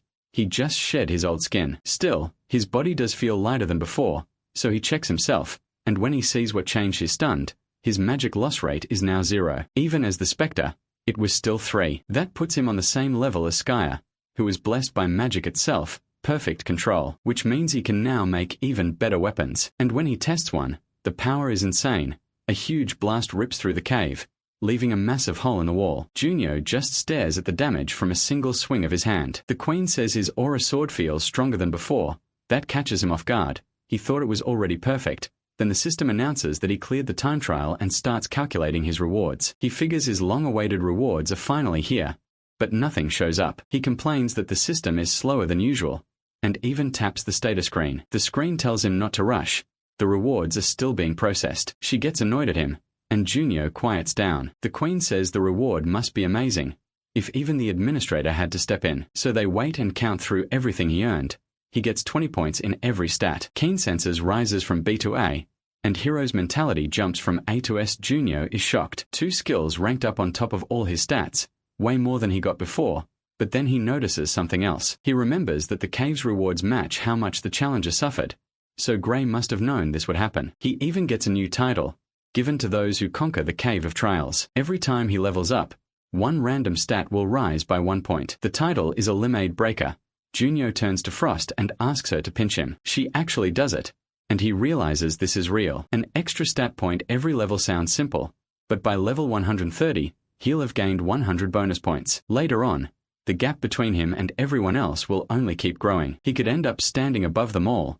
Frost tells him to get a grip. He's acting silly, and she's sick of this cave. Junyo agrees. They need to leave before staying any longer. Drives him insane too. A portal to the real world opens. The protagonist says it took a while, but he got really lucky, then jokes to Frost that she was born in the wrong era. She asks if he ever gets tired of saying dumb stuff. Outside, a man beside the religious group thinks it's already been a month. His MC still hasn't returned. Maybe something went wrong. Then the bells start ringing and everyone goes on alert. One of them tells Jampa to look ahead. The ranking list changed. Seo Junyo just beat the Spectre's record. Everyone is stunned. A new legend has just been born. Meanwhile, a man arrives at a place that looks like a daycare. He knocks on the door and the person who comes out says it's an honor to welcome the demon Bo to such a humble place. The visitor says it's been a while. The red-haired man says this place doesn't look very fun. The other man replies that it isn't meant for fun. It's all for the second coming of the heavenly demon. The red-haired man brings up the heavenly demon, Taurus Milo, and asks if he should really say that name so casually in a place full of children. The man says of course. Then with a snap, he freezes the entire place. Every child goes completely still and he tells him to just look. The red-haired man says those kids are creepy, and the other explains they were all trained to become great demons like Sija. Then he returns the children to normal, and they go back to playing. After that he invites Sija to come in. In Rome, the city is packed with people moving everywhere. Frost is surprised when she spots Jun-Ho's face on a giant screen. They're talking about him on TV. He tells her not to get distracted.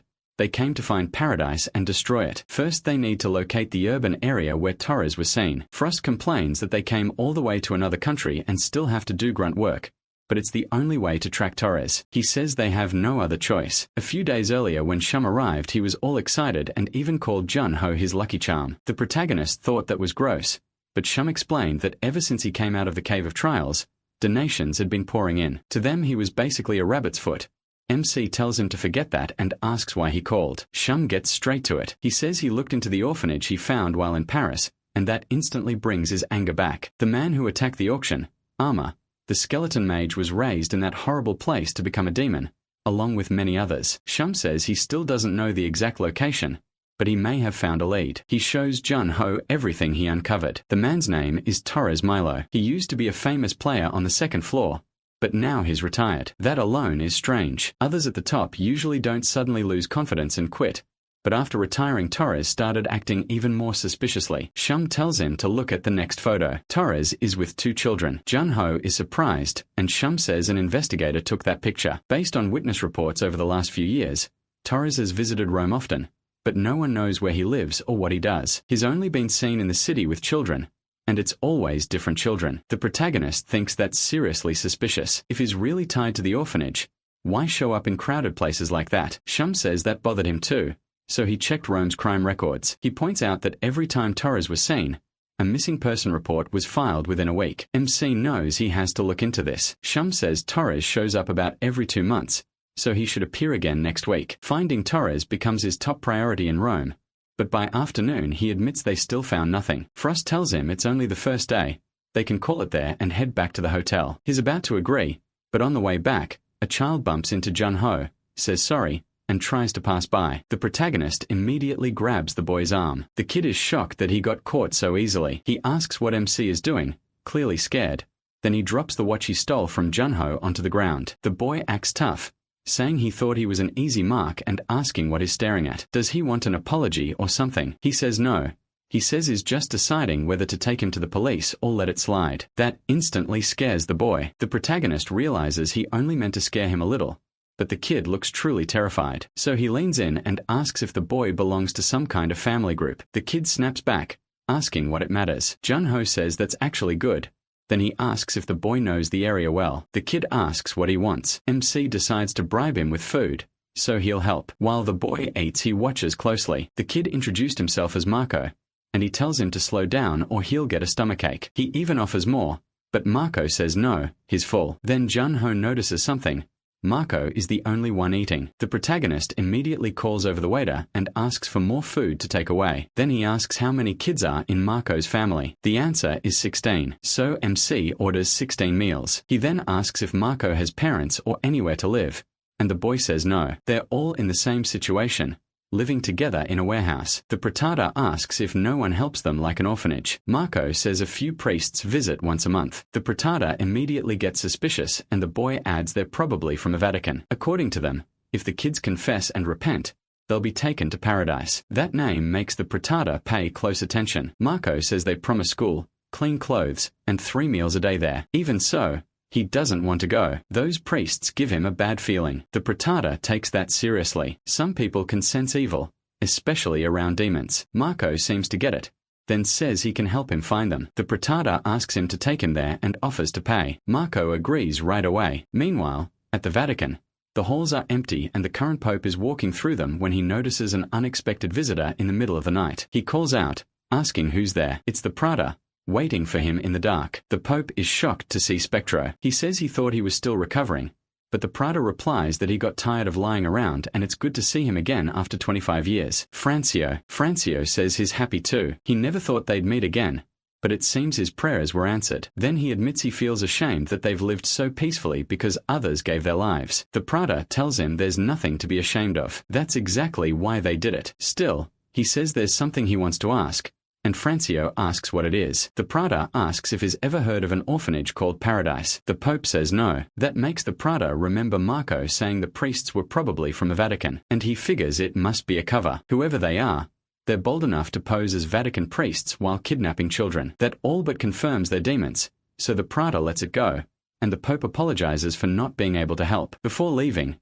the Prada remembers one more thing to tell Francio. There'll be a huge fire near Rome in the next few days, so he needs fire trucks ready. The Pope is confused by that warning, but the Prada says he'll explain another time and starts to vanish. The Pope tells him to wait, but he disappears before he can say anything else. Same as always, he's just gone. Sometime later, at Marco's family hideout, Marco reminds everyone not to forget to eat because he'll be back soon, and the kids all agree. Then the Prada shows up and says good morning, still half asleep. Marco asks why he slept there instead of at the hotel, and the Prada says this place is comfortable, and his little siblings are cute too. He asks if they can go now, and Marco says yes, though he still finds the whole thing weird. The Prada just says he's counting on him to be the best guide. Then the two head out through the city. As the Prada follows Marco, Frost speaks up, pointing out how light the boy's footsteps are. Both of them keep watching him. Then the Prada asks if he's trying to become a player. Marco gets startled and asks how he knew. He even wonders if the Prada is a player too, and the Prada says someone at his level can tell just by the way he moves. Marco admits it. He's training to become one. The Prada warns him that path is hard,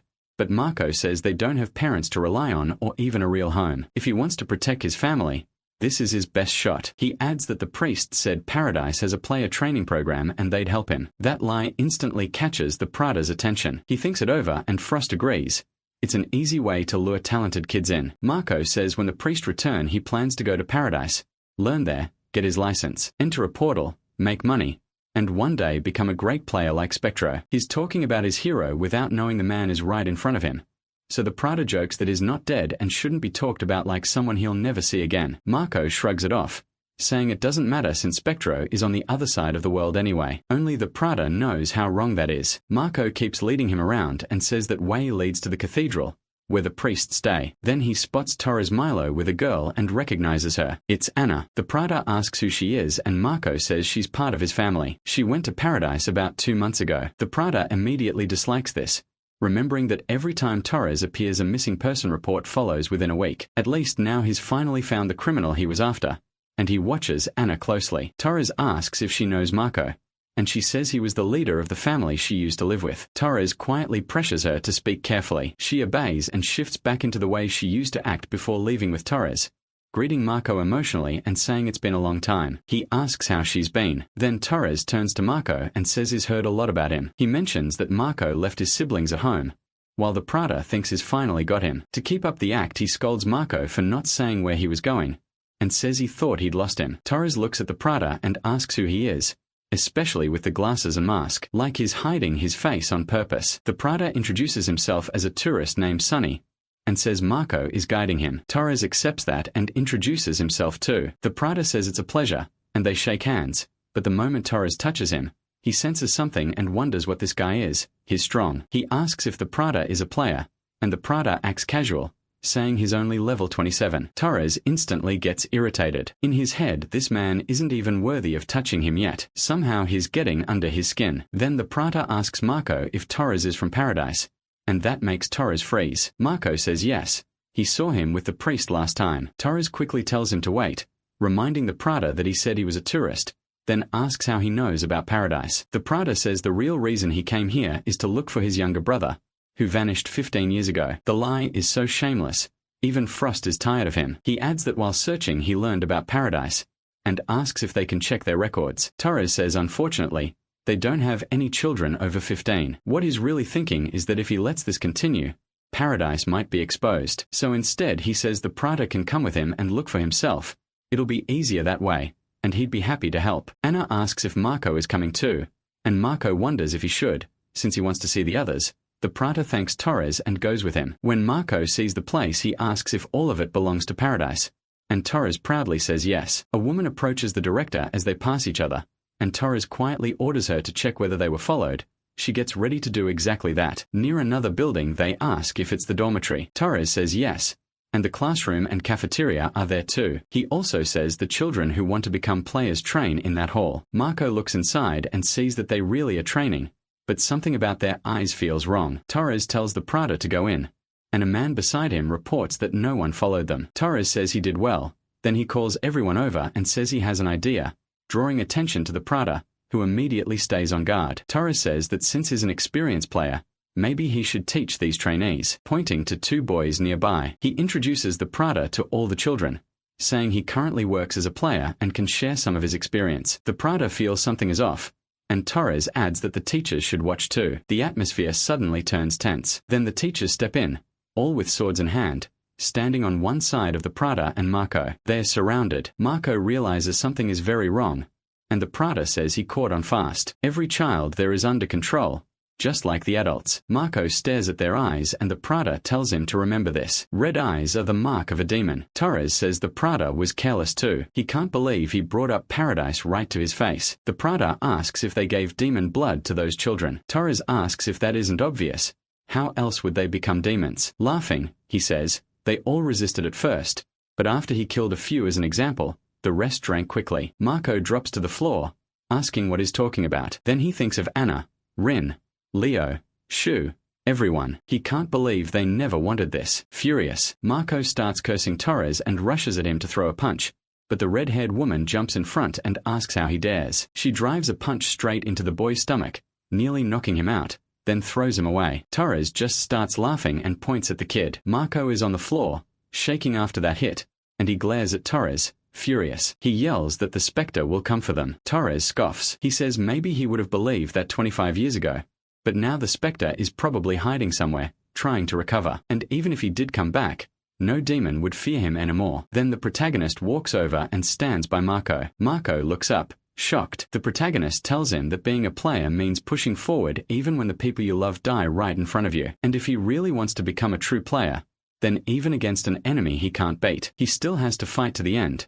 But right now he's not a player yet. So this time, the protagonist says he'll help him. Then he puts on the Spectre's mask right in front of everyone. Marco stares, asking what that is. He can't believe it. Why is he wearing the Spectre's mask? Someone that amazing couldn't possibly help a guy like him. But if this really is the Spectre, then he begs him to save his brothers and sisters. Torres narrows his eyes and asks if he's claiming to be the Spectre. Then he says it kind of fits, since his name is Sunny. He mocks him for making such a dramatic entrance, like he's in a movie. One of the men walks up to the protagonist and says if he really is the Spectre, his head will be gone in 5 seconds. Then he smugly pokes his chest. The protagonist calmly says it won't even take that long. The man gets mad and starts shouting back, but before he can finish, his chest is split open down to his stomach. The protagonist kills him in one strike, one step, instant and clean. Everyone freezes in fear, realizing this really is the Watcher of Darkness. Their faces change the second they sense his dark power. Torres snaps at them not to stand there and orders them to kill him. So they all rush in at once while Torres stares at the Watcher of Darkness, refusing to believe he's the real Spectre. He tries to convince himself it's just a similar skill. Still, he knows this guy was only pretending to be harmless, and he might be dangerous even to him. But if the demonic Arch-Calciner shows up, Torres thinks the fight will flip. With that, everyone attacks together. The protagonist, though, just snaps his fingers. Shadows flood the room and he summons a huge wolf over the charging demons. It tears through all of them. He wipes out several at once, so fast that everyone panics. Just one finger snap did all that, and they start yelling that fighting him is pointless. They need to run. The protagonist notices they're only trying to stall and asks if they called for backup. Then he says it won't matter. He's got more magic than he did 25 years ago. In the Cave of Trials, he even reached 0 mana loss. Now his power has no limit. He crushes the ones trying to flee, hunting down each one. The protagonist just watches as they die, and Torres finally realizes he really is a demon killer. If Torres were true, he really could kill hundreds of demons at once. Then Torres starts screaming at the children, ordering them to attack and grab him, to buy time until the demonic arch gets there. Seriously, I want the protagonist to tear this guy apart. I hate him, and the kids, still under his control, start moving toward the protagonist. He sees right away that Torres is using them as shields, so he pushes them all back with dark power and tells them to stay back while he's still being nice. The moment one of them is touched by it, she looks totally shocked. Then all that mana swallows the children and they just pass out on the spot. Seeing that Torres starts to panic, he curses the kids as useless and wonders why that bastard is taking so long. Then he runs outside and spots one of the children's toys, thinking that at this rate he's going to die too. But he suddenly collapses before he understands what happened. When he hits the ground, he thinks he just tripped, until he sees what he tripped on. His leg is covered in blood and what's left behind looks like a foot. Then he realizes what it is. His own foot. Screaming and cursing the protagonist, he drags himself forward in misery, while the protagonist asks him a question. Did he ever think about what those children felt when he forced them to become demons? Torres says of course he did, and the protagonist asks if he's serious. Then he says that's a relief, and chops him to pieces, saying he won't mind if he dies angry. Torres starts coughing up blood while the protagonist gets ready to keep torturing him. Torres begs for help, but the protagonist slams his face into the ground and says this is the price for the children he sacrificed. He keeps going until Torres is thrown back into his past, to the day he first felt joy after seeing that what he held was demon blood. He thought if he became a demon, he could get revenge on everyone who looked down on him. At last he believed his chance had come, and he happily threw himself into that blood. The protagonist watches these memories with Frost. He sees Torres envied others and never once tried to improve his terrible skills. All he wanted was power,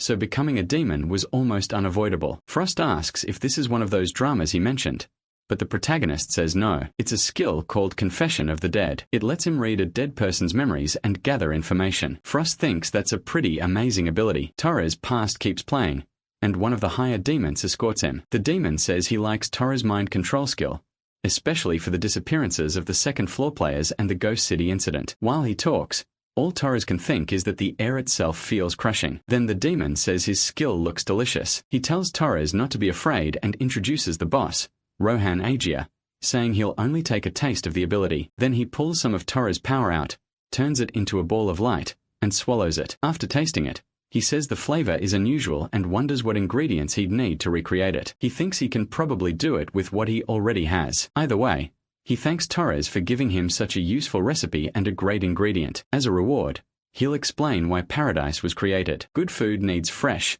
high-quality ingredients, and demons are the same. Does Torres really think those trash beings can become great demons just by drinking demon blood? Of course not. If a normal person who isn't a player drinks it, the result is only a low-grade demon. So in 24 years of paradise, they've made just 5 first-class results. Paradise was never meant to create strong demons. 24 years ago, demons were hiding in the shadows, so they moved to the second floor and built an organization on the border. Even then, they feared the 5 heroes might one day break the ice and kill them, and the spectre terrified them most of all. So the answer they came up with was paradise. Back in the present, furious, they say they need power that can stand against the 5 heroes. And the greatest power they saw with their own eyes was the strongest feeding skill, Watcher of Darkness. That power would become theirs. When Torres heard that, he was amazed, realizing paradise had been built to create a second spectre. He complains that this place is a factory for ingredients made from children turned into demons. With his perfect S-rank taste, he refines those ingredients to create new abilities. His goal is to copy the spectre's powers. If he can recreate even half of that skill,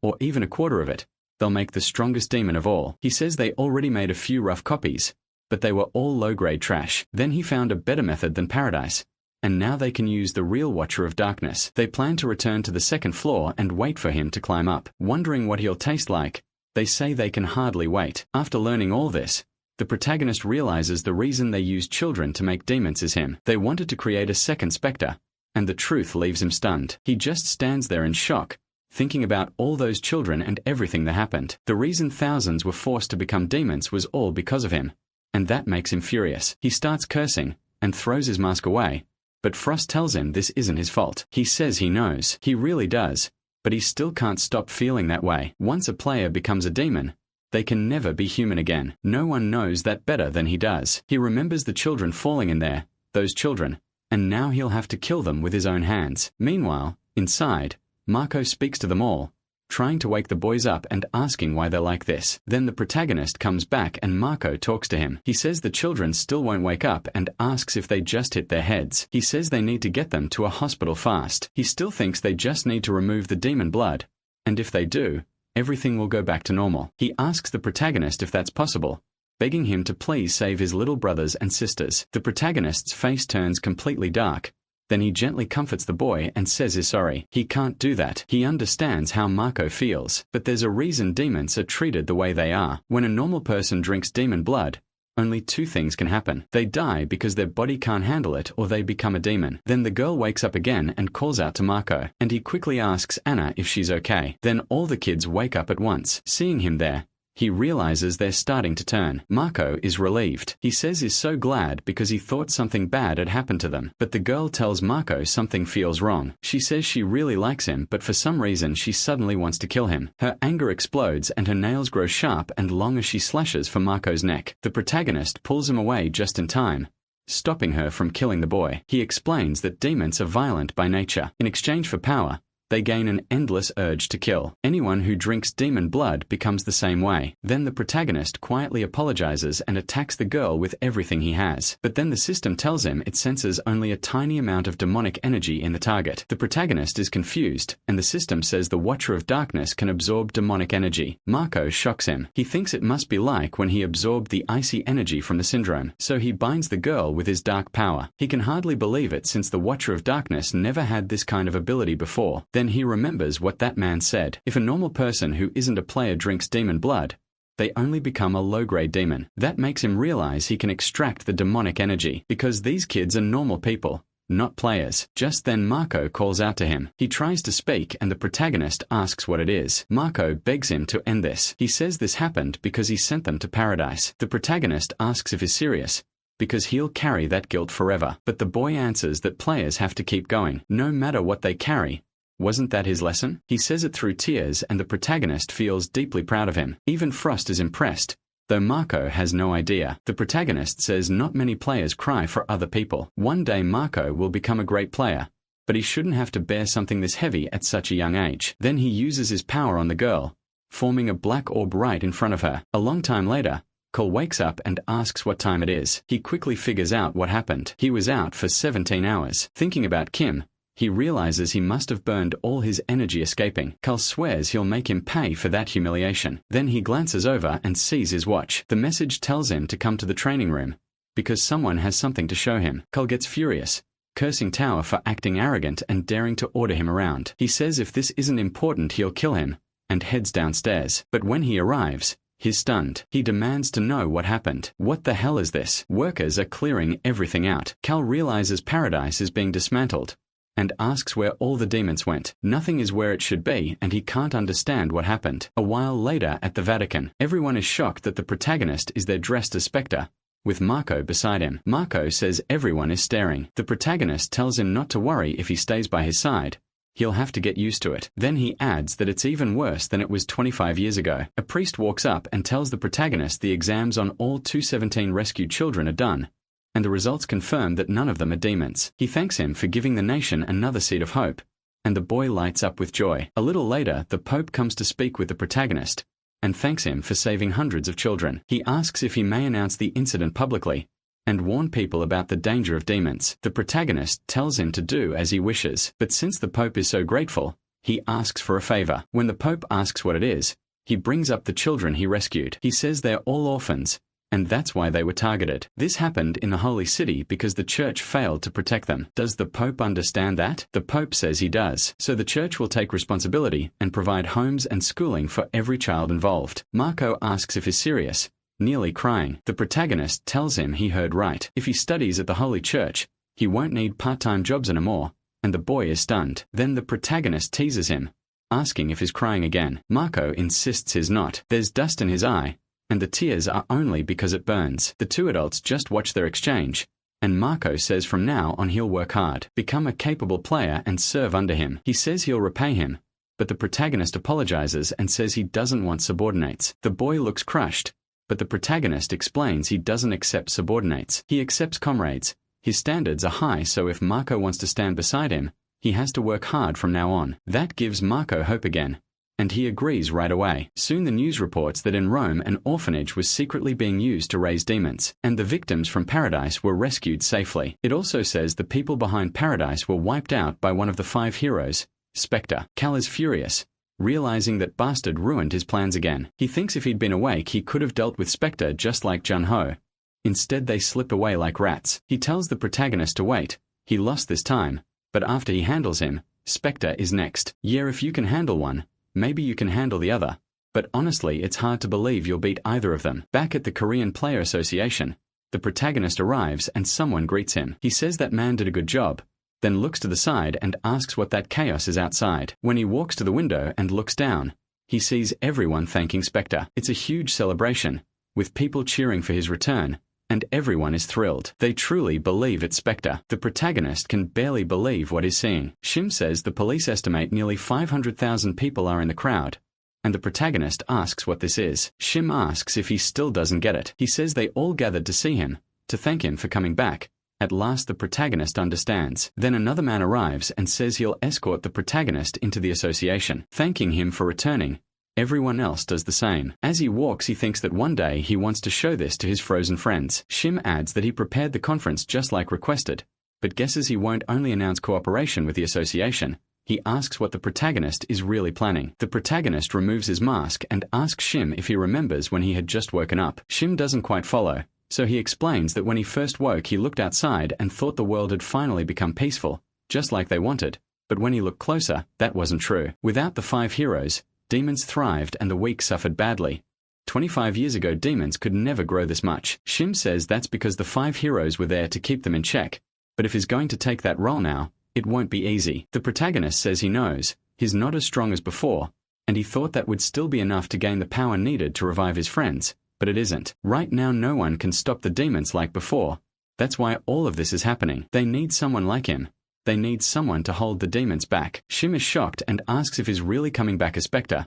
Then he asks Jun-Ho if he knows why the 9 Skies and the other anchors don't try to become the next Spectre. A hero doesn't just draw enemies. If he comes back, people will lean on him no matter what happens, and if he isn't there when they need him, they'll hate him for it. Shim tells the protagonist that he and his friends have already done enough. He can stop now, but the protagonist says he knows that and he doesn't like taking this role either. Still no one else can do it, and even if he's not as strong as he used to be, he still has influence. Trust notices he's made a huge choice and says she'll remember his courage, while he thinks he refuses to look away from reality and take the easy, comfortable path. Shim gets annoyed but says he doesn't care anymore and tells him to do whatever he wants. Then he asks what to do now, and the protagonist tells him to turn the speakers up as loud as possible, enough for Spectre's voice to be heard from the second floor. Soon Spectre's press conference is packed.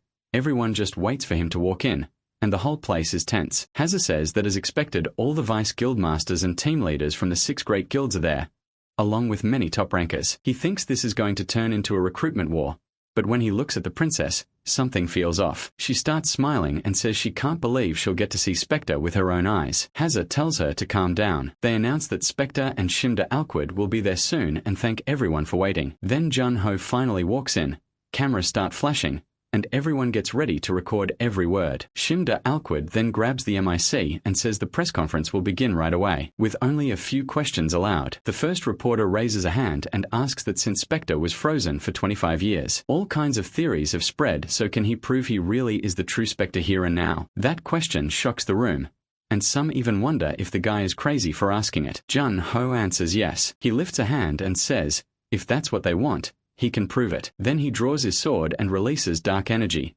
forming an aura blade that everyone recognizes at once. They can tell it's flawless. Even after 25 years, his power is still on that level, and Jun-Ho puts the sword away immediately. The reporters thank him for the demonstration. Another person asks if after the Rome incident and everything else, he'll return to the field. MC says he had originally planned to retire because when he woke up, his friend told him the world had become peaceful thanks to the sacrifice of him and his comrades. Hearing that made him proud. It even brought him to tears, and he felt relieved thinking the world no longer needed them. But after seeing the horrors in paradise, he realized he couldn't walk away. He asks if they know that over the last 24 years, more than 600 children were kidnapped and killed by demons. Everyone is horrified and asks how that could happen. Jun-Ho says nobody knew because no one cares much about the first floor, but this tragedy could have been easily stopped if players, guilds, and associations had worked together, and they still can, so demons never show themselves again. His words leave everyone tense and stunned, and the room falls silent. Then he says there's only one thing left he wants to say,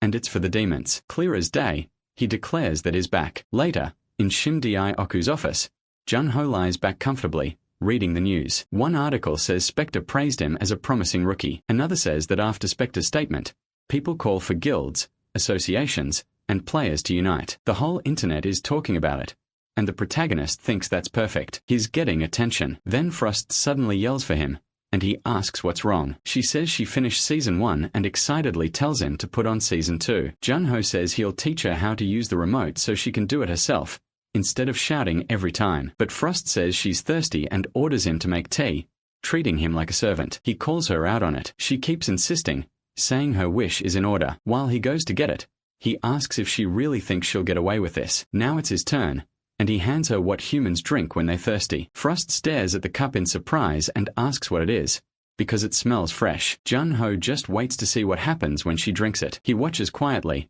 and she suddenly starts screaming and bouncing all over the room, yelling that the drink attacked her. MC bursts out laughing and tells her it's soda. Looks like her body can't handle it, and she gets completely scared of it. She says she won't forget this. Jun-Ho just says good, then tells her he's going to work and she should watch dramas until he gets back. The moment he puts on the show, her mood flips, and she grandly says mercy is a monarch's virtue, so she'll forgive him. He thinks she's easy to please. After that, he takes the elevator down. He says that after killing all the demons in paradise, he reached level 29, and his magic stat went up a little, so he thinks he can start using the techniques he used to rely on. But when Jun-Ho steps out of the elevator, Shim-Dioko calls him. The protagonist asks what it is, but Shim-Dao gasps where he is. MC says he's on the way to the training room, but Shim-Dao gasps says he should come over right away. All the team leaders from the 6th grades came to see him and are waiting for him together. Jun-Ho wonders why the 6th grades are after him and asks if they came because of Spectre. Shim-Dao gasps says no,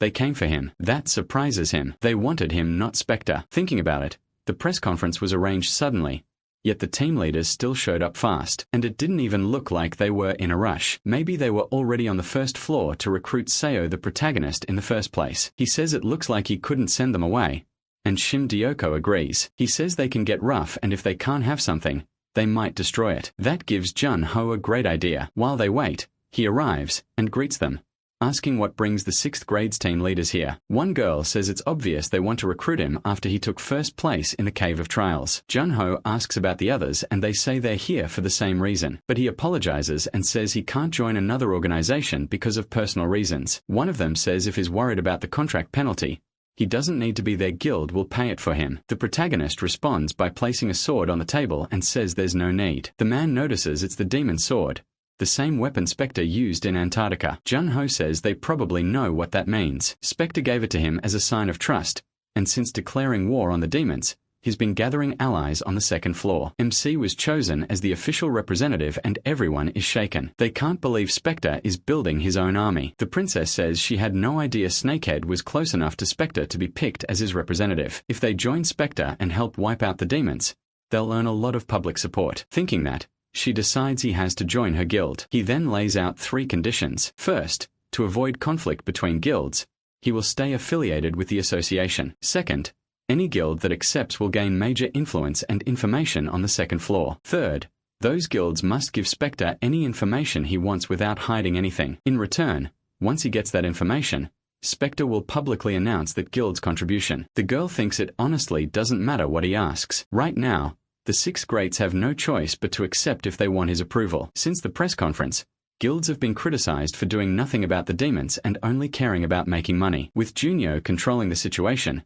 she realizes Spectre is the only one with real power here. The leaders start apologizing, saying this isn't something they can decide alone. Another agrees and says he needs to talk to the guildmaster. The protagonist says that's fine and tells them to contact him once they make a decision, because he has somewhere to be. As he leaves, they realize they were so focused on recruiting him that they got played. As long as simply Junyo is with Spectre, no guild will be able to recruit him. That means Spectre saw enough potential in MC to believe he could grow beyond even the 5 heroes, and they think that's why he was chosen as representative. After all, Spectre already proved he can spot talent. Gilbert Greengramgolder only had a D rank skill, so everyone ignored him. But one person saw his potential, Spectre. Meanwhile, the princess runs after him, calling out to him. When he looks back, he sees Gong there, and she says it's been a while. Junior remembers their last goodbye was pretty dramatic, and he didn't expect to meet again like this. She says he's right. They were supposed to meet on the 2nd floor, but the protagonist quickly shuts her down, making it clear that if she expects special treatment just because they're friends, that's not happening. She says that's not it, and she doesn't want that anyway. She only wants to ask one thing, whether he's close to Spectre, sounding totally smitten. MC says sure, but it's a purely professional relationship. She asks if he's met Spectre before, and he says he saw him at yesterday's conference, but she means outside official business. Junyo says yes, while Frost can tell he's lying way too much. Gong nearly bursts with excitement, and asks if next time he sees Spectre, he can get an autograph for her, handing him a book. He's stunned that she wants an autograph. Still, he bluffs and says he'll try to ask. She instantly asks if he's serious. Then she begs him to have it written out to his precious fan Gong Juhua, and even asks if Spectre can draw a heart. The protagonist hates that idea, and wonders how he'd even write something like that, but she says it wouldn't be him writing it anyway. Still, if Spectre says no, then there's nothing she can do,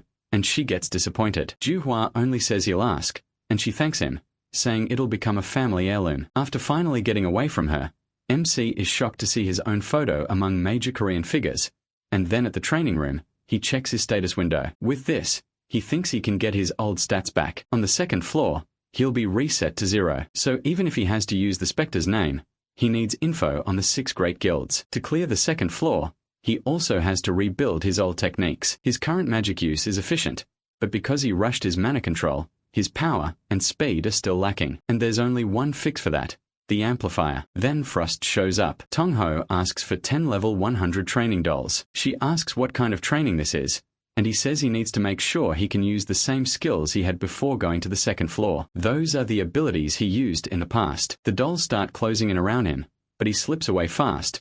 Then he strikes back and takes one down easily. Frost notices the attack was filled with magic. Tongho says it's strong, but it wastes too much mana, and he can't use it often because he doesn't have much. He's tried using magic only at the moment of attack, but that just makes him slower and weaker. So when Frost asks what he plans to do, he says he made a technique for this. It uses magic control, mental strength, and focus. He remembers when Skya helped him, warning that if even one piece is missing, the technique is useless. He has to remember the feeling of magic moving through his circuits. Tongho focuses on that feeling, the flow of mana through his body, and then he finally recreates the amplifier. With one insane punch, he smashes the dummy in front of him, and Frost is shocked by how much damage that single hit caused. She calls him amazing, and asks why he's just standing there. Tongho looks like he's barely holding himself together. He says it's backlash. Just because his body improved doesn't mean his processing speed did. In other words, his brain overheats. Frost thinks the technique is incredible, but he says that's why even as Spectre,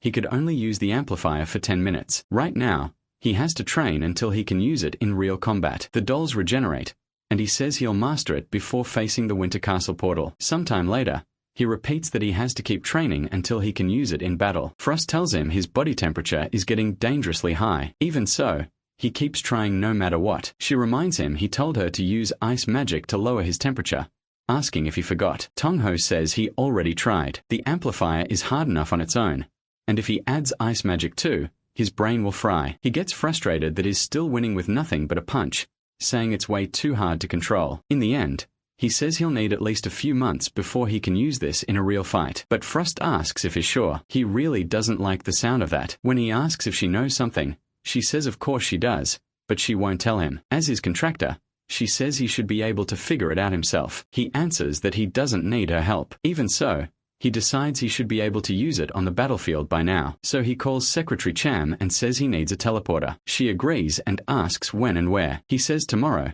and is going to Winter Castle in Antarctica. Once they arrive, the cold is brutal. Shim keeps sneezing all over the place, saying they've arrived. Jun Hao asks what happened to his big talk, since he said Shim would need a winter jacket. But Shim says he only had to bring him here, so now he's heading back. He tells him he'll pray for his success, then goes back through the portal. After that, Frost appears and says he's a pretty weak man, calling this weather perfect for a picnic. The protagonist asks what nonsense she's talking about. He has some cold resistance, and he's still freezing. The weather keeps getting worse, and Jun Hao gets ready to move. As he walks, he's surprised that this is the Winter Castle portal. He checks its info. It's a portal for level 80 or lower, with a max party of 30. The clear condition is defeating the Lord of Winter Castle, and the difficulty is brutal. He's shocked this is the portal. Even second floor players couldn't clear, and Frost asks if he needs time to prepare himself mentally. But Jun Hao says he already had enough time, and he heads straight for the portal. The moment he enters, everything changes. The ice is still everywhere frozen solid across the land. He notices the clear condition is beating the Lord of Winter Castle. But where's the castle? Frost tells him to head northwest. Jun Hao finds that strange and asks if she knows where they are. She says she does. This is the frozen kingdom of Nilfheim. In the distance, he finally sees the massive ice castle, and Frost says it's the place she once ruled. Jun Hao is stunned that this is Nilfheim. She says these really were her lands. He asks how a Winter Castle portal can exist if she vanished, and figures they'll learn more once they go inside. More importantly, he asks if she remembers anything else about the castle, and she asks what he means. He wants details: who the current lord is, how many guards are inside, and whether there's a secret passage. Frost gets annoyed and asks if he's seriously asking her to reveal state secrets. MC says it hurts when she puts it like that. Their fates are linked. Remember? They'll be together forever. That leaves her stunned. She gives in and says fine, she'll talk, so we should stop that. Jun Hao says that's why she should have told him earlier. Then she asks if he remembers the portal where she first appeared, and he says, of course, the Queen's Nest. He says he'll never forget it, and asks why. Frost explains that the final dungeon there was where she planned to summon all her soldiers from. He asks if that means the soldiers they fought on the first floor weren't all of them. She says no, they were only a small fraction, and she failed to bring all of Nilfheim's forces. Jun Hao quickly realizes how serious that is. From what she remembers, Winter Castle had 27,000 soldiers, though being inside a portal probably lowered that number. He thinks 27,000 is insane. Frost says it's possible. The only one here is Sir Keys, and he asks who that is. Frost explains that Keys Brayman is her loyal knight and the Lord of Winter Castle. People used to call him the Sword of the Kingdom. Other than her, he was the best soldier they had. The protagonist asks how strong he is, and she pauses. He asks what's wrong, hoping she's not about to say he'd last only an hour. She denies that, then asks if it would even be 10 minutes or just one. She says with a single finger, Keys could split someone like him in half. That's how strong her knight is. Jun Hao thinks that still doesn't mean he's stronger than her, but Frost asks how many times she has to say it. He only beat her because she was badly weakened. MC just nods and says he still doesn't think he needs to worry. He's sure Keys must be weakened too,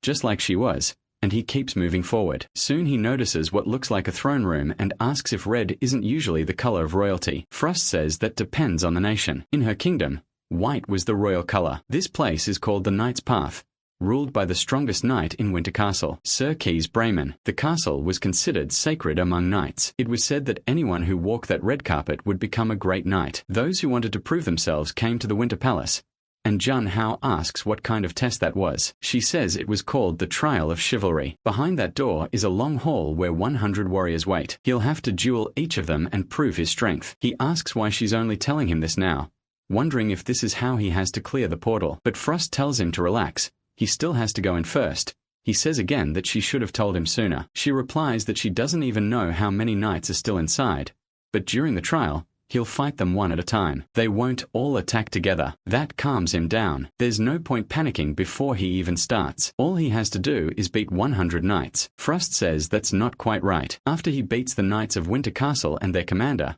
what does he think will be left? Jun Hao says the 101st enemy is probably Sir Ugly Face himself, and is ready to charge in. So he goes to the door and forces it open with all his strength. When he finally looks inside, he sees countless knights waiting for him. They stand beside the red carpet, all facing the door. Jun Hao says they look frozen and asks Frost if she's sure they are alive. She says she isn't sure right now. She can't sense anything from them. Then the door behind him suddenly shuts, and the knights come to life, moving at once, and lowering their swords into Jun Hao's path. He asks if this is starting right now. Then one knight steps forward alone. He heads up the stairs, then turns to look down at the protagonist. He announces that Arisimus of Winter Castle commands him to state his purpose. Jun Hao starts to answer, not really sure what to say, but the queen cuts in and tells him to say he came for the trial of chivalry. He asks what she means, and she says he has nothing to lose, so she urges him to just say it, and he finally gets it. The knight asks again why he came there. This time he warns, no answer means Jun Hao will be treated as an intruder. So MC says he came to prove his chivalry. The knight clearly doesn't like that answer, and sometime later, the castle is peaceful again. Jun Hao is staying in a house inside a village, eating by himself and warming up by the fire. He says it's been 3 months since they entered the portal. That makes him remember the knights shouting, all of them taking position, while Jun Hao wondered what was happening. The lead knight declared that 100 knights would test the pride of his blade, and the duels would continue until one side yielded. And he called the first fighter forward, Phil, the warrior of Nilfheim. Phil challenged him and threw his greatsword forward as if inviting him to begin. The protagonist found it kind of fun, and asked if this was how knights did things. He liked how direct it was, so he drew his own sword too. Phil shouted for him to come, and the duel began. Jun Hao says none of those knights were weak. If they were players, they'd be at least level 100. They didn't have player powers, but their skill was almost flawless, and each one used a different weapon aura. That made him wonder if they might actually be more dangerous than players. As he eats, he says he never imagined there were so many kinds of aura, and the queen asks what he means. Jun Hao explains that players usually use one kind of weapon aura, strong magic wrapped around a blade like fire, but the Winter Castle knights use all kinds, spinning like drills, sharp like spears, and more. Then he asks if Nilfheim has a player system, and she says of course not. So he says they probably can't even see their own stats, and she tells him obviously. MC thinks that without player skills or stats, those knights still reach the player's castle through pure training of body and magic. They're unbelievably persistent. The queen asks if he learned anything about his weapon when he used sword aura. She asks if that even matters, saying aura just needs enough magic power and understanding. But she explains that knights aren't defined by the weapon they hold. What matters most is the pride in their hearts. Each knight found a weapon they truly mastered, and shaped an aura that fit both that weapon and their fighting style. That gets Jun Hao thinking about finding something that truly suits him. Because of his weapon master skill, any weapon is easy for him to use. He only stuck with a sword because he was used to it, so he never had a reason to ask what fit him best. He thinks maybe it's impossible now since he already has a sword aura, but she says that's not true. She compares him to a cup full of clear water, and asks what happens if you add something else. He says the color changes. She says exactly that means he can become whatever he wants. That's his current state. Jun Hao says alright then, that will be his goal in this portal, which she finds a little strange. He decides to learn more about weapons and create a new sword aura. After training for 3 months, he's ready to go back. The knights notice his return, and tell everyone to get ready for battle. The first opponent steps up right away. Jun Hao sees him unleash a powerful tornado straight at him, but this time, he knows it's not like before, and faces the attack head-on. Now he stops the tornado with the greatsword he's using. Even after taking the hit with the claymore, the shockwave still makes him shake, but now he charges in. He says that technique is his now, and fires back using his dark energy. Everyone is shocked that he copied Phil's move so fast.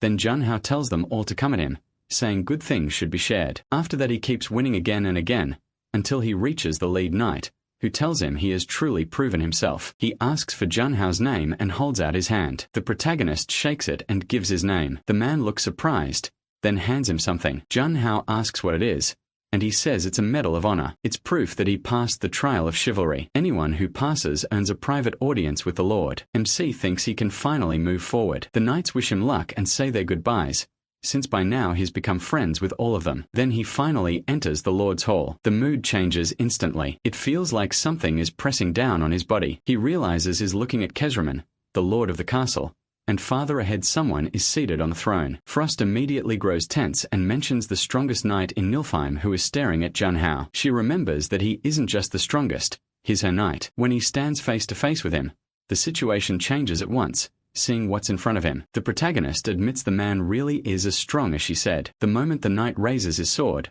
aura floods the whole room. Frost says Circa seems to know MC is a player, and MC agrees based on the pressure coming off him. Frost wonders if they should begin. He starts spinning a spear and points it at Kiss, who takes a defensive stance. Then the two start trading blows until he releases several attacks at Kiss, who blocks every one of them with his sword. Junhao is shocked that he did it without even trying, so he activates the amplifier at the tip of his spear. Frost warns that opening with a move like that is too much, but the protagonist says he can't hold back against him, and asks how long he can use the amplifier. She says right now, about 1 minute and 2 seconds. So MC tells her to start counting as he rushes in again. Their weapons clash once more, in a pure contest of strength, but Junhao's spear starts to break, and is thrown back into the wall. Frost gets worried about him as he hangs there like a bug, and Junhao sees the spear snapped in two. He realizes this won't work. The gap in weapon quality is just too big, so he jumps up and grabs another weapon to charge the knight again, while Kiss watches to see what he'll do, then starts walking toward him as the pressure builds. Junhao asks what that smoke is, and the queen says it's Kiss's ash mist. The mist itself isn't special, but because it blocks his vision he can't read Kiss's movements, and that makes his attacks even more dangerous. The protagonist really can't see a thing, and the queen keeps counting down. He realizes time is against him, so he'd better turn off the amplifier now. Once he does, he can't see Kiss anymore, but he can still feel a piercing stare. He wonders where he is.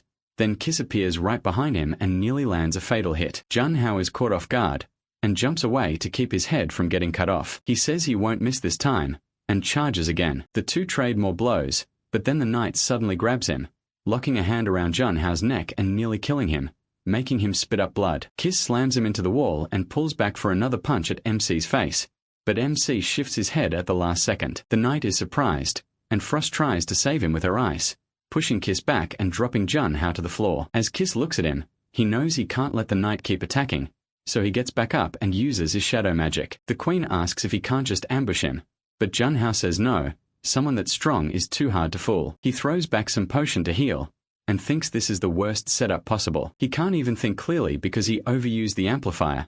That mist is a huge problem. Kiss not only has better stats, he also controls the battlefield. Still, the protagonist desperately tells himself it's time to turn this around. Kiss notices MC blending into the mist and finds it interesting.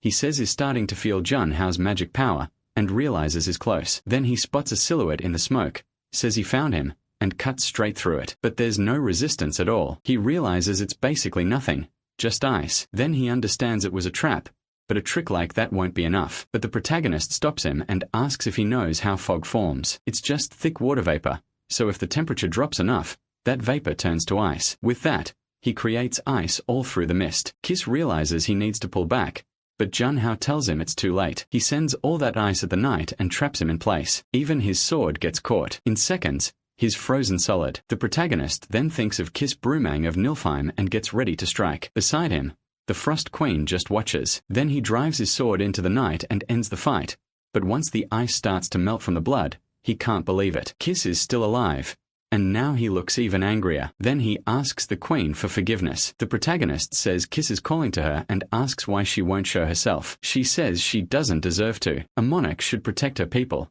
and the knights of the Winter Castle were also people of Nilfheim, but she failed to save them. He asks what she means, and she places a hand on Kiss, telling him to remember. This is what it means to be weak. He dies in tears, and she says crying alone with no one to help you is the only thing the weak are allowed. Sometime later, he clears the Winter Castle. As a reward, he gets the arsenal key. Part of his stats recover, and limit break raises them even more. He also clears the secret mission, Prove Your Chivalry. His weapon mastery goes from A to S, and he admits the rewards are huge, which makes sense after spending 3 months there. Thanks to limit break, his stats rise again, and he can feel the difference. Seeing him grin like that, the Queen gets uneasy. She says his smile bothers her, then tells him to come see his real reward, so he heads to the arsenal. He unlocks it with the key, and the moment he sees what's inside, he's stunned. This place really is the Winter Castle's arsenal. Then he learns that once he picks a weapon, he'll be teleported out. That shocks him. He only gets one.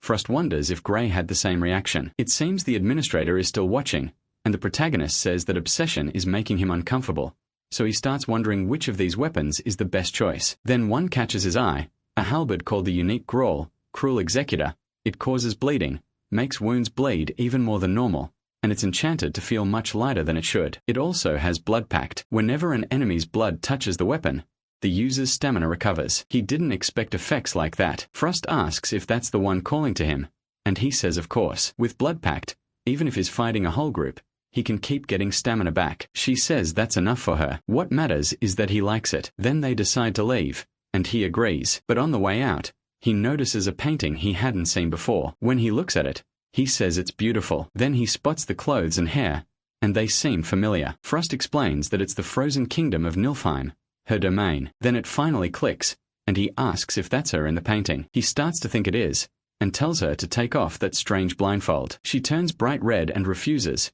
telling him to stop talking nonsense and just leave. Meanwhile, back at the association building, the protagonist is being treated. He thanks them, and Miss Sid just stares at him in shock. She says she knew his return would be awkward, but right now he looks like a beggar. He asks if it's really that bad. She says no matter how he looks, she's just glad he came back safe. While they talk, everyone around them is whispering about him. They say he cleared 3 incomplete gates in 3 months, and they can hardly believe he is from the same association as everyone else. Chark says he must be exhausted, and offers to take him home. Then she leads him out. On the way, she apologizes and says she should have taken him somewhere quieter. He tells her there's nothing to apologize for. He vanished for 3 months, so their reaction makes sense. But she says that's not even the worst of it. While he was inside the gate, complaints kept piling up. Requests, sponsorships, and commissions stopped coming in. Some sponsors even demanded their money back, and the president had a hard time. Still, she says there wasn't much they could do, since he was the one who built the association's reputation. Even if people hate them, they can't stop.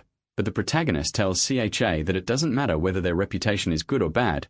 They don't need to care about what people say. She asks if that really doesn't bother him since everyone changed in just 3 months. If it were her, she'd feel hurt and start wondering why she should keep fighting. But he says she has him all wrong. He never fights for other people's approval. He's fighting for his own goals, and if that disappoints her, then that's the truth. But she says she's not disappointed. She thinks is right. Maybe she should have started living like that sooner. She feels dumb for not seeing something so obvious. That finally helps him relax, and he even agrees, teasing that she can be pretty dense sometimes. She immediately asks what he just said. The mood lightens right away. Then he says she must be way too dense to remember her actual job, like delivering the message from the 6th grade. She instantly says she's leaving, and he hurriedly tells her to wait. Somewhere else, a man heads to an important person's office. He's told to come in and explain himself, and he says they've received a message from Spectre. They note that 3 months have already passed. When asked what Spectre said, we see it's Shin So-hyun, master of the Akbei Guild,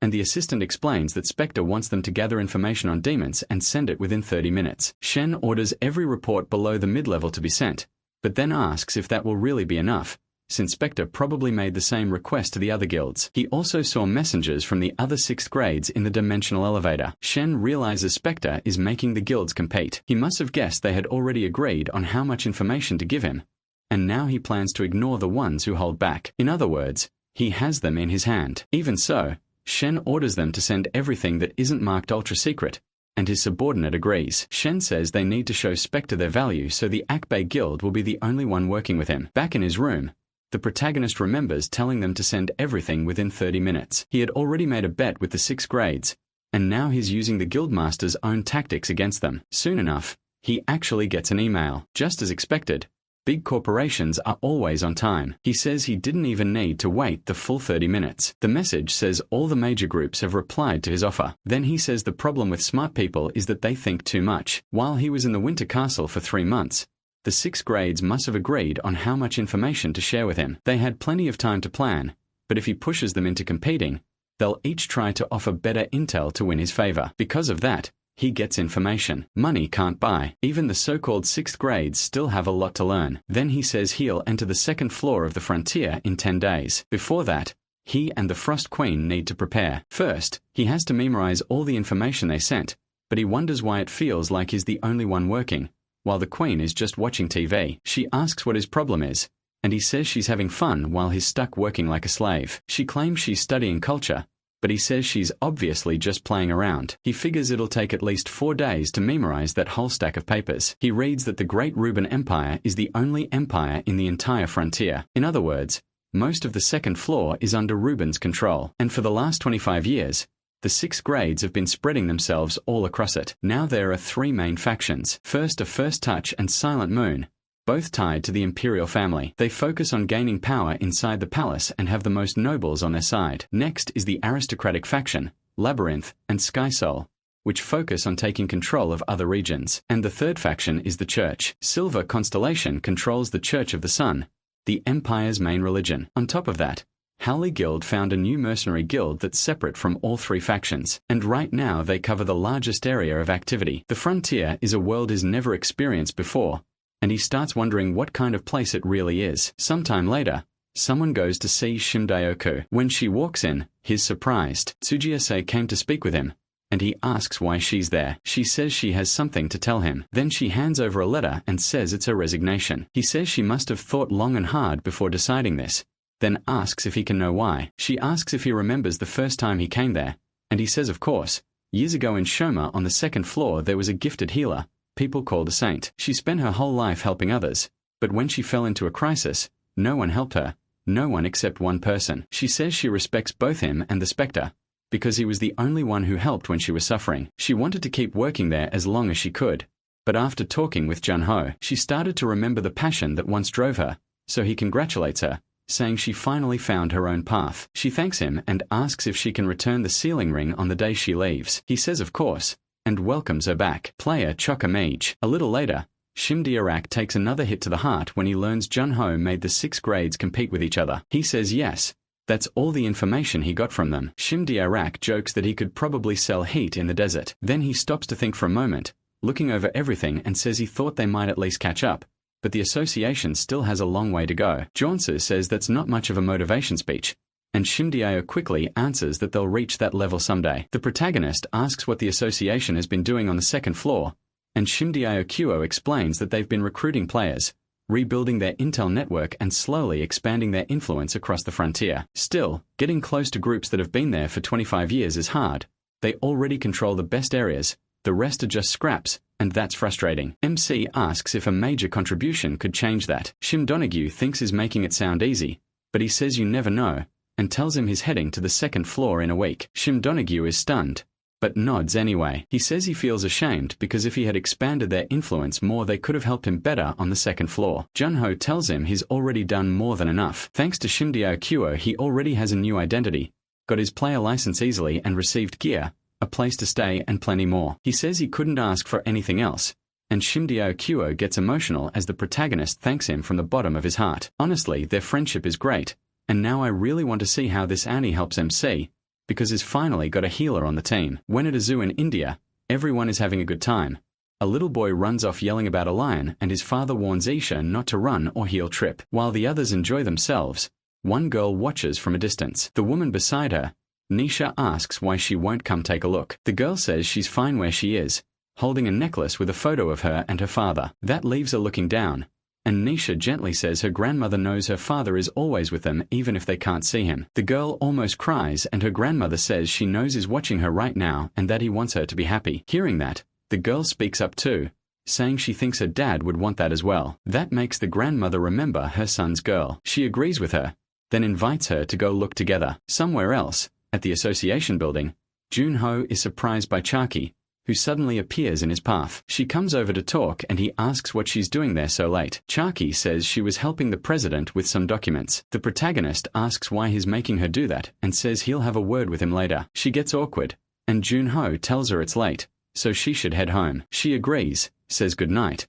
and as she leaves, he watches her go. Then Shimdio Koguru asks if he still hasn't left yet. MC asks if he's been making his secretary work this late. Shimdio Koguru is confused at first, then remembers she asked him to keep her resignation secret, so he tells him not to worry about it. He adds that the protagonist came at the perfect time, saying he forgot to give him something earlier and tells him to take a letter. Junho asks if it's a memo, then asks what it actually is. Shimdio Ki says it's Arthur's address, and MC asks if he means the boy. Shimdio Ki says yes, and tells him he should meet Arthur and help him out. He wonders if Arthur will even remember his face, but as he steps into the elevator, Shimdio Ki stops him with one more question. Will he go see him as Spectre? Junho says he'll think about it a little more, then leaves Shimdio Koguru behind. Sometime later, the protagonist says he's hungry and that he should have stopped by a convenience store earlier. As he leaves the building, something is watching him from far away. It's that dangerous guy himself, thinking that Junho finally showed up. Soon after MC comes out of the convenience store, he notices something, a cat in front of him. He apologizes to it, saying he didn't buy anything. The cat instantly drops the cute act and bolts. Junho notices it's way too smart, but when he looks ahead, he spots a strange man standing in the shadows, watching him. He says he barely sensed his presence. He must be a very high-level player. Cole asks if they should move somewhere else, saying Junho probably doesn't want to fight in a place like this. The protagonist agrees. Then he brings up Final Horizon, saying he thought it was a weapon made for long-range precision shots. So if Cal is an archer, why step right in front of his target? MC asks if he's sure he isn't making a mistake, and apologizes to Cal, Sr. Cal is impressed that Junho knows who he is, and says that makes things easier. Still, he thinks about his point. Normally that would be true, but only if both sides were evenly matched. Then he raises his bow and prepares a shot. The protagonist immediately thinks of the people still inside the convenience store. Cole tells him to come along while he's still being nice, unless he wants to watch them all die. Junho has no choice, so the two head to a deserted place where they can settle things in peace. The weirdo starts by praising MC for following him instead of running. That took guts. Then he gives him two choices: put on magic sealing handcuffs and come quietly, or hear the second option. Junho already says he doesn't like the first one and asks for the other. Cole answers that he'll cut off his legs and drag him like a dog,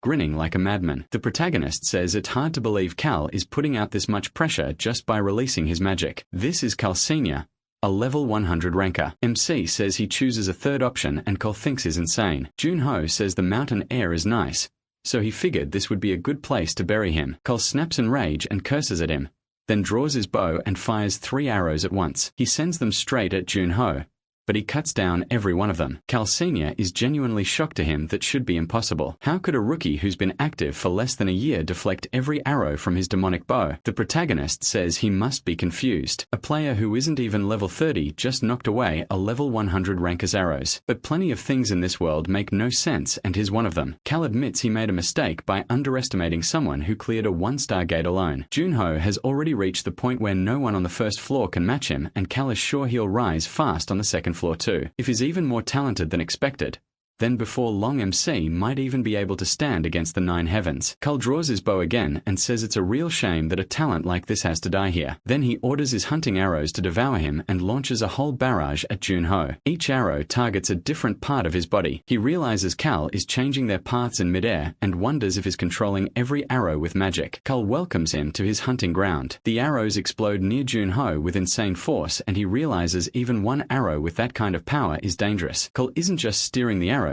he's filled the whole area with his magic, making it hard to move. It feels like fighting underwater, and if Junho gets hit even once, he won't have a chance to win. So he uses enhancement while waiting for one arrow to come straight at him, and he deflects it. Cal is shaken again because his hunting arrows are getting knocked away by a rookie who's only around level 30. Now Cal gets it. His senses were wrong. While avoiding direct combat, Junho proved he isn't some lucky beginner. He's someone Cole has to fight with everything he has if he wants to win. So Cole gives a small smile, saying he won't hold back anymore. He unleashes his full power and spreads his magic field. The protagonist is thrown off because Cal's energy had been wild like a storm, but now it's suddenly calm like he stepped into the eye of it. Cal Sr. tells him to take it as an honor, because this really is goodbye. As he uses the violent dragon arrow, a single shot he aims at Junho. It flies out like a dragon with its jaws open, ready to swallow him whole. The boy faces the arrow head on. Then the blast hits him and the power is insane. Cal Sr. waits to see what happened, but then he realizes something is wrong. Instead of the result he expected, freezing mist spreads out. He stares at it confused, wondering what kind of ice magic this is. Then the protagonist uses his cloak of darkness, filling the area with night magic. Seeing that, Cal is shocked. He has two attributes, so he'd been hiding his real power. He has darkness too. That can't be possible. It makes him just like Cal. The protagonist says he honestly only wanted to show his ice ability, but with things like this he has no other choice. He can't leave any witnesses alive. As his skill wraps around Cal, he thinks he has to kill him now. Cal says he really doesn't plan to reveal who he is, so he'll force it out of him. Right after that he opens his inventory and pulls out a huge number of spears, saying one hit is all it will take. Those spears combine into a bow and aim at the protagonist. Sal Junho activates enhancement. He knows if this drags on his brain will burn out before he wins. So the answer is simple. Kill Cal before the arrows fire. He gets ready to charge, trying to force the fight into close range. Cal says is rushing straight at death and unleashes a torrent of petals. He says that hellish rain will leave nothing behind. But then he freezes in surprise.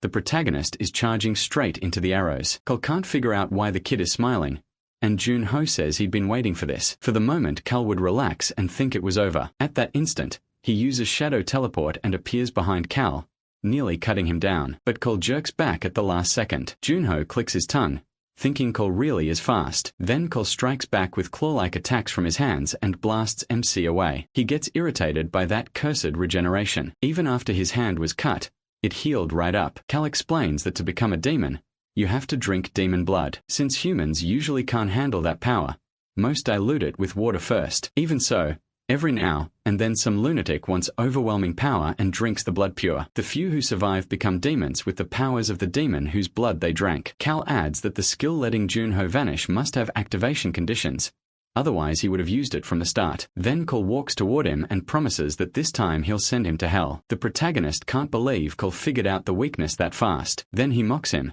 saying he's been in hell ever since he saw him. Cal answers that if he puts on magic restraining cuffs right now, he'll let him live. Junho just smiles and tells him to put them on his own mother. Cal snaps back that if MC wants to kill him, he should aim for the neck. Then the protagonist braces himself and leaps at Cal. Cal figures the kid is really tired of living.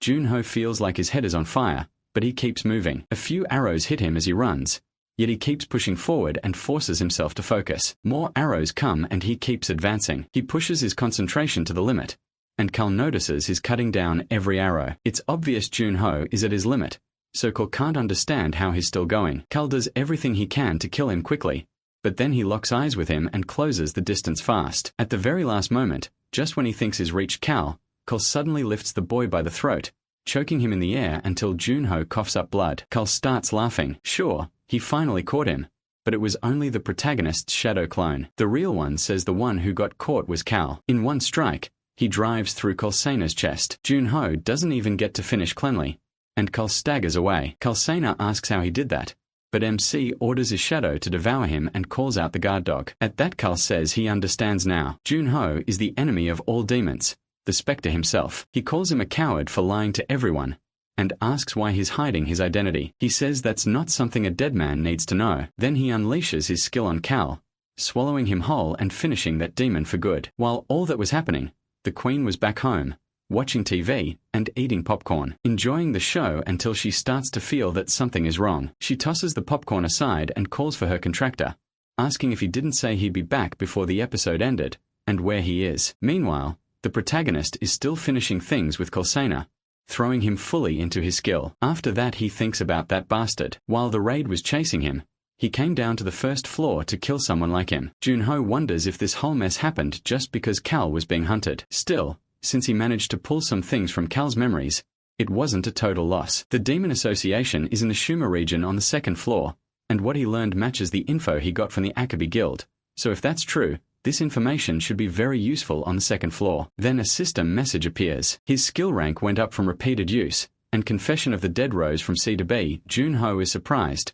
because now he can see things he couldn't before, but the skill still can't be used again on a target whose memories were already read, and he thinks that, just like he expected, It won't be easy. Then he decides he should grab Final Horizon before heading back. But when he picks up the bow, a crushing pressure slams into his whole body. He's shocked. Someone already arrived. It's Kim, the sword saint of the 7 heaven among the 9 heavens. Kim says he was sure Carl was still on the 2nd floor from Seina's memories, but he tracked him all the way here. He's fast. Then Kim draws his sword, saying he didn't expect him to come down to earth. He says it became a real problem when his sense suddenly vanished from the 2nd floor, but the protagonist has no idea what he's talking about. Kim says the disgusting smell of demon coming off his body mixed with incense can never be erased, and says he won't let him escape this time, thinking Junho is Seina. The protagonist can't believe it. That thing in his hand is giving him away, and Kim is mistaking him for Seina just because he's holding Final Horizon. MC tries to explain there's been a mistake, but while he's talking, that lunatic just pulls out his sword and attacks, saying he won't fall for tricks again. Junho gets seriously scared, and Kim says he won't make the same mistake twice, so he realizes Kim has no intention of listening. Annoyed, he says he killed Seina.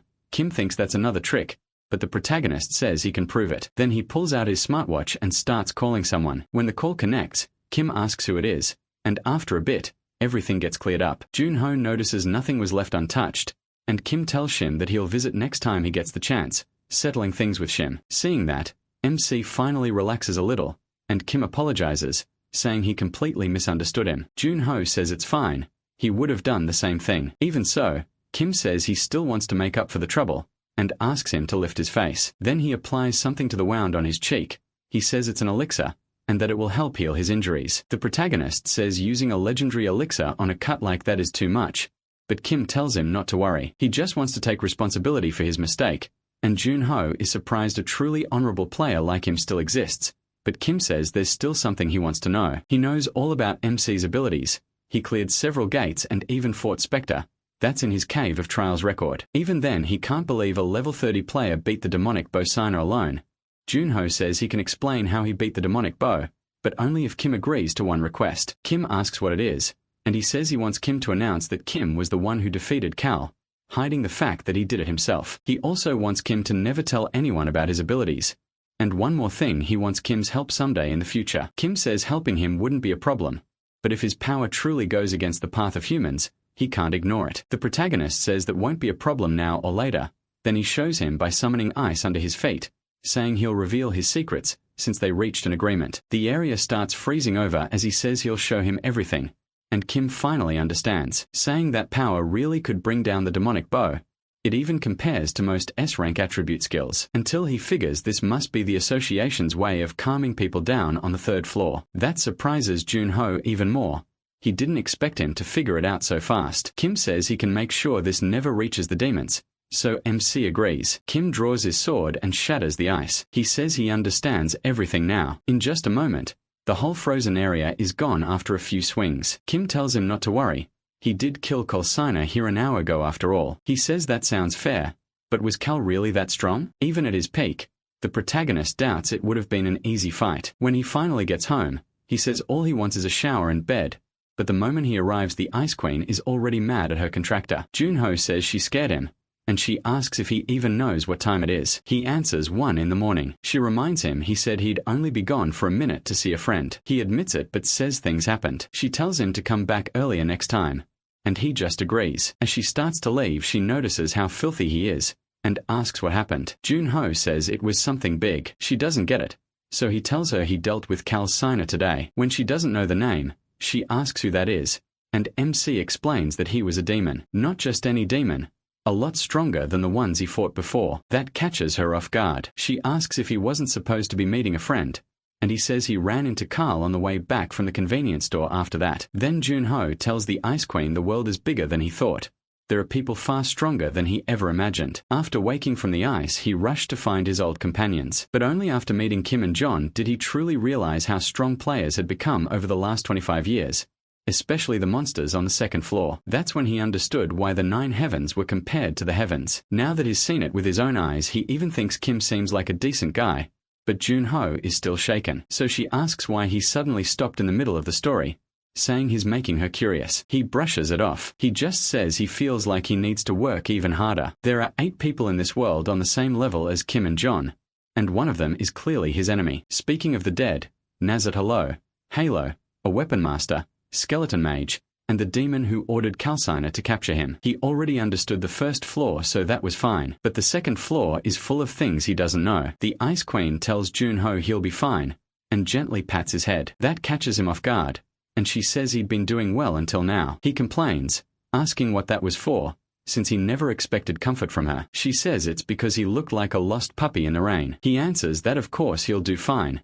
He's the strongest being in this world. She tells him not to be so full of himself, but then he says he should probably leave earlier tomorrow. She asks why and what happened this time. He says there are some people he needs to say goodbye to before heading to the second floor. Meanwhile, Kim is with a girl and she demands an answer from him. He asks about what. She asks if he remembers what his mission was, or if he forgot over the last few months. Kim says there's no way he could forget. She mocks him, saying the great young sword saint of the super elite couldn't possibly forget his mission. Then she asks where Final Horizon is. This is Sun Shao, Guildmaster of Silent Moon, and Kim doesn't even know what to say. She starts stomping her foot and tells him to say something. He did kill Sanya, and it was all over the news. Kim admits it. Yes, he took him down.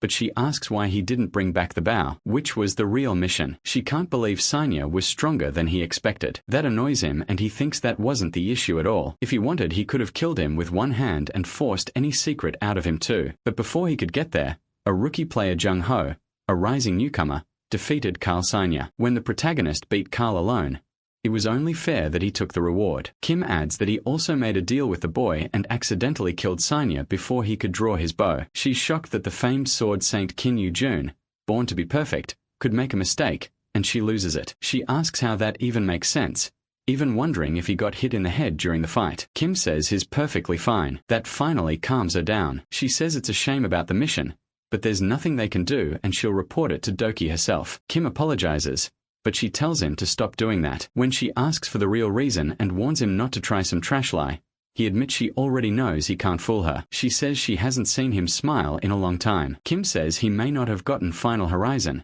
but he found something much more valuable. She asks what it is and he thinks for a second. Still smiling, he says the future. If he means June, then sure, he's really someone from the past, but is also the future at the same time. After that, MC heads to another place to see his old people one more time. He speaks to them, saying it's been a while. When he gets there, a system message pops up. It's the same problem as always. His magic stats are still too low, but the wording is a little different now, so he thinks he may be getting closer. He asks the Ice Queen about it, and she says she understands. Junho asks what she means, joking that he didn't leave Trisha behind or anything. He can't believe she's actually pitying him, and she gets annoyed. But he realizes she's softer than he thought and tells her to stop dancing around it. Just say whether they are alive or not. That's all she needs to answer. She says they are, but if he wants to break that seal, he'll need to become much stronger. Junho simply nods. Then he tells her it's time to go. She looks surprised and says he'll be leaving Earth soon. So wouldn't it be better to stay a little longer? He says it's fine, and adds that he'll visit Shindioku and Noya before going to the second floor. That's enough for him. He says it won't be too late to see those guys again once they can meet the right way. He won't be gone that long anyway. After leaving, June catches a flight to another place. He arrives at an artificial island in the Pacific Ocean. The protagonist says they almost missed the flight. He can't believe he made someone wait 7 hours, and Noya's energy feels strange. The old man tells him he'll be fine until Junho comes back, so there's no need to worry. He knows MC will do well no matter where he goes. While he gets nostalgic, the Ice Queen freaks out, asking if humans really built this place. He says yes. It's an artificial island made by people. She happily says Earthlings are amazing. The protagonist walks to the elevator and says this must be the dimensional elevator. She says she can feel people staring at him, but Junho says he expected that. Then a man approaches and asks if he is player MC. He says the association told them he would arrive, and he has a few warnings for his stay on the second floor. First, once he reaches the frontier on the second floor, he'll be in the Rubum Empire. Its nobles are very powerful, so he should never challenge them. Second, he obviously needs to watch out for demons but also for other players. Outside the association's reach, plenty of people use that freedom to commit crimes, so he should stay on guard around everyone. Junho thanks him for the warning, and the man wishes him luck. The protagonist notices the elevator isn't as big as he expected. At most it can hold around 12 people. He figures all he has to do is press the button for the second floor. The second he does, it shoots upward at insane speed. The Ice Queen panics even more than he does. He never told her the walls would turn transparent. Seeing her reaction,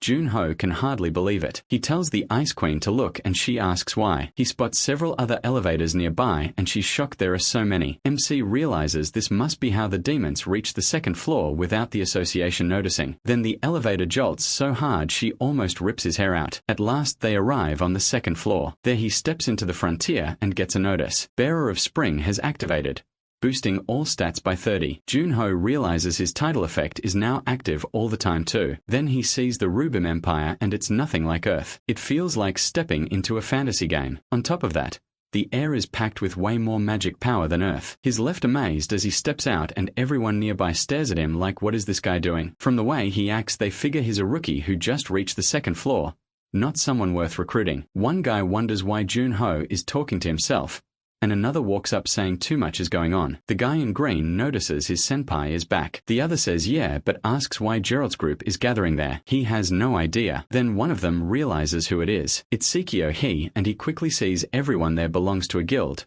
Right away, he smacks the younger guy across the face. They need to recruit Junho to their guild right now. While they argue, Gong Juho steps in first. She says she can't let him do that, because she's going to be the first one to approach that big-headed guy. If anyone is recruiting him, it'll be her. Meanwhile, Junho is acting like a country kid, amazed by the magic in the air. The queen warns that people will think he's crazy, but he doesn't care.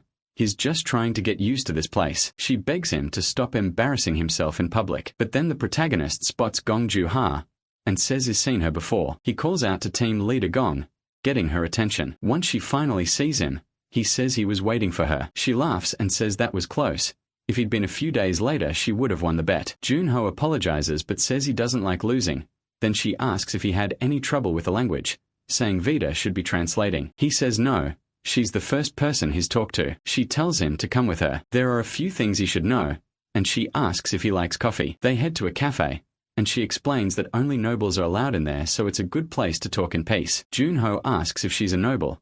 She says she's a baroness without land but still a noble. He realizes he couldn't have entered without her. She says obviously, then asks what he thinks of the coffee. He says it's good but asks if it's just an Americano. She explains they also have popular things from Earthia, but then she moves to something more important and asks for his first impression of the frontier. He says it feels completely new. He can tell they're not on Earth anymore. To him it feels like a fantasy world, and he admits it'll take time to adjust. She asks if he's ever thought about this before. What would have happened if humanity hadn't stopped the gates 30 years ago? Or if people had failed to fight the monsters that came through? Junho says he doesn't know, but it probably wouldn't have ended well. Gang Ju-ha tells him that in the frontier that already happened. 100 years ago, this place was also full of gates, but they couldn't stop the monsters, and humanity was wiped out. Much later the gates vanished, though some monsters still remain. Ju-ha is shocked to learn he's in a ruined world. Then Gang Ju-ha shyly brings up what she asked him for the last time they met, asking how it went. He asks if she means the Spectre photo. She lights up saying she loves Spectre, especially the little heart he added. MC is glad she liked it. Then she tells him to take this. Since he won the bet, she's giving him a gift. He jokes that it's a love letter, but she says it's actually a letter of recommendation. They will let him share a meal with Viscount Rocio of the Malivio territory, and Junho is surprised by that. But she says it's more than a meal. If the Viscount likes him, he might even give him a mission. He asks if it's like in games, and she says exactly. Complete requests from the people living here and you get rewards. That's why everyone tries to get close to nobles for better ones. She adds that the easiest way to travel to another city is by teleport gate, but he probably can't use one yet. When he asks why, she tells him to check his status window. She sees that everything is up by 30 thanks to his title, but another status catches his eye. Tourist. She explains every player starts with that status, and can only stay for 90 days. If he works hard on missions, the Adventurers Guild will give him an ID card.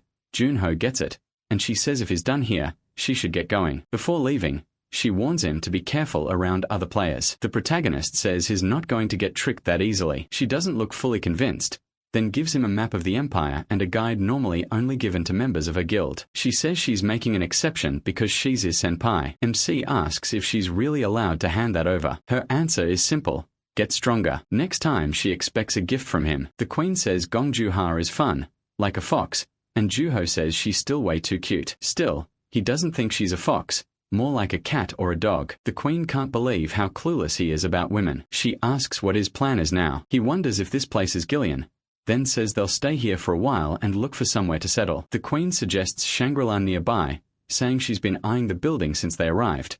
but the protagonist says he's staying somewhere else. When she sees it, she realizes it's a rundown tavern. Junho says it's called Resting Do and asks if that isn't cool. What they need now is raw information from all kinds of people. She says Shangri-La probably has plenty of people too, but MC says he needs the rough kind of info totally raw. A little later, a man chases down a boy saying there's nowhere left to run. He corners the kid who says he has nothing and asks what he did to deserve this. The man says it should be obvious.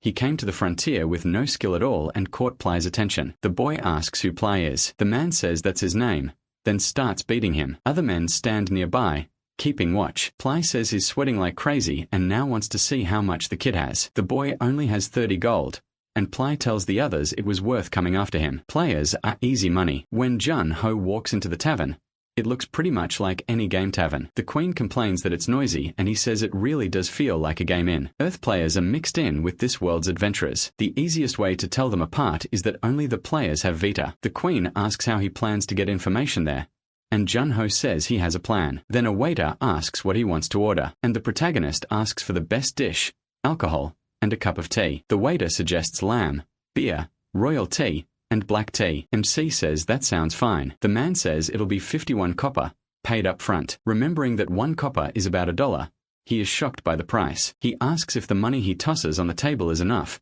dropping a pile of gold coins. The waiter says that's gold, not copper. Jun-ho is stunned and says it's his first time here, so he got mixed up. The waiter says he'll take 1 gold coin and bring back the change, but warns him it's dangerous to flash that much gold in public. The protagonist says he'll remember that, thinking about the 1,000 gold coin Shindyoku gave him before he came here. The queen asks if he was trying to show off. He says no. Team leader Gong already taught him what things are worth. It's just that people here get drawn in by money. One of them walks up to Jun-ho and slams a hand on the table. He asks why they don't have a little talk. After a moment, the man gets straight to it and says he's interested in MC's money. So why not continue this somewhere private? Jun-ho notices he's the strongest person in the tavern, while the queen says he still looks pretty weak. He agrees and tells him to lead the way. The man thinks his boss was right. Players really are idiots. But once they get outside, the protagonist starts destroying all of them, even grabbing one guy's arm and using it to smash the others around like the Hulk. After that brutal beatdown, the bald guy is terrified, saying this is bad, really bad. But Jun-ho stops his fist right in front of the man's face and asks if they've had their talk now. The guy hurriedly says yes, so MC orders him to kneel and starts counting down. The man instantly drops to the ground in front of him. The queen says they're incredibly weak, but he says now he's going to talk. Shrento tells him to spill everything, including where his boss is. The man tries to claim he doesn't know anything, but the protagonist lets his bloodlust leak out, making it clear he'd better tell the truth. The man finally says his boss should be at the betting house. After a while, MC heads to the gambling house where that boss is supposed to be. The second he walks in, he starts coughing.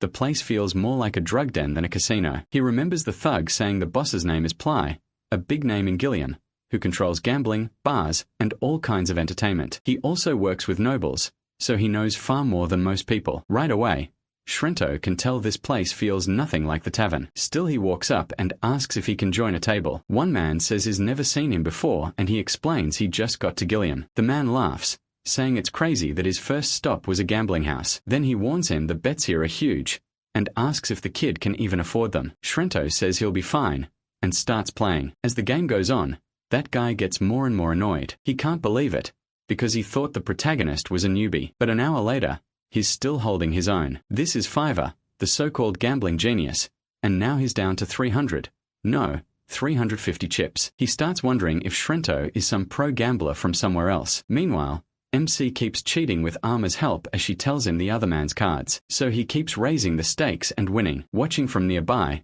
the bald man can tell he is good. He wonders if this is just luck. It's his first time seeing Fiverr lose like this. Now he wants to know who Shrento really is, because this kid looks too skilled to be normal. Another man isn't buying it, and asks if they're sure he's not cheating. Annoyed that someone is messing with his money, he orders his butler to bring the protagonist to him. By now, Fiverr is getting desperate, since he's about to leave with nothing he can do. He asks that an employee clearly setting something up, and Arma warns MC that the table is working against them. They're trying to cheat him now.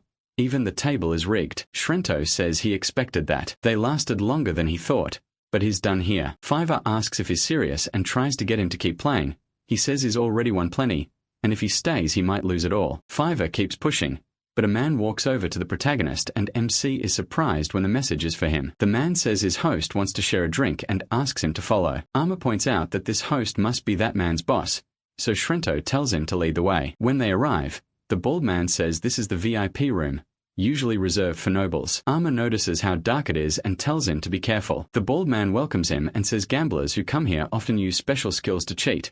Then he asks if the protagonist knows why he still lets them in. It's because he's confident he can always take his money back. He adds that MC is already well known here, and even recognizes him as MC. The MC is surprised the man knows who he is.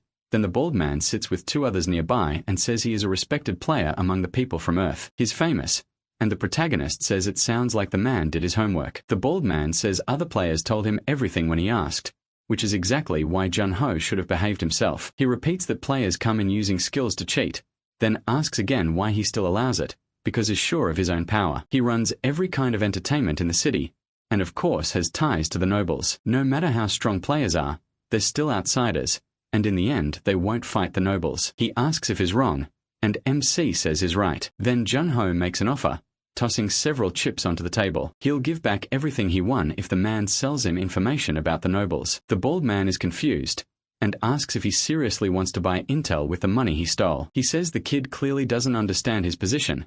Taking the money back by force is easy, and his men rush Jun-ho. The protagonist says he was trying to handle this peacefully, but now it looks like that was a waste of time. As the men attack, he simply dodges, then suddenly charges in, grabs one by the face, and slams him into the floor. After that, everyone in the room gets wrecked, and Jun-ho says they should have listened while he was being nice. The bald man curses and demands to know what his men are doing. MC bends down, picks up one of the chips, fills it with power and flicks it into two men's faces, knocking them out with ease. He says people always need a beating before they listen, but the bald man tells him to calm down while aiming a huge revolver at him. Jun-ho is surprised to see a gun. The bald man says it's a deadly weapon players love to use. He orders him to leave the chips and get out. If he does, he'll let him live. He asks again about the nobles' information, but the bald man asks if he really thinks he's getting any. He tells the kid to leave while he's still being allowed to live, but Jun-ho wraps the man's hand with shadow power and steals the gun before he even notices. The protagonist says that while he's being allowed to stay alive,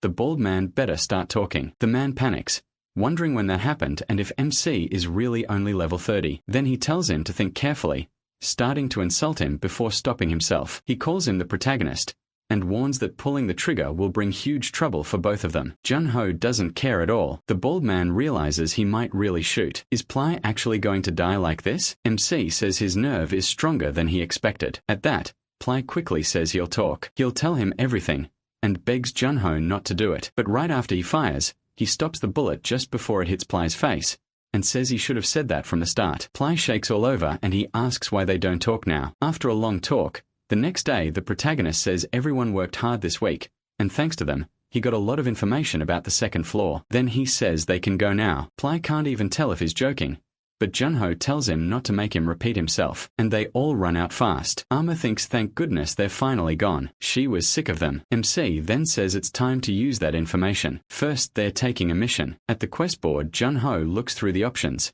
wanting something that will help him practice hunting. He picks the whip wolf hunt and says this one looks good. The hunting competition starts in 10 days.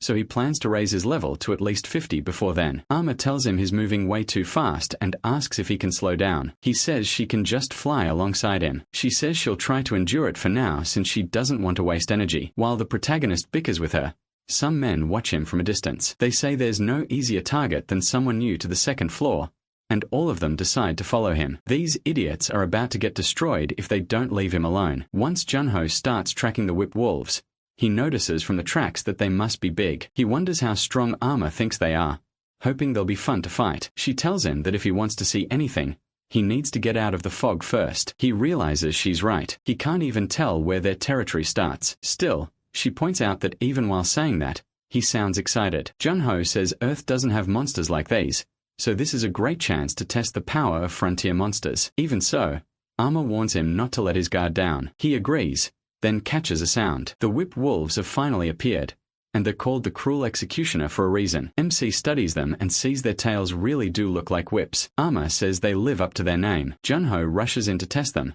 but they strike back at once. He immediately understands why players avoid this mission. They're stronger than he expected. Even so, He decides to enjoy the fight, so he quickly changes his plan, goes on the attack and starts having fun battling the monsters. He says they're the perfect opponents to help him get used to the stat changes from the Bearer of Spring. After a while, the men following him arrive and are shocked to see Junho fighting those beasts. One says there are 4 of them, so why hesitate? Another asks if he doesn't know who that is. He explains that many people here still don't know, but that guy is famous on the first floor as the super rookie, and they say his talent is on the same level as Chot. The others ask if he's really that amazing. The red-haired guy says he only recently reached the 2nd floor and is level 30, while they're level 70. Then they say his weapon must be worth a pile of gold, and if they all attack together, they should be able to take it. One of them says he'll get close without looking suspicious, and after that the rest can move in. The others complain that he's taking the easy part. He says if that thing is really worth that much money, their lives are about to change, and the group moves in. After the Proto wipes out the wolves, he says that once he turns in the mission, his honor should go up. The Queen asks if that fox didn't already say rewards get better based on honor. Still, the Proto asks why she keeps calling team leader Gong a fox. Then he says missions alone probably won't raise his honor much, but catching a criminal would. She tells him he's betting way too hard on luck. He shrugs and says getting lucky once is enough. Then he scratches his arm and she suddenly says it looks like his wish might actually come true. He asks what she means and she says someone has been behind him for a while. Didn't he notice? He thinks it might be a fan and she wonders how his brain even came up with that. The Protator says anyone who made it through all those monsters to reach him has to be a fan, right? The guy nervously agrees and asks the Protator if he can give him an autograph, shaking the whole time. The Protator says sure and asks if he brought paper and a pen. Everyone else is shocked that this is actually working. He even offers to take a picture too if the guy has a Vita, but the man says an autograph is enough. Then the Proto asks if he wants a special message and the guy says good luck will do. The others waiting to attack think everything is going perfectly. Meanwhile, the Queen asks if the Proto seriously can't tell he's being tricked. Of course they're lying. How would he have a fan out here? Then she asks what he just said, but the Proto can't believe they think he never noticed them. He wonders how much they must be underestimating him. Then one of them moves closer and the man the Proto caught is stunned, asking how many whip wolves he killed. He thought the Proto was only level 30. Seriously, you guys need glasses. He was killing those things when you got here. If you knew when to run from trouble, you wouldn't be in this mess. Then Dell asks the Proto for a handshake, but the Proto asks if he really thought 4 people would be enough, and Dell asks what he means. The Proto repeats the question. Did he really think 4 people could beat him? One freezes Dell's hand. Dell is terrified. The Proto says Dell should have brought at least 40 men before trying to talk big. One of them rushes him with a dagger, but the Proto throws the guy away with a single flick of his hand. Then the mage attacks and yells for Dell to dodge the fire, but the Proto just grabs Dell and puts him right in front of the attack to take it for him. The mage grabs his head and kills him in one hit. The last one begs for forgiveness,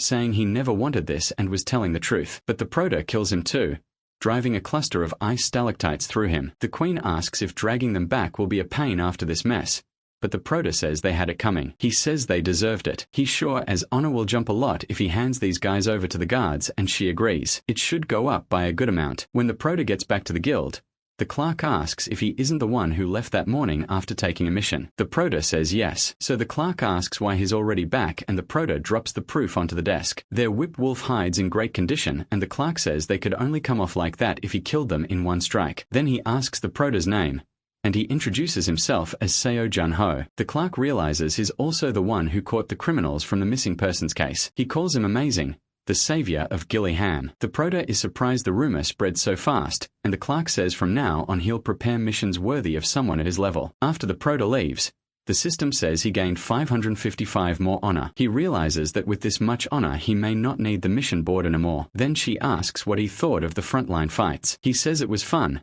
It felt like playing Albion. She says he really seemed to enjoy fighting those new monsters, but then points out someone up ahead. He sees that same bald guy again while another man is asking him for help one more time. The bald guy asks how many times he has to say it and he keeps refusing, saying no and that it's not happening. Then the Proto walks up and punches the bald guy in the head. The bald guy starts to ask which idiot did that but sees the Proto and instantly changes his tone, calling him boss. Cedric Dunhull asks if he's harassing people again. The man says that's unfair and asks why Cedric the protagonist is assuming that, saying he's the one being asked to do something impossible. That gets the Proto interested because the other man has a noticeable presence and aura. He asks what the request is. The bald guy starts to explain but then calls everyone into his office since this isn't something to discuss out in the open. Once they get there, He says the man's name is Rakan and that he used to be a mercenary, though Rakan cuts in and says he's still active. When the bald guy introduces the Prota, he says that despite how he looks, he's very strong. Rakan asks if he's stronger than Plisha,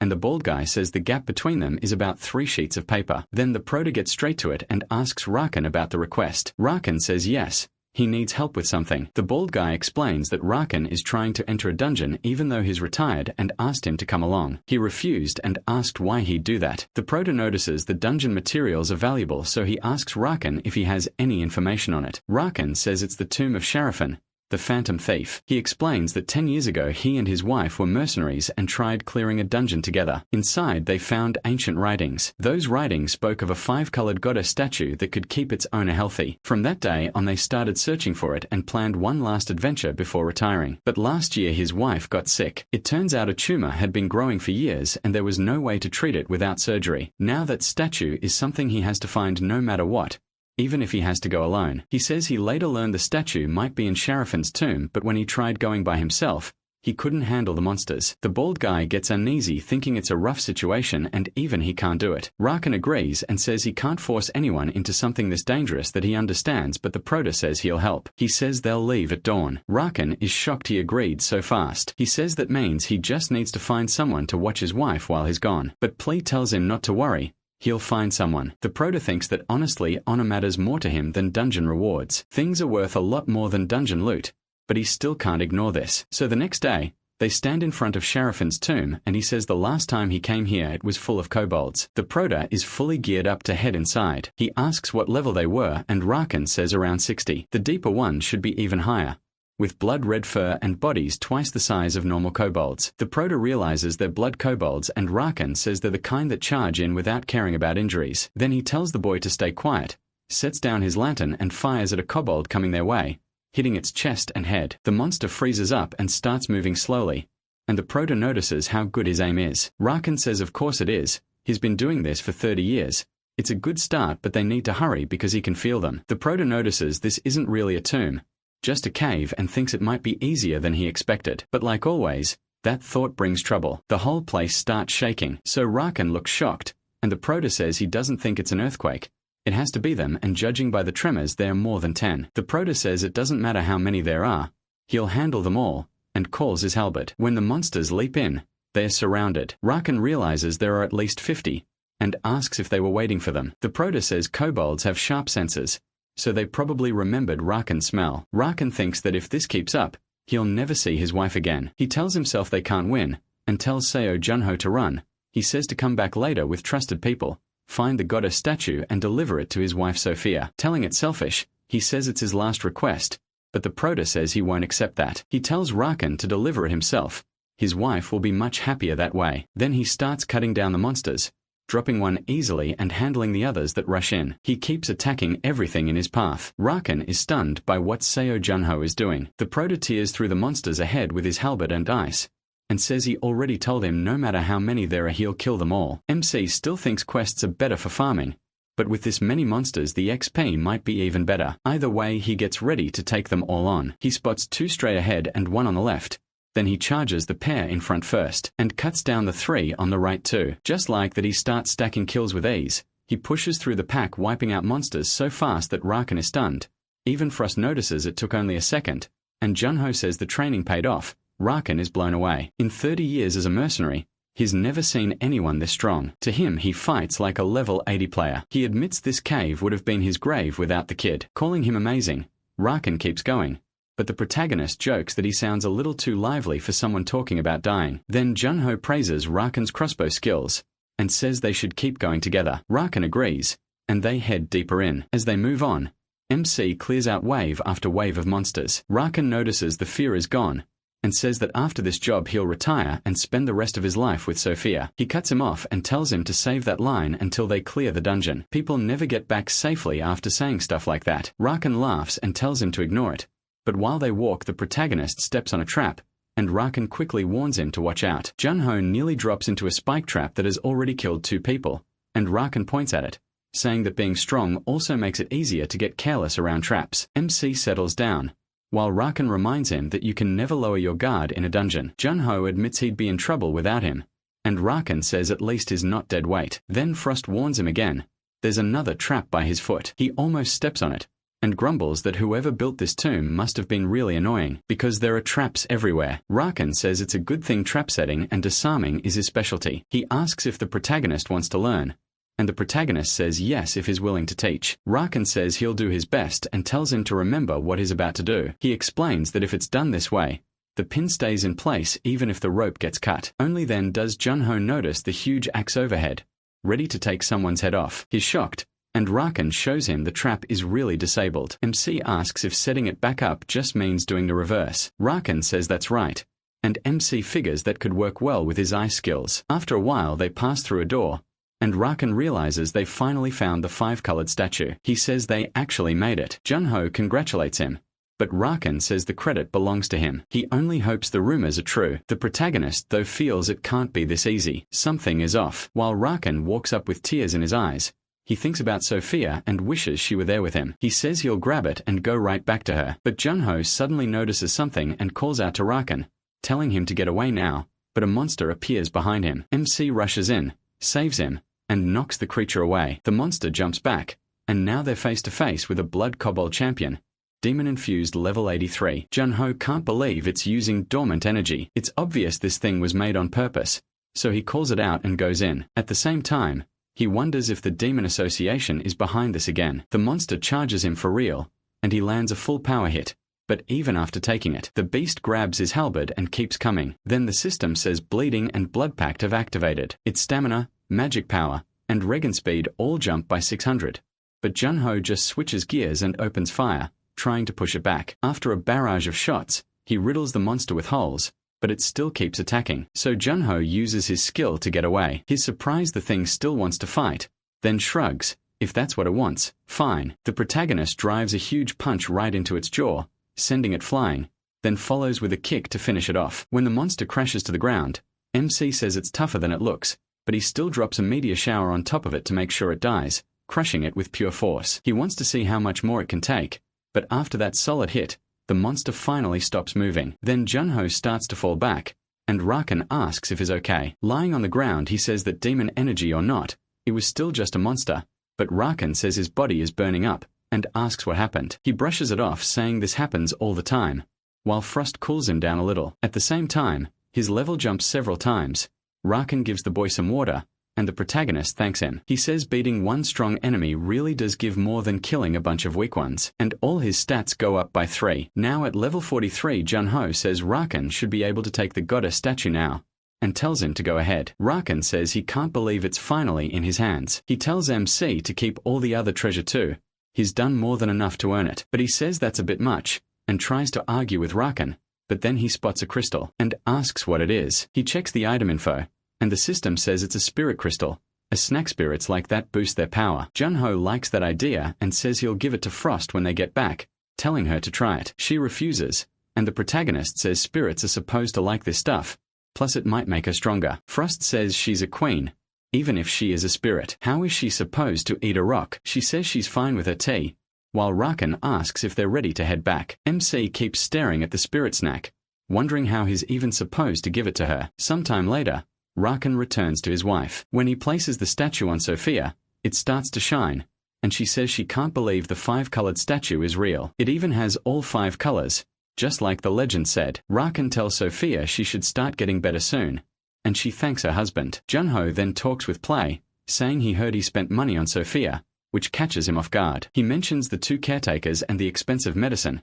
saying he didn't know Play had that side to him. Play gets embarrassed, and says the couple fed him when he was younger, so he's just paying them back. Then Rakan comes over to the protagonist, and says his wife is slowly recovering, and the legend of the 5-colored statue was true. Sophia says she doesn't know how to thank him that he saved their lives, and she thanks both him and Rakan. Rakan also thanks Junho and says he really was their savior, but MC stops them, saying they don't need to bow like that. They did this together. Still, Rakan says it may not be much, but he'd like to invite him to dinner sometime. He says it would be an honor, and tells him to take good care of his wife until then. But when the protagonist leaves with Play, he notices the couple still seems short on money. Play says they probably earned a lot as mercenaries, but after Sophia got sick and Rakan spent everything on medicine, things got rough. Junho then tells him to take a pile of money. Play asks if that's his share, but MC says no, use it to take care of her, and don't tell them it came from him. Play says he almost felt happy for a second, then asks why he's doing so much for them. He says there's no big reason. They seem like honest people, and he just wants things to work out. Then he adds that if he finds out Play steals it, things will get ugly. Play asks why he'd even worry about that, and says he's the most honest person there is when it comes to money. After that, Junho falls asleep and ends up oversleeping. When he wakes up, he's flooded with notifications. The people of Filion praise his great character and give him 10 honor. Captain Max regrets letting talent like him slip away, and gives another 10. Emily from the shop becomes his fan for 5 more, and Tesla from the guild adds even more. The protagonist just stares, wondering what's going on. His honor suddenly jumped to 1070 and he realizes it all went up because of what he did the day before. It rose by 100 overnight, and now he has the minimum honor needed to speak with the border nobles. After that he goes to see Frost and brings her the spirit snack. She asks what that is and says things seem to be going well for him. Junho says they are now that honor farming is done, they can slowly focus on leveling up. Frost says he work hard and thanks him for the food, but then she notices something. MC asks what's wrong. Does it taste bad? Instead, she lights up and says it's delicious, leaving him stunned. He relaxes, and she happily says the cake is soft and the strawberries are fresh too. He tells her to eat as much as she wants. He thinks this is the best way to give medicine to a kid. Hide tiny crystal pieces in the cake. She says he finally seems generous, and he jokes that at least her stomach tells the truth. Then he starts thinking about finding monsters that use demonic energy. It would be nice if the community had a post about that, but both the info board and news board are locked. He figures that must be why he needs PJ to open them, and she asks what PJ is. He explains that PJ means player points, kind of like a special crypto used on the second floor. You get them by being active in the community. She's shocked there's more than just honor to grind here. Still, he can't waste all his time farming points, so he decides to ask for help and makes a call. He calls Yuha. She sounds surprised and asks what happened, while he apologizes for bothering her and says he has a question. She tells him to ask, and he says he needs some PJ, and wants to know the best way to earn it. Yuha says the video board would probably work best for him, and he asks what she means. She explains that Chaos Ride videos are always in demand. The more views he gets, the more PJ he earns. So yeah, he'd basically be a YouTuber. That surprises him since he could level up and earn PJ at the same time. Man, if I could go out hunt monsters, get stronger and make videos for you guys, I'd be posting solo raid clears non-stop. And after I got that little system hack, actually, never mind. Then she asks if he had anything else to ask. He asks if she's ever heard of a monster using demonic energy. That catches her off guard, and she says it's her first time hearing about something like that. She asks why he brought it up out of nowhere, but he brushes it off as simple curiosity, thanks her and hangs up. After the call, he realizes even the leader of Team Kong didn't seem to know. The Queen warns that he's too trusting. What if she was only pretending? He says that possibility definitely crossed his mind. It's possible the Big Six already know and chose to hide it. But there's also a chance Dokov and the other 5 really have no idea. The frontier has been open for 25 years, so if there's still no record of monsters using demonic energy, then they must have shown up only recently. He knows he can keep wasting time like this. She asks if he's going hunting, and he says yes, he needs to get stronger. So near the hunting grounds outside Gilliam, he tells her this hunt will focus on teamwork, and she says she's been looking forward to that. Then he asks what she thinks about handling the swamp slime quest by herself that night. She's surprised by the idea, and he says he's serious. He wants to see how strong she really is, and she admits it's not a bad plan. He asks if she needs anything, and she thinks for a moment. Since her powers depend on his mental strength, she tells him to keep his mind sharp. He says he can handle that, but she reminds him this will also be his first time watching how she hunts. He's welcome to enjoy the show because it'll be worth seeing. A little later, he's surrounded by wave after wave of slimes that rush straight at him. It's the first time he's ever been boxed in by slimes, and it feels weird enough to make him wonder if this is really fine. She tells him not to underestimate her, snaps her fingers, and freezes everything around them. In one move, she wipes out every threat while calmly sitting cross-legged on his shoulder. Then she says that still isn't all, claps her hands, and fires a bunch of ice spears that finish off the rest. She asks what he thinks of her strength. He admits it looks cool, but it's a huge mess. The quest was to collect 100 slime cores, so if she keeps blowing them apart, what are they supposed to do? That's when she remembers the cores, so they move to the next area, and she says she'll do it properly this time. He warns her not to destroy the cores again. When they get there, the monsters start trailing after him in a long line. She tells him to come closer, then freezes the monsters, pulls out a few daggers, and pierces them one by one, taking out only the cores. She gathers them all, and is shocked that she extracted the cores so cleanly. He says it's definitely fast, and even while making ice spears, her aim is amazing. Still, it's slower than her original form, and she says she can't help that. He tells her not to be upset. Being able to help at all is already huge. For now he wants her as support, and then asks if she can try an ice golem. He was too busy last time to really check it out, and she says it's not bad. Then she summons a huge ice golem in front of him. He thinks it's pretty big and remembers how freely it moved before, so he asks if it has its own mind. She says yes, but they're pretty dumb, so it's better if she controls them herself in battle. He asks if she can support him and control golems at the same time, but she reminds him who she is, the frozen queen of Nilfheim, the one who froze the world. She may be a lesser spirit now, or a lesser arcane as she puts it, but that's no problem. So he tells her to prove it in a real fight, and they go looking for more slimes. As they keep moving through the area, they kill every monster that comes at them until they hit 100. She says she collected them all, and he tells her she did a good job. After that he says the golems really are as dumb as she claimed. He expected at least child-level intelligence. Even so, he's happy with the results. Right now she can support him while controlling 4 golems. He says he'll need to prepare a lot once they get back to town, but she's confused because she thought they were going to focus on leveling in the field. He says that was the original plan, but she's stronger than he expected, so they're changing course. Now his main goal is the kobold hunting tournament. At first he only wanted enough points there to get the nobles' attention, but now he's starting to think these skills might let him win the whole thing. So for now he needs to train the golems and reach level 50. Back at the lodging, the queen sees the donuts and lights up, saying they feel extra special because he worked hard for them. He tells her to eat for now because he has to meet someone. She doesn't like that much but says goodbye and tells him to watch out for carriages. While she eats the donuts, she says they taste even better, without knowing he hid twice as many spirit crystals inside. Meanwhile, he walks through the street looking for someone. He's thinking about Sasha Alkin, one of the people who owes Ply money, and she works as an alchemist. Alchemy on the frontier is famous, and their medicine is so good that players even call them apothecaries. From the records he got from the Celestial Soul Guild, he saw a list of important families and nobles, and the fallen noble Charlotte Chemist stood out as a skilled enough alchemist to catch the attention of the Big Six. He doesn't know why she's hiding behind that name, but he knows this is a great chance. When he gets there, he wonders if that rundown house is really the place. He didn't even know a place like that existed in Gilliam.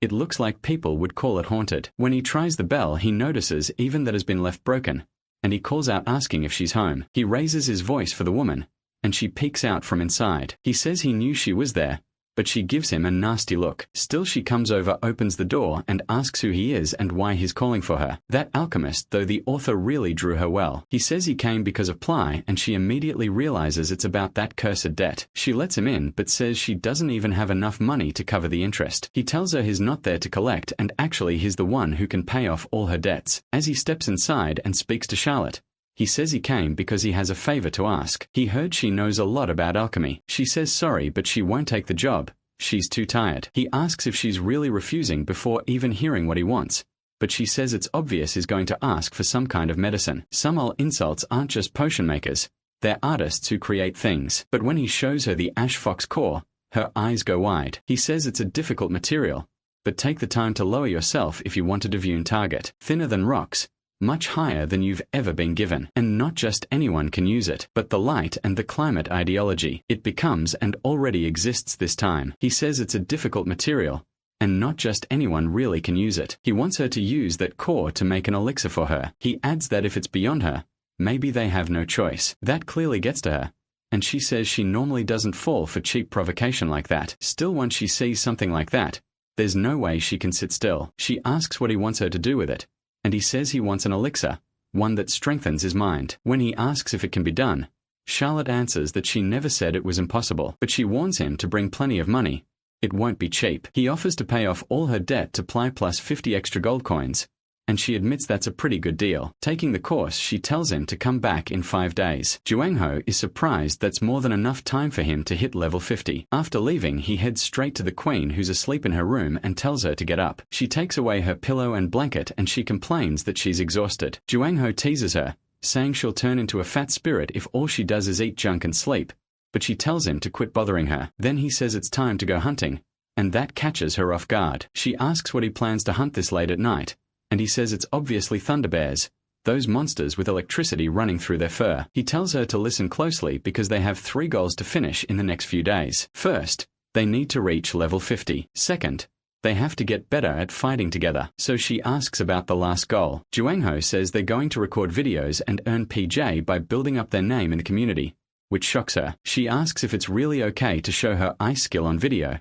but he says no. That's exactly why he won't use that power while they're filming. Then he tells Frost that he needs her to handle the camera. Right then the bear charges at them, and when the monster attacks, Juangho just kills it in a single strike. He asks if she got that on camera, and she tells him to check for himself. After watching the clip, he thinks it actually looks pretty good, but Frost asks why anyone would watch it when it's not fun, dramatic, or informative. The protagonist agrees it's not fun or dramatic, but says it is informative. She fires back asking how one-shotting a thunder bear with a sword is supposed to teach anyone anything. He just shrugs and says that's the only way he knows how to fight. Still, she asks how he plans to earn PJ with no real idea what he's doing. Just then, another bear shows up, and Juangho says they can figure the videos out later. They need to deal with this one first. She agrees and says they can use this chance to improve their teamwork. The monster lets out a roar while MC asks if she's ready. Then they rush in together and the bear lunges at Juangho with its charged paw. Frost says the most important thing is staying in sync,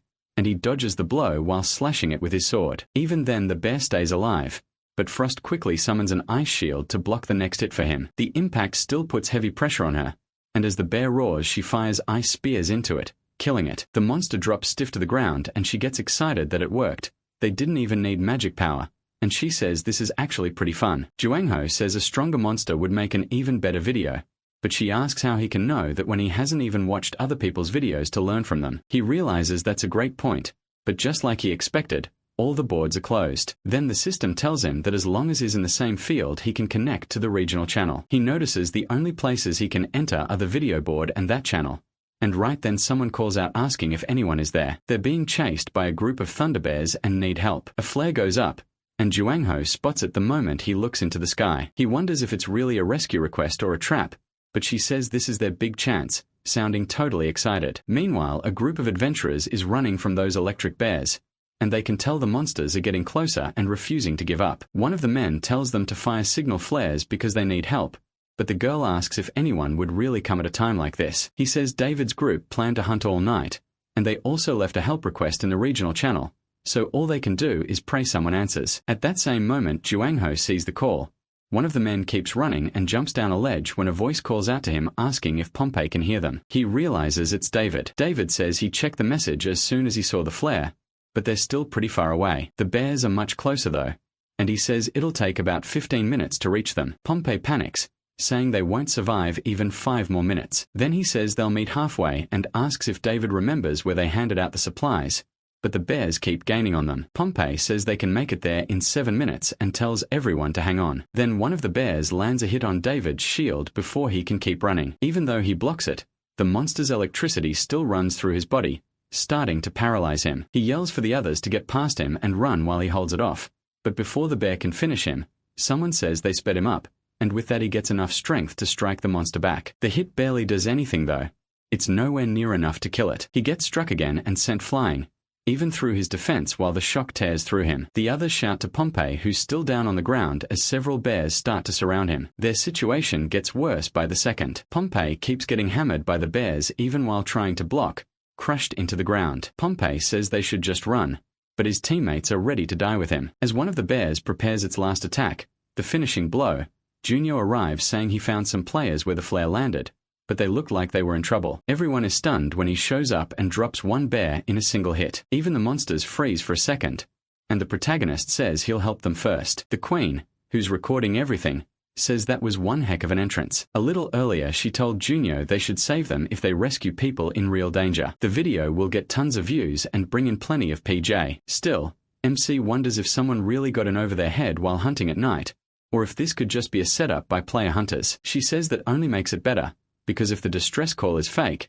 he can film himself taking down someone who hunts other players. He realizes he wins either way and tells the icy queen she's actually a genius. As for the bear he hit, it's only days, not dead like he first thought. Junio figures he can't reveal too much on camera, but he also can't look weak. He needs to control how much power he shows. The queen thinks fighting that thing with a dagger looks fun, so she tells him to go for it. Junyo calls his director's order and says most players don't hunt with daggers.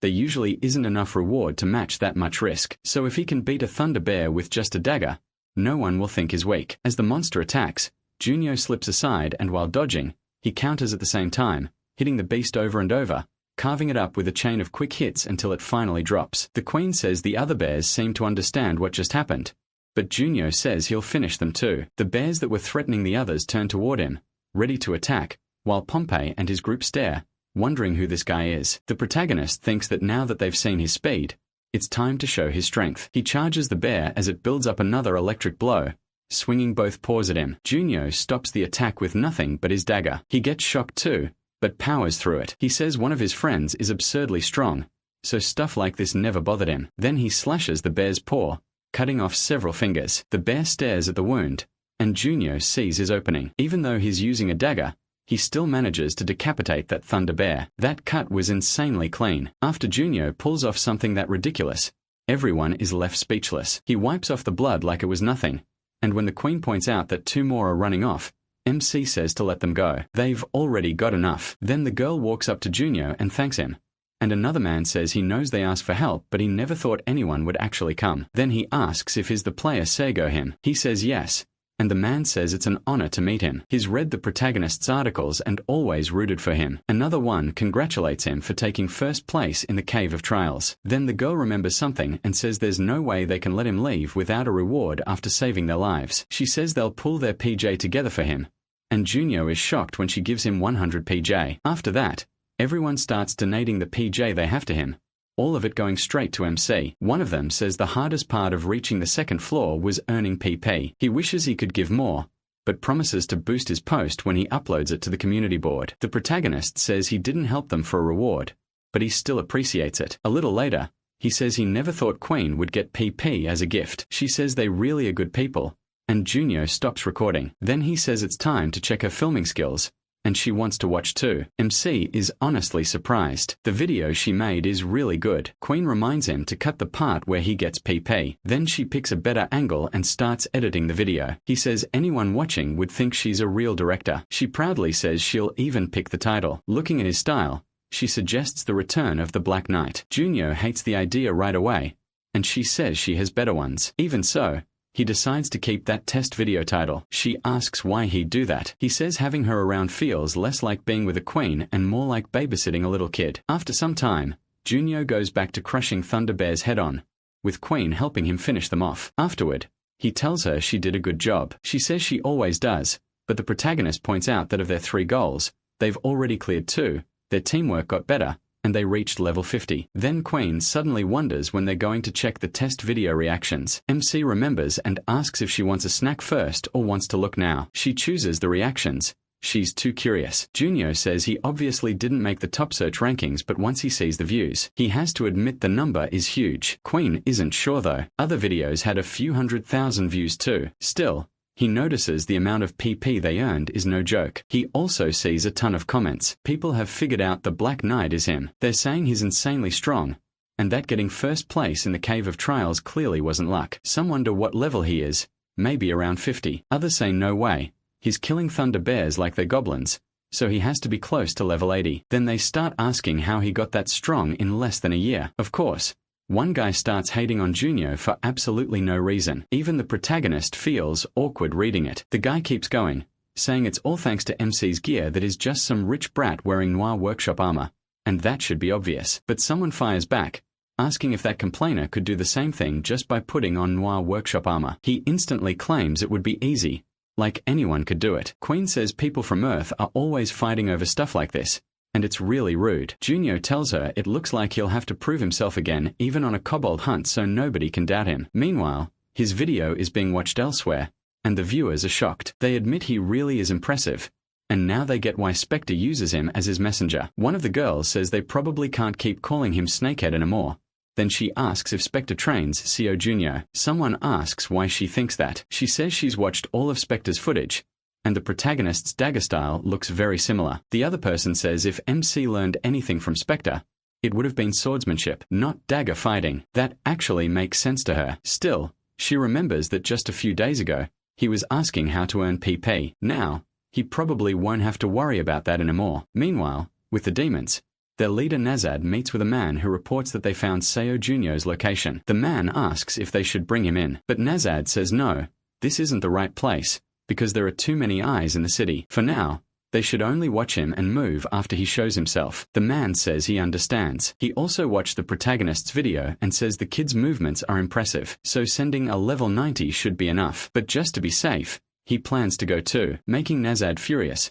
Nazad orders him to take 2 more men. The guy is shocked that makes 4 in total, and Nazad gets even angrier. 3 times now, Junyo has survived disasters like this. One of the dead was even that man's superior, Cal, so he'd better make sure this revenge succeeds. The man quickly thanks him and leaves. Once he's gone, Nazad wonders if MC survives again.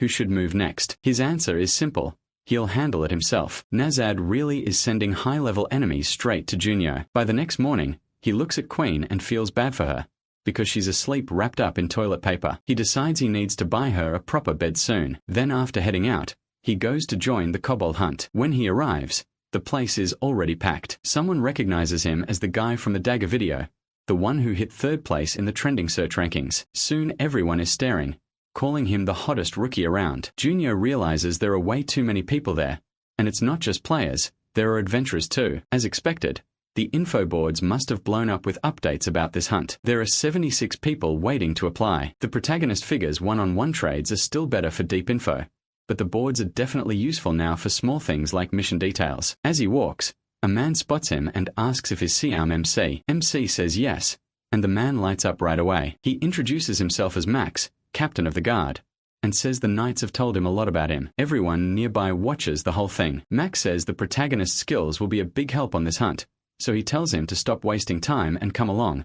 He'll personally recommend him to the subjugation team captain. That makes MC happy and pretty much everyone else jealous, so when Max leads the way, he follows him inside. There, an entrance test is already underway, and they're surprised it has already started. Max speaks to Commander Fiver, saying he recently met a skilled player, then asks Siam Junyo to introduce himself. The protagonist does, and Fiver says the kid does look strong. Then he asks MC's level. MC says 50, but Fiver doesn't sound too impressed. He explains that his lord wants to keep casualties as low as possible during this hunt, so checking every applicant's skill is necessary. Then he tells Junyo to wait there and head to the training grounds when it's his turn. He is surprised to learn his opponents will be the Knight Skyer and Killerland. They look seriously strong, and now he wants to see what they can really do. Then another applicant steps up. He's a regular adventurer from Melbourne territory, and he'll be facing the Night Weaver. The man asks if a wooden sword is really enough for this test, and Weaver tells him to stop talking and come at him. The guy charges in,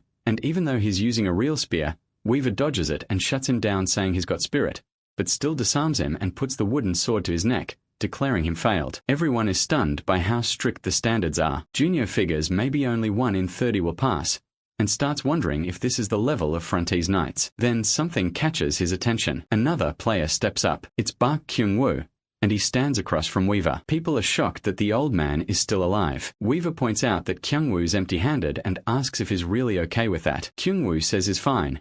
Weaver tells him to come on, and Kyung-woo clenches his fists and rushes in with everything he has. Weaver blocks the punch with just the wooden sword, but Kyung-woo doesn't stop after one hit and keeps throwing punches. For a moment, Weaver actually gets pushed back, and people realize this is that famous man with no talent. They say he debuted as a player at 16, but even after another 16 years, he still hasn't grown at all. Apparently, he went off somewhere to train, but his skills still look the same, and then Weaver starts beating him down. Kyung-woo can't land a hit and takes a knee to the stomach. The crowd says effort doesn't matter as much as talent. Just look at Jun-ho, who exploded in growth right after debuting. Still, someone asks why Kyung-woo keeps training, and the answer is revenge. After Weaver humiliates him, Kyung-woo gets slammed to the ground while people whisper that spirits killed his family. Kyung-woo is desperate, and the protagonist starts thinking about those spirits, his revenge, and his lack of talent. While Kyung-woo keeps attacking as Weaver gets ready to finish him, he smashes Kyung-woo in the nose and humiliates him. Another hit lands right after that. Even more stomp drops him to the ground like he's finally done. But Kyung-woo still doesn't quit. He plants a hand on the floor, steadies himself, and fires off another kick at Weaver. Weaver dodges, but Kyung-woo still lands a punch as Weaver swings the wooden sword at his face. Before it goes any further, someone orders them to stop. They freeze at once, and Fever tells Kyungwoo he doesn't need to push this far. He reminds him it's only a skill test. The hunt will be far worse, and he could die out there. Kyungwoo says he doesn't care. This guy clearly has a big future ahead of him. Hearing that, Fever realizes he's even more stubborn than expected and tells him to report to the block in front of City Hall before sunset in 3 days. Kyungwoo thanks him, and the Proto realizes why he was so worried about him. He reminds him of Gilbert. After losing his wife, Gilbert became a hunter to protect his only son. People looked down on him for being ranked D, but he still rose to become one of the 5 strongest players in the world. Even so, Gilbert had more talent than this guy. If talent was scored from 0 to 10, Gilbert would be a 2, and Kyungwoo would barely be a 0.5. Then they call the next person up. The Proto steps into the ring, and people start whispering that he's the guy from the Thunder Bear video. Weaver greets him, and Jonho does too. Then the test begins. Kyungwoo just watches from the side. The Proto walks forward straight toward Weaver, without any rush. Weaver goes for his head, but the Proto grabs him by the neck, starts choking him, and slams him to the ground. The second Weaver hits the floor, he stops. Fever quickly tells him that's enough. The boy passed. The Proto asks if he should report in 3 days too. Fever says yes, and tells him he'll see him there. Kyungwoo can't believe what he just saw. The Proto passes with ease and completely embarrasses the instructor. Back home, the Queen is still sleeping way too much. When he comes back again, she's shocked it's already morning, and he asks what she thinks of the house. She says it's kind of depressing when the only furniture is a bed, but he points out it's still better than before. Then he checks the system and reads Kyungwoo's story. The only survivor of a tragedy where a demon killed his whole family, and a player who only recently awakened. He wonders why Kyungwoo keeps trying so hard when he's still the same as he was 16 years ago. He doesn't know him, but is clearly walking a brutal path. The Proto explains that he saw him at the subjugation force test,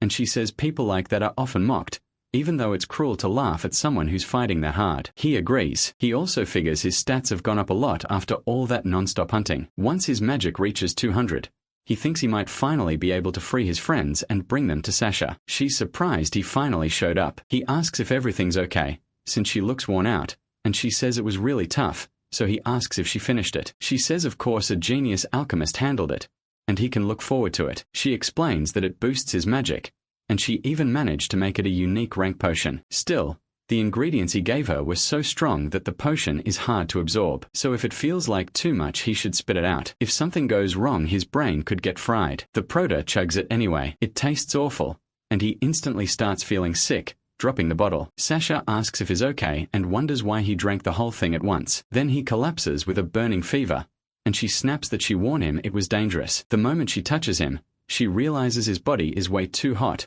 almost hot enough to burn her. The Queen starts cooling him down and tells him to hold on a little longer, because she thinks he absorbed almost all of it. As he struggles inside his own body, she tells him he might calm it down by using magic. He tries it, and when his magic kicks in, his whole body starts glowing. That confirms it worked, and Sasha can hardly believe it. She asks how this is even possible, how the Proti managed to handle all that power. He thinks it's amazing, because everything feels clearer now. Then he gives her the 50 euros he promised and says he'll deal with her debt to the player himself, so she doesn't need to worry. He adds that he'll come back if he needs something else, and she quietly agrees. To herself, she thinks the potion worked even better than expected. His eyes look completely different from the first time she saw him. Sometime later, the Proto reaches the plaza. There it's announced that all 671 members of the subjugation force have gathered, and they're thanked for coming to fight for Gilham's future. Fever explains that for the past few months, Gilham's east gate has been shut because of violent kobold hordes living in the Rana Mountains. Their mission is simple: wipe out the kobolds hiding in those mountains and take down their leader. He reminds them that rewards will depend on contribution. Around then Genju shows up, and some people wonder if the leader is a kobold champion, or maybe even a kobold lord. The Proti decides he'll do whatever it takes to find the city's lord. With that, the force prepares to head for Gilham's east gate and begin the Rahanua mountain operation. This is the Gilham Castle event, and Fever orders everyone to move out at once. The Proti is about to earn his title, and now it's time to see how much stronger he got after that stolen potion.